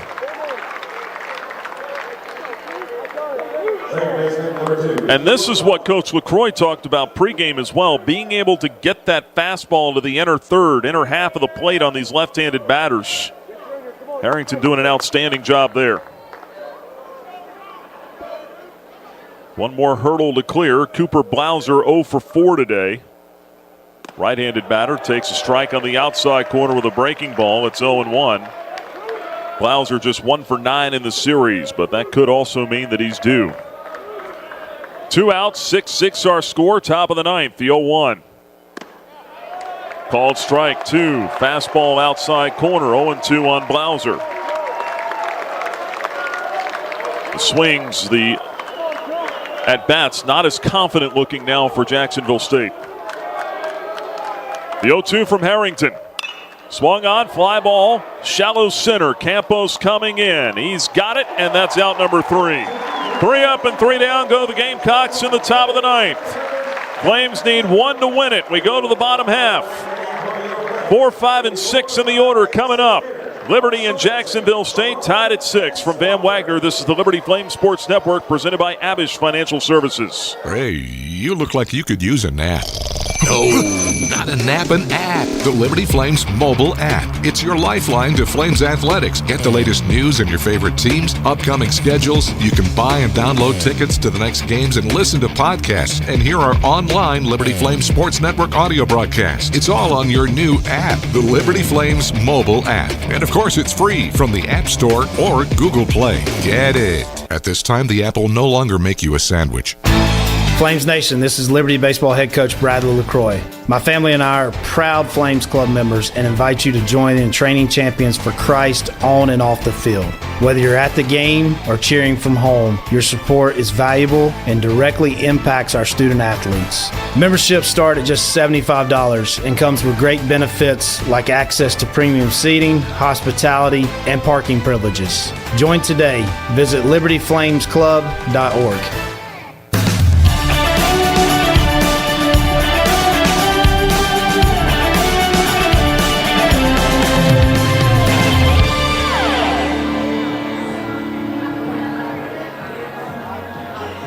On to the bottom half of the 9th inning. Liberty and Jacksonville State tied at 6 apiece. Nick Pearson, Ryan Mao with you here. And the Flames will send 4, 5, and 6 to the plate. Jackson Sorensen will lead it off. 2 home runs this year, 16 in his Flames tenure. 10 of them have either tied the game or given the Flames the lead. Hutto's first pitch to Sorensen, misses outside, ball 1. He's got a couple of walk-off home runs as well. See if he can get into one here maybe. 1-0 to Sorensen. Off the plate inside, 2 balls and no strikes. He wouldn't turn down a walk either though.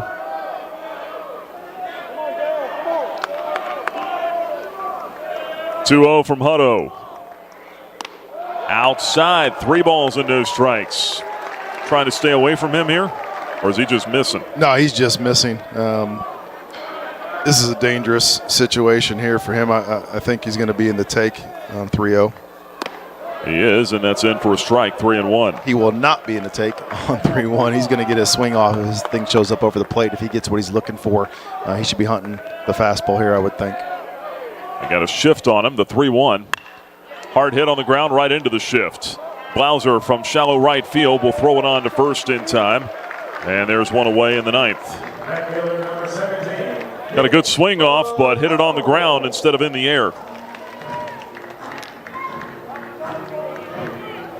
4-3 on the putout. That'll bring up Nick Barone. Barone doubled all the way back in the 5th. Pitch on the way. Swung, line drive down the left field line. That is a fair ball that rattles off the wall. Barone on the way to second. Here's the relay, not in time. Pop-up slide and a 1-out double for Nick Barone. Another extra base hit. And the winning run is 180 feet away with 1 out. Barone got the curveball, and he was looking for it. It sat up, and he delivered a great swing on it for the double down the left field line. The Flames are now cooking here, and we'll see what Swofford can do with a man on second, 1 out. He had the big hit his last time up. 2-run single in the 7th to tie the game. He could win it with a base hit here. Left-handed hitter stands in. 6-6 in the 9th. The pitch. In for a strike, 0-1. He singled up the middle with 2 strikes off of Hutto in the 7th.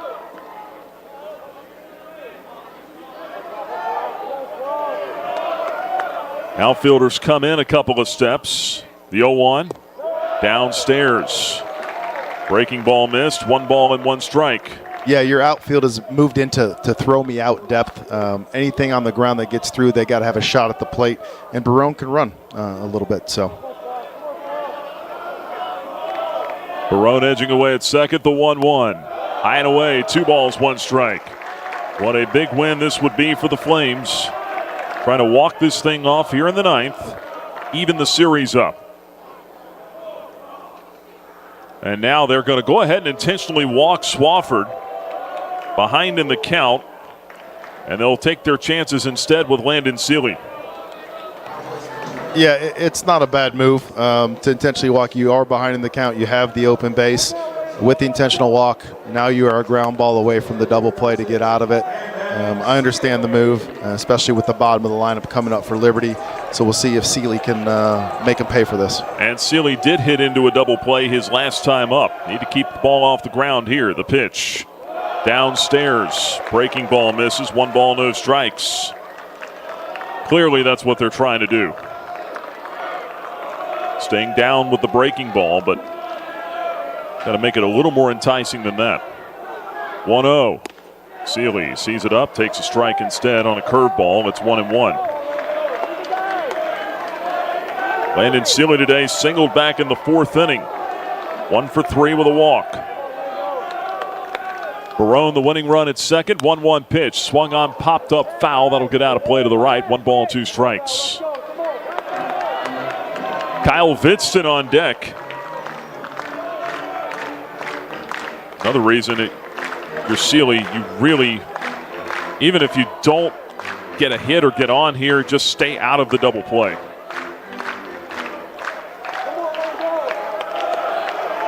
One-two pitch to Seeley.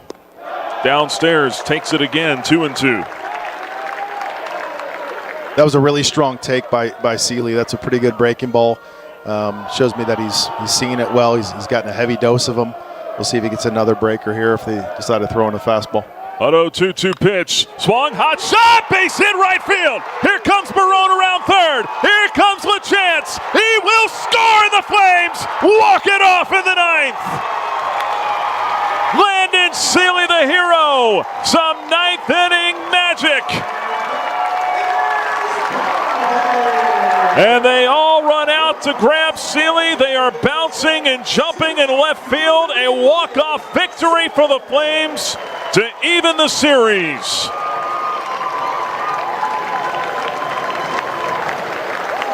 Seven to 6, the final score in Lynchburg. What a finish. Landon Seeley, his biggest hit of the year. Yeah, Landon gets the fastball. Got a heavy dose of breaking balls. They try to sneak in the fastball, and he was on time, delivered that single through the right side. What an at-bat. What a walk-off win for the Flames. I told you it might come down to whoever bats last. It sure did today. 7 to 6, Flames win it. We'll take a break. We'll have the Coca-Cola 10th inning show coming up from Van Wagner on the Liberty Flames Sports Network, presented by Abish Financial Services. Thousands of our teammates make and deliver 300 of the world's best brands and flavors, locally. From the heartland to the coast, in big cities and small towns. Our products are moving, and our trucks are rolling. We share a passion and a purpose, and we love to refresh and serve our communities. We are Coca-Cola Consolidated, your local bottler. Move those coffee chains, Flames fans, and go local. Central Virginia's own Ironclad Coffee Roasters and Baking Company is the premier coffee partner of Liberty Athletics.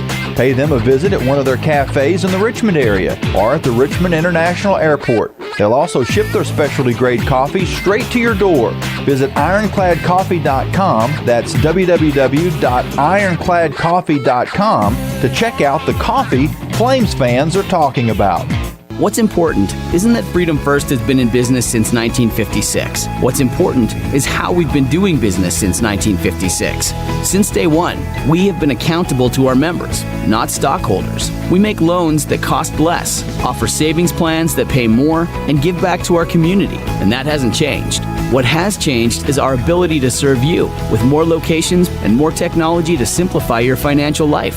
Freedom First. It's a place where anyone in our region can bank for good. Score big at Haley's Appliance and Haley's Outdoor in Lynchburg with major brands of appliances that will make your house feel like a home and outdoor equipment to have your yard looking its best. Haley's puts customer service first. They deliver and service all of the products they sell and will take care of the process from start to finish. Log on to Haley's.com today for product availability. Haley's Appliance and Haley's Outdoor in Lynchburg is a proud sponsor for Liberty Flames Athletics.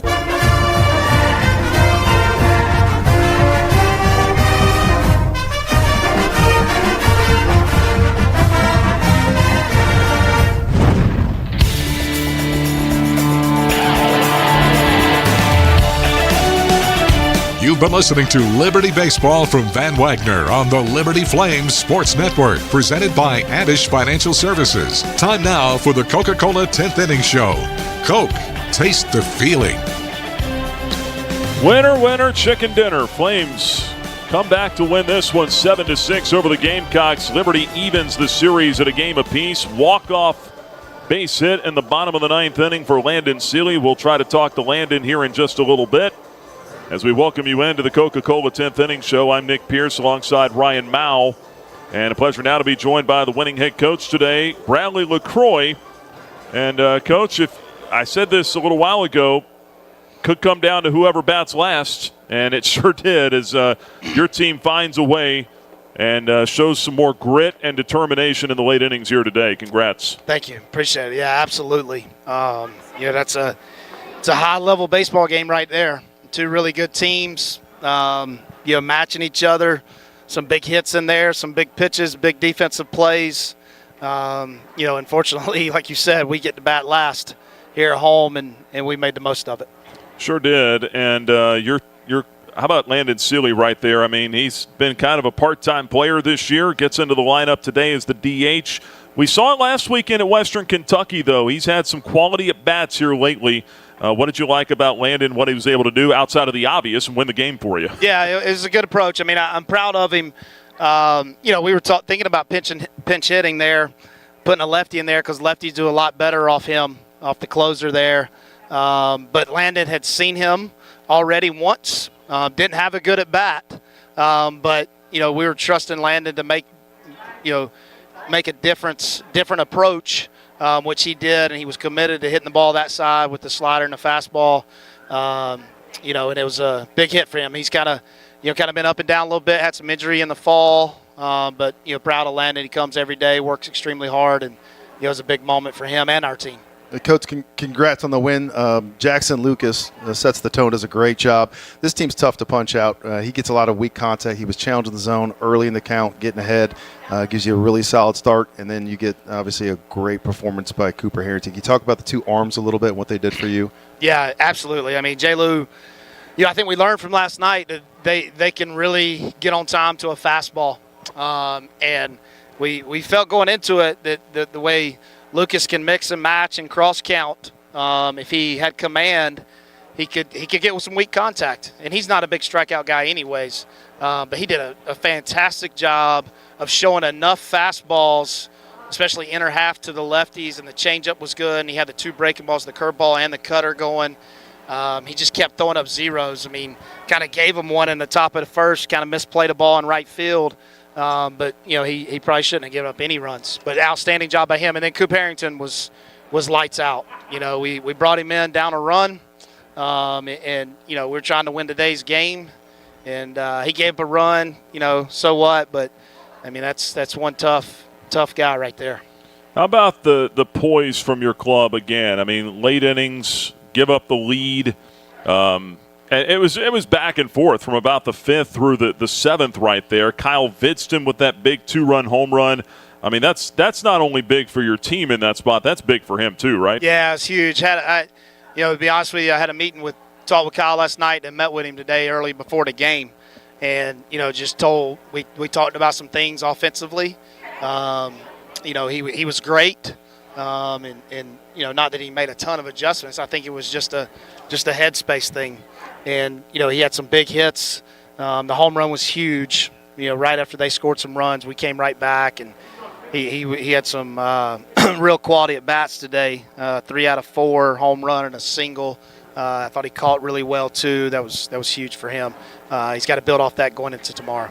Then Easton Swafford, that 2-run single there in the 7th inning. I mean, getting the production down there from the bottom of the lineup. They did a lot of damage today, didn't they? Yeah, and that's the difference in last night. Last night, bottom lineup had a lot of opportunities and didn't cash in, and today we did.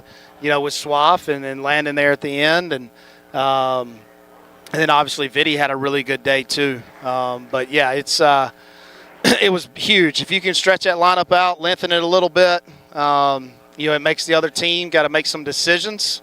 Obviously they walked Swaff, and I do the same thing right on right, and Landon made them pay for it.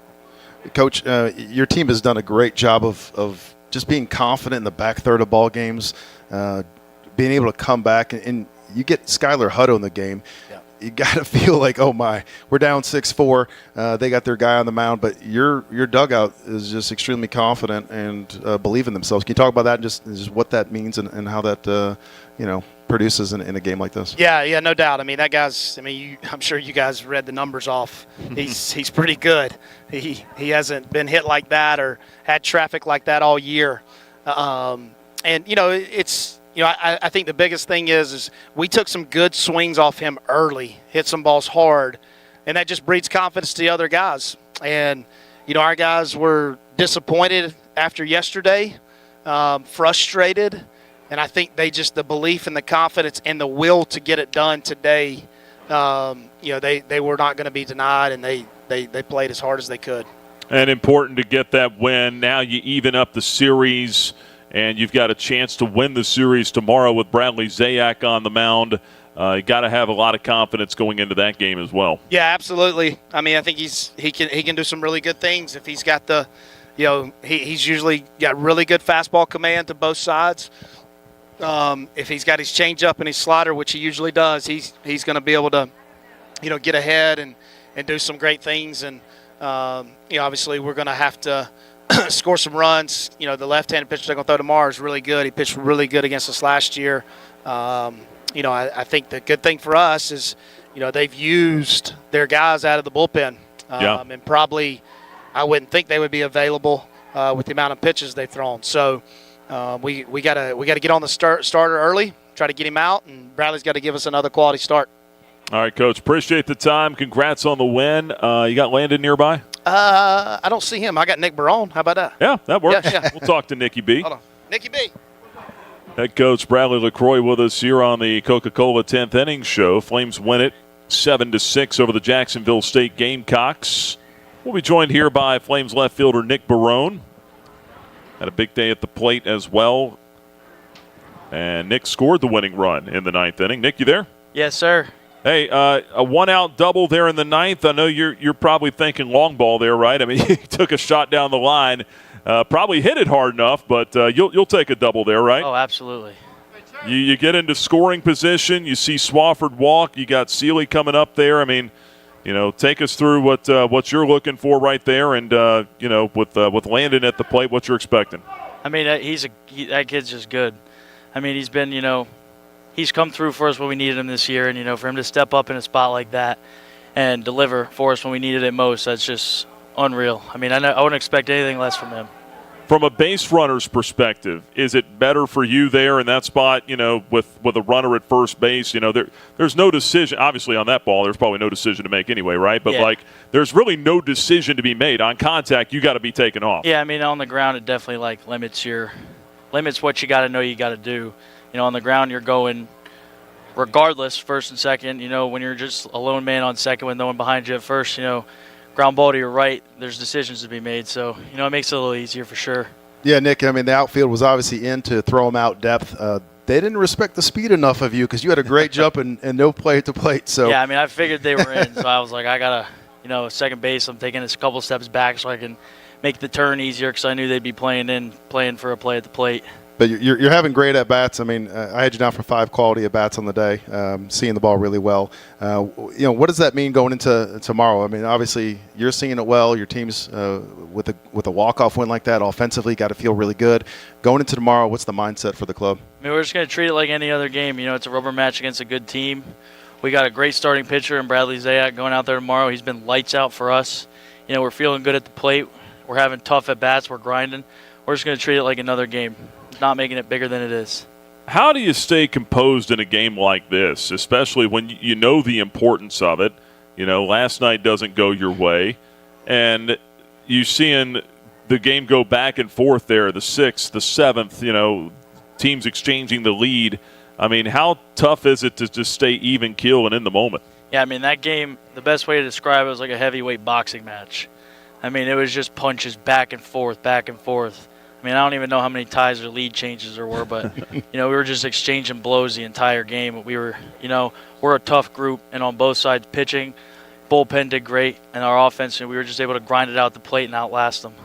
Yeah, outlast them. That's a good word for it. And tomorrow now, the importance of winning this series. What would that do for you guys as far as, not just the confidence, but just, as far as a resume? How important is this one tomorrow to you guys? Yeah, it's huge. They're right now by standings, they're the top dog in the conference, but, we in our dugout think we're better than them. So we're coming for that top spot. And, Coach Leake does a great job of saying it all the time, like, every game you're building a resume for the end of the year. So you got to win as many games as you can, and, especially the big ones helps more than not, for sure.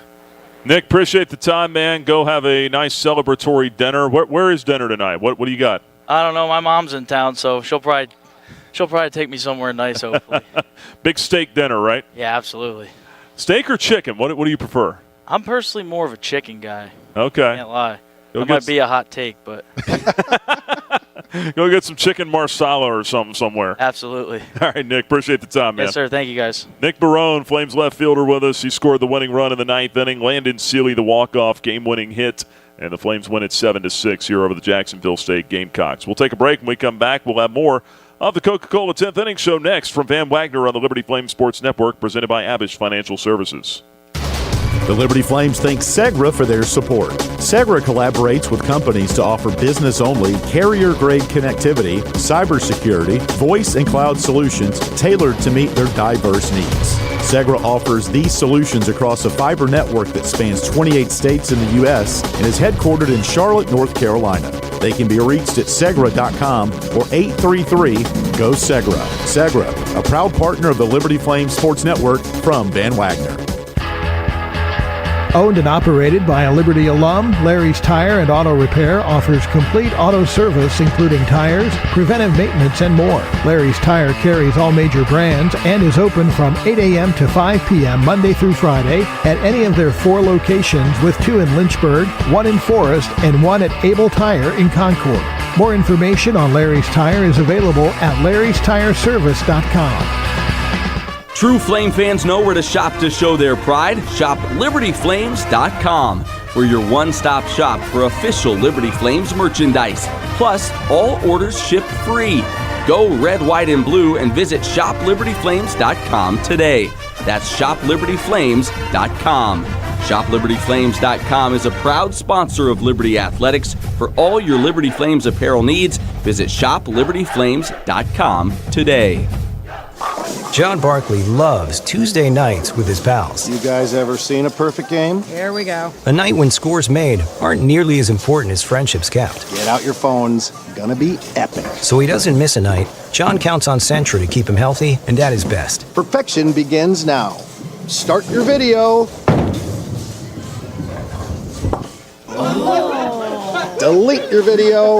Like and share. Sentra, caring for, caring about folks like John.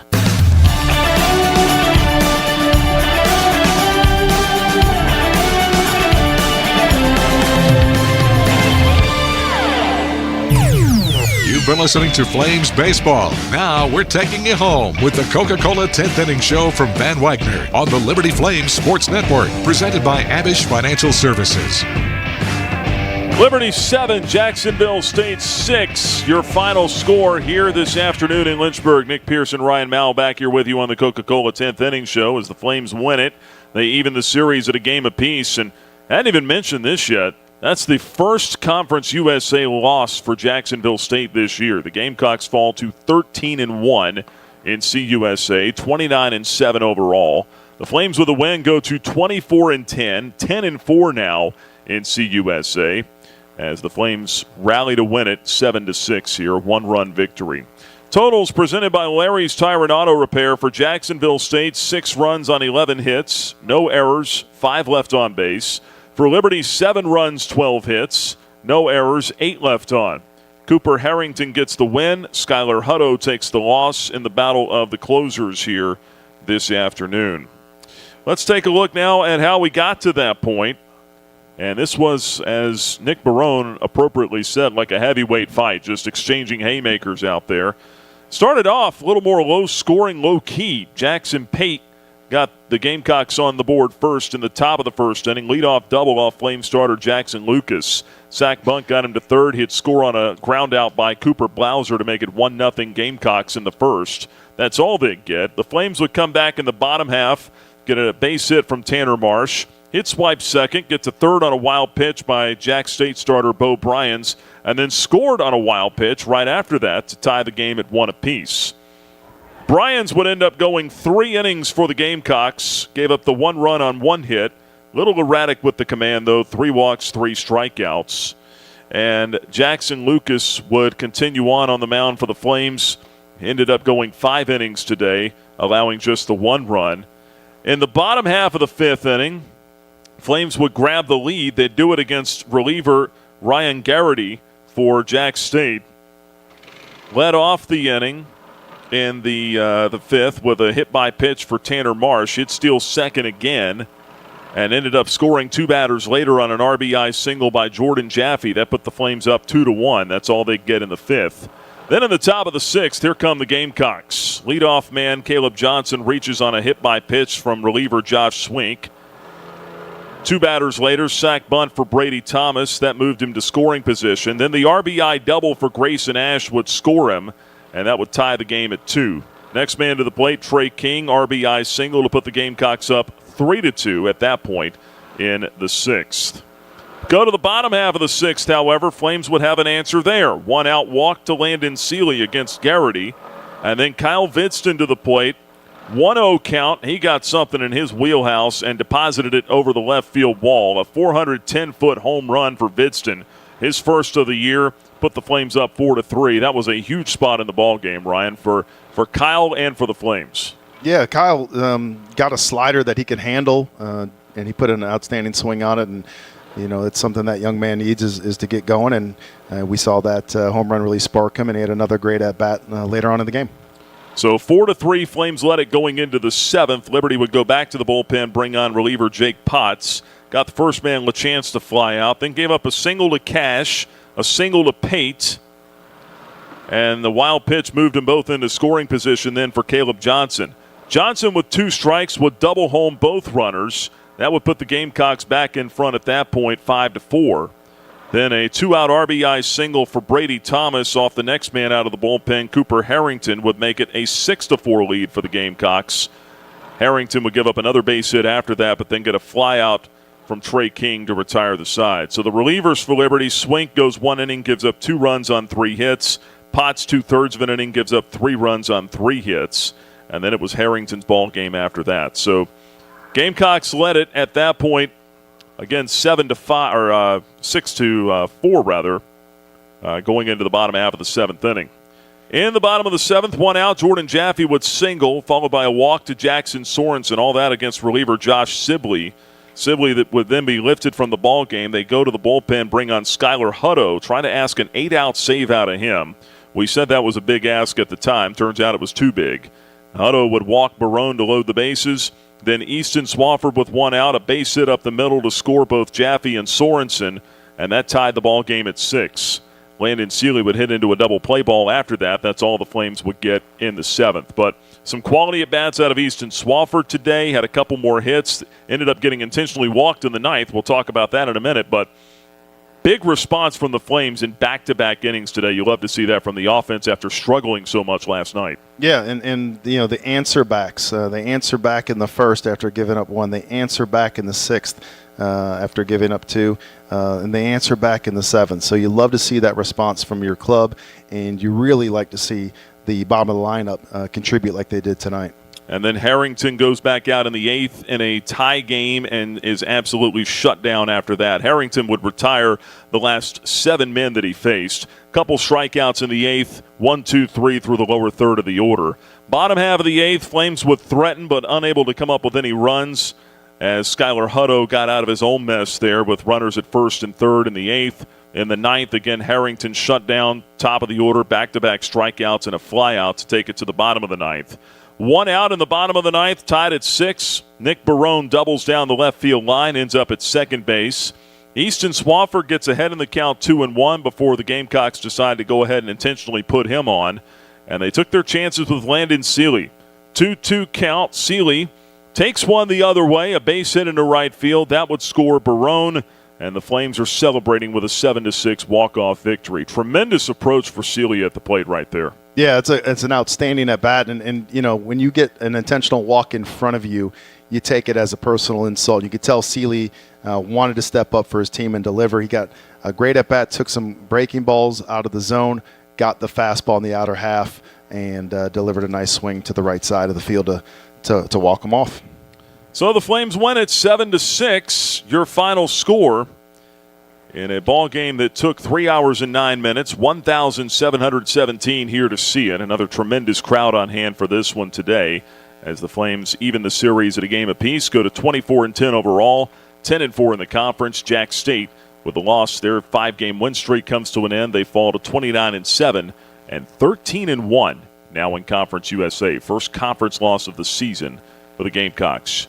The Happy Totals presented by Larry's Tire and Auto Repair. I don't think there's any question who the Thompson Brooks Insurance Player of the Game is going to be today. Got to go Landon Seeley there. When you walk it off with the game-winning RBI, you're the player of the game. You know what? When you get 40 people surrounding you, dancing in center field around you, yeah, you're the player of the game. Landon Seeley, our Thompson Brooks Insurance Player of the Game. One last check of the out-of-town scoreboard built by Frank Good Builders, and we will start across the street with Flames softball, in fact. Liberty trying to win the series with Western Kentucky today. They were leading at last check, 4-0, and that ends up being the final. Lady Flames win it 4-0 over the Hilltoppers. They've taken the series. They'll have a chance to sweep it tomorrow afternoon. That's a big series win for the Lady Flames. Elsewhere around Conference USA, few games still going on. Top of the 8th inning, all Dallas Baptist at Sam Houston. Patriots up 14-3 there over the Bearcats. In fact, they'll have a chance to win that game in the bottom half of the 8th. Dallas Baptist looking to take the series. Louisiana Tech comes back to beat Middle Tennessee 8-2, the final in that one. Missouri State a 15-10 win over Delaware, as Missouri State and Louisiana Tech have both taken the first 2 games of their series, respectively. Western Kentucky winning 9-2 at the moment over New Mexico State. They're in the top of the 8th. Hilltoppers look to take the first 2 in that series.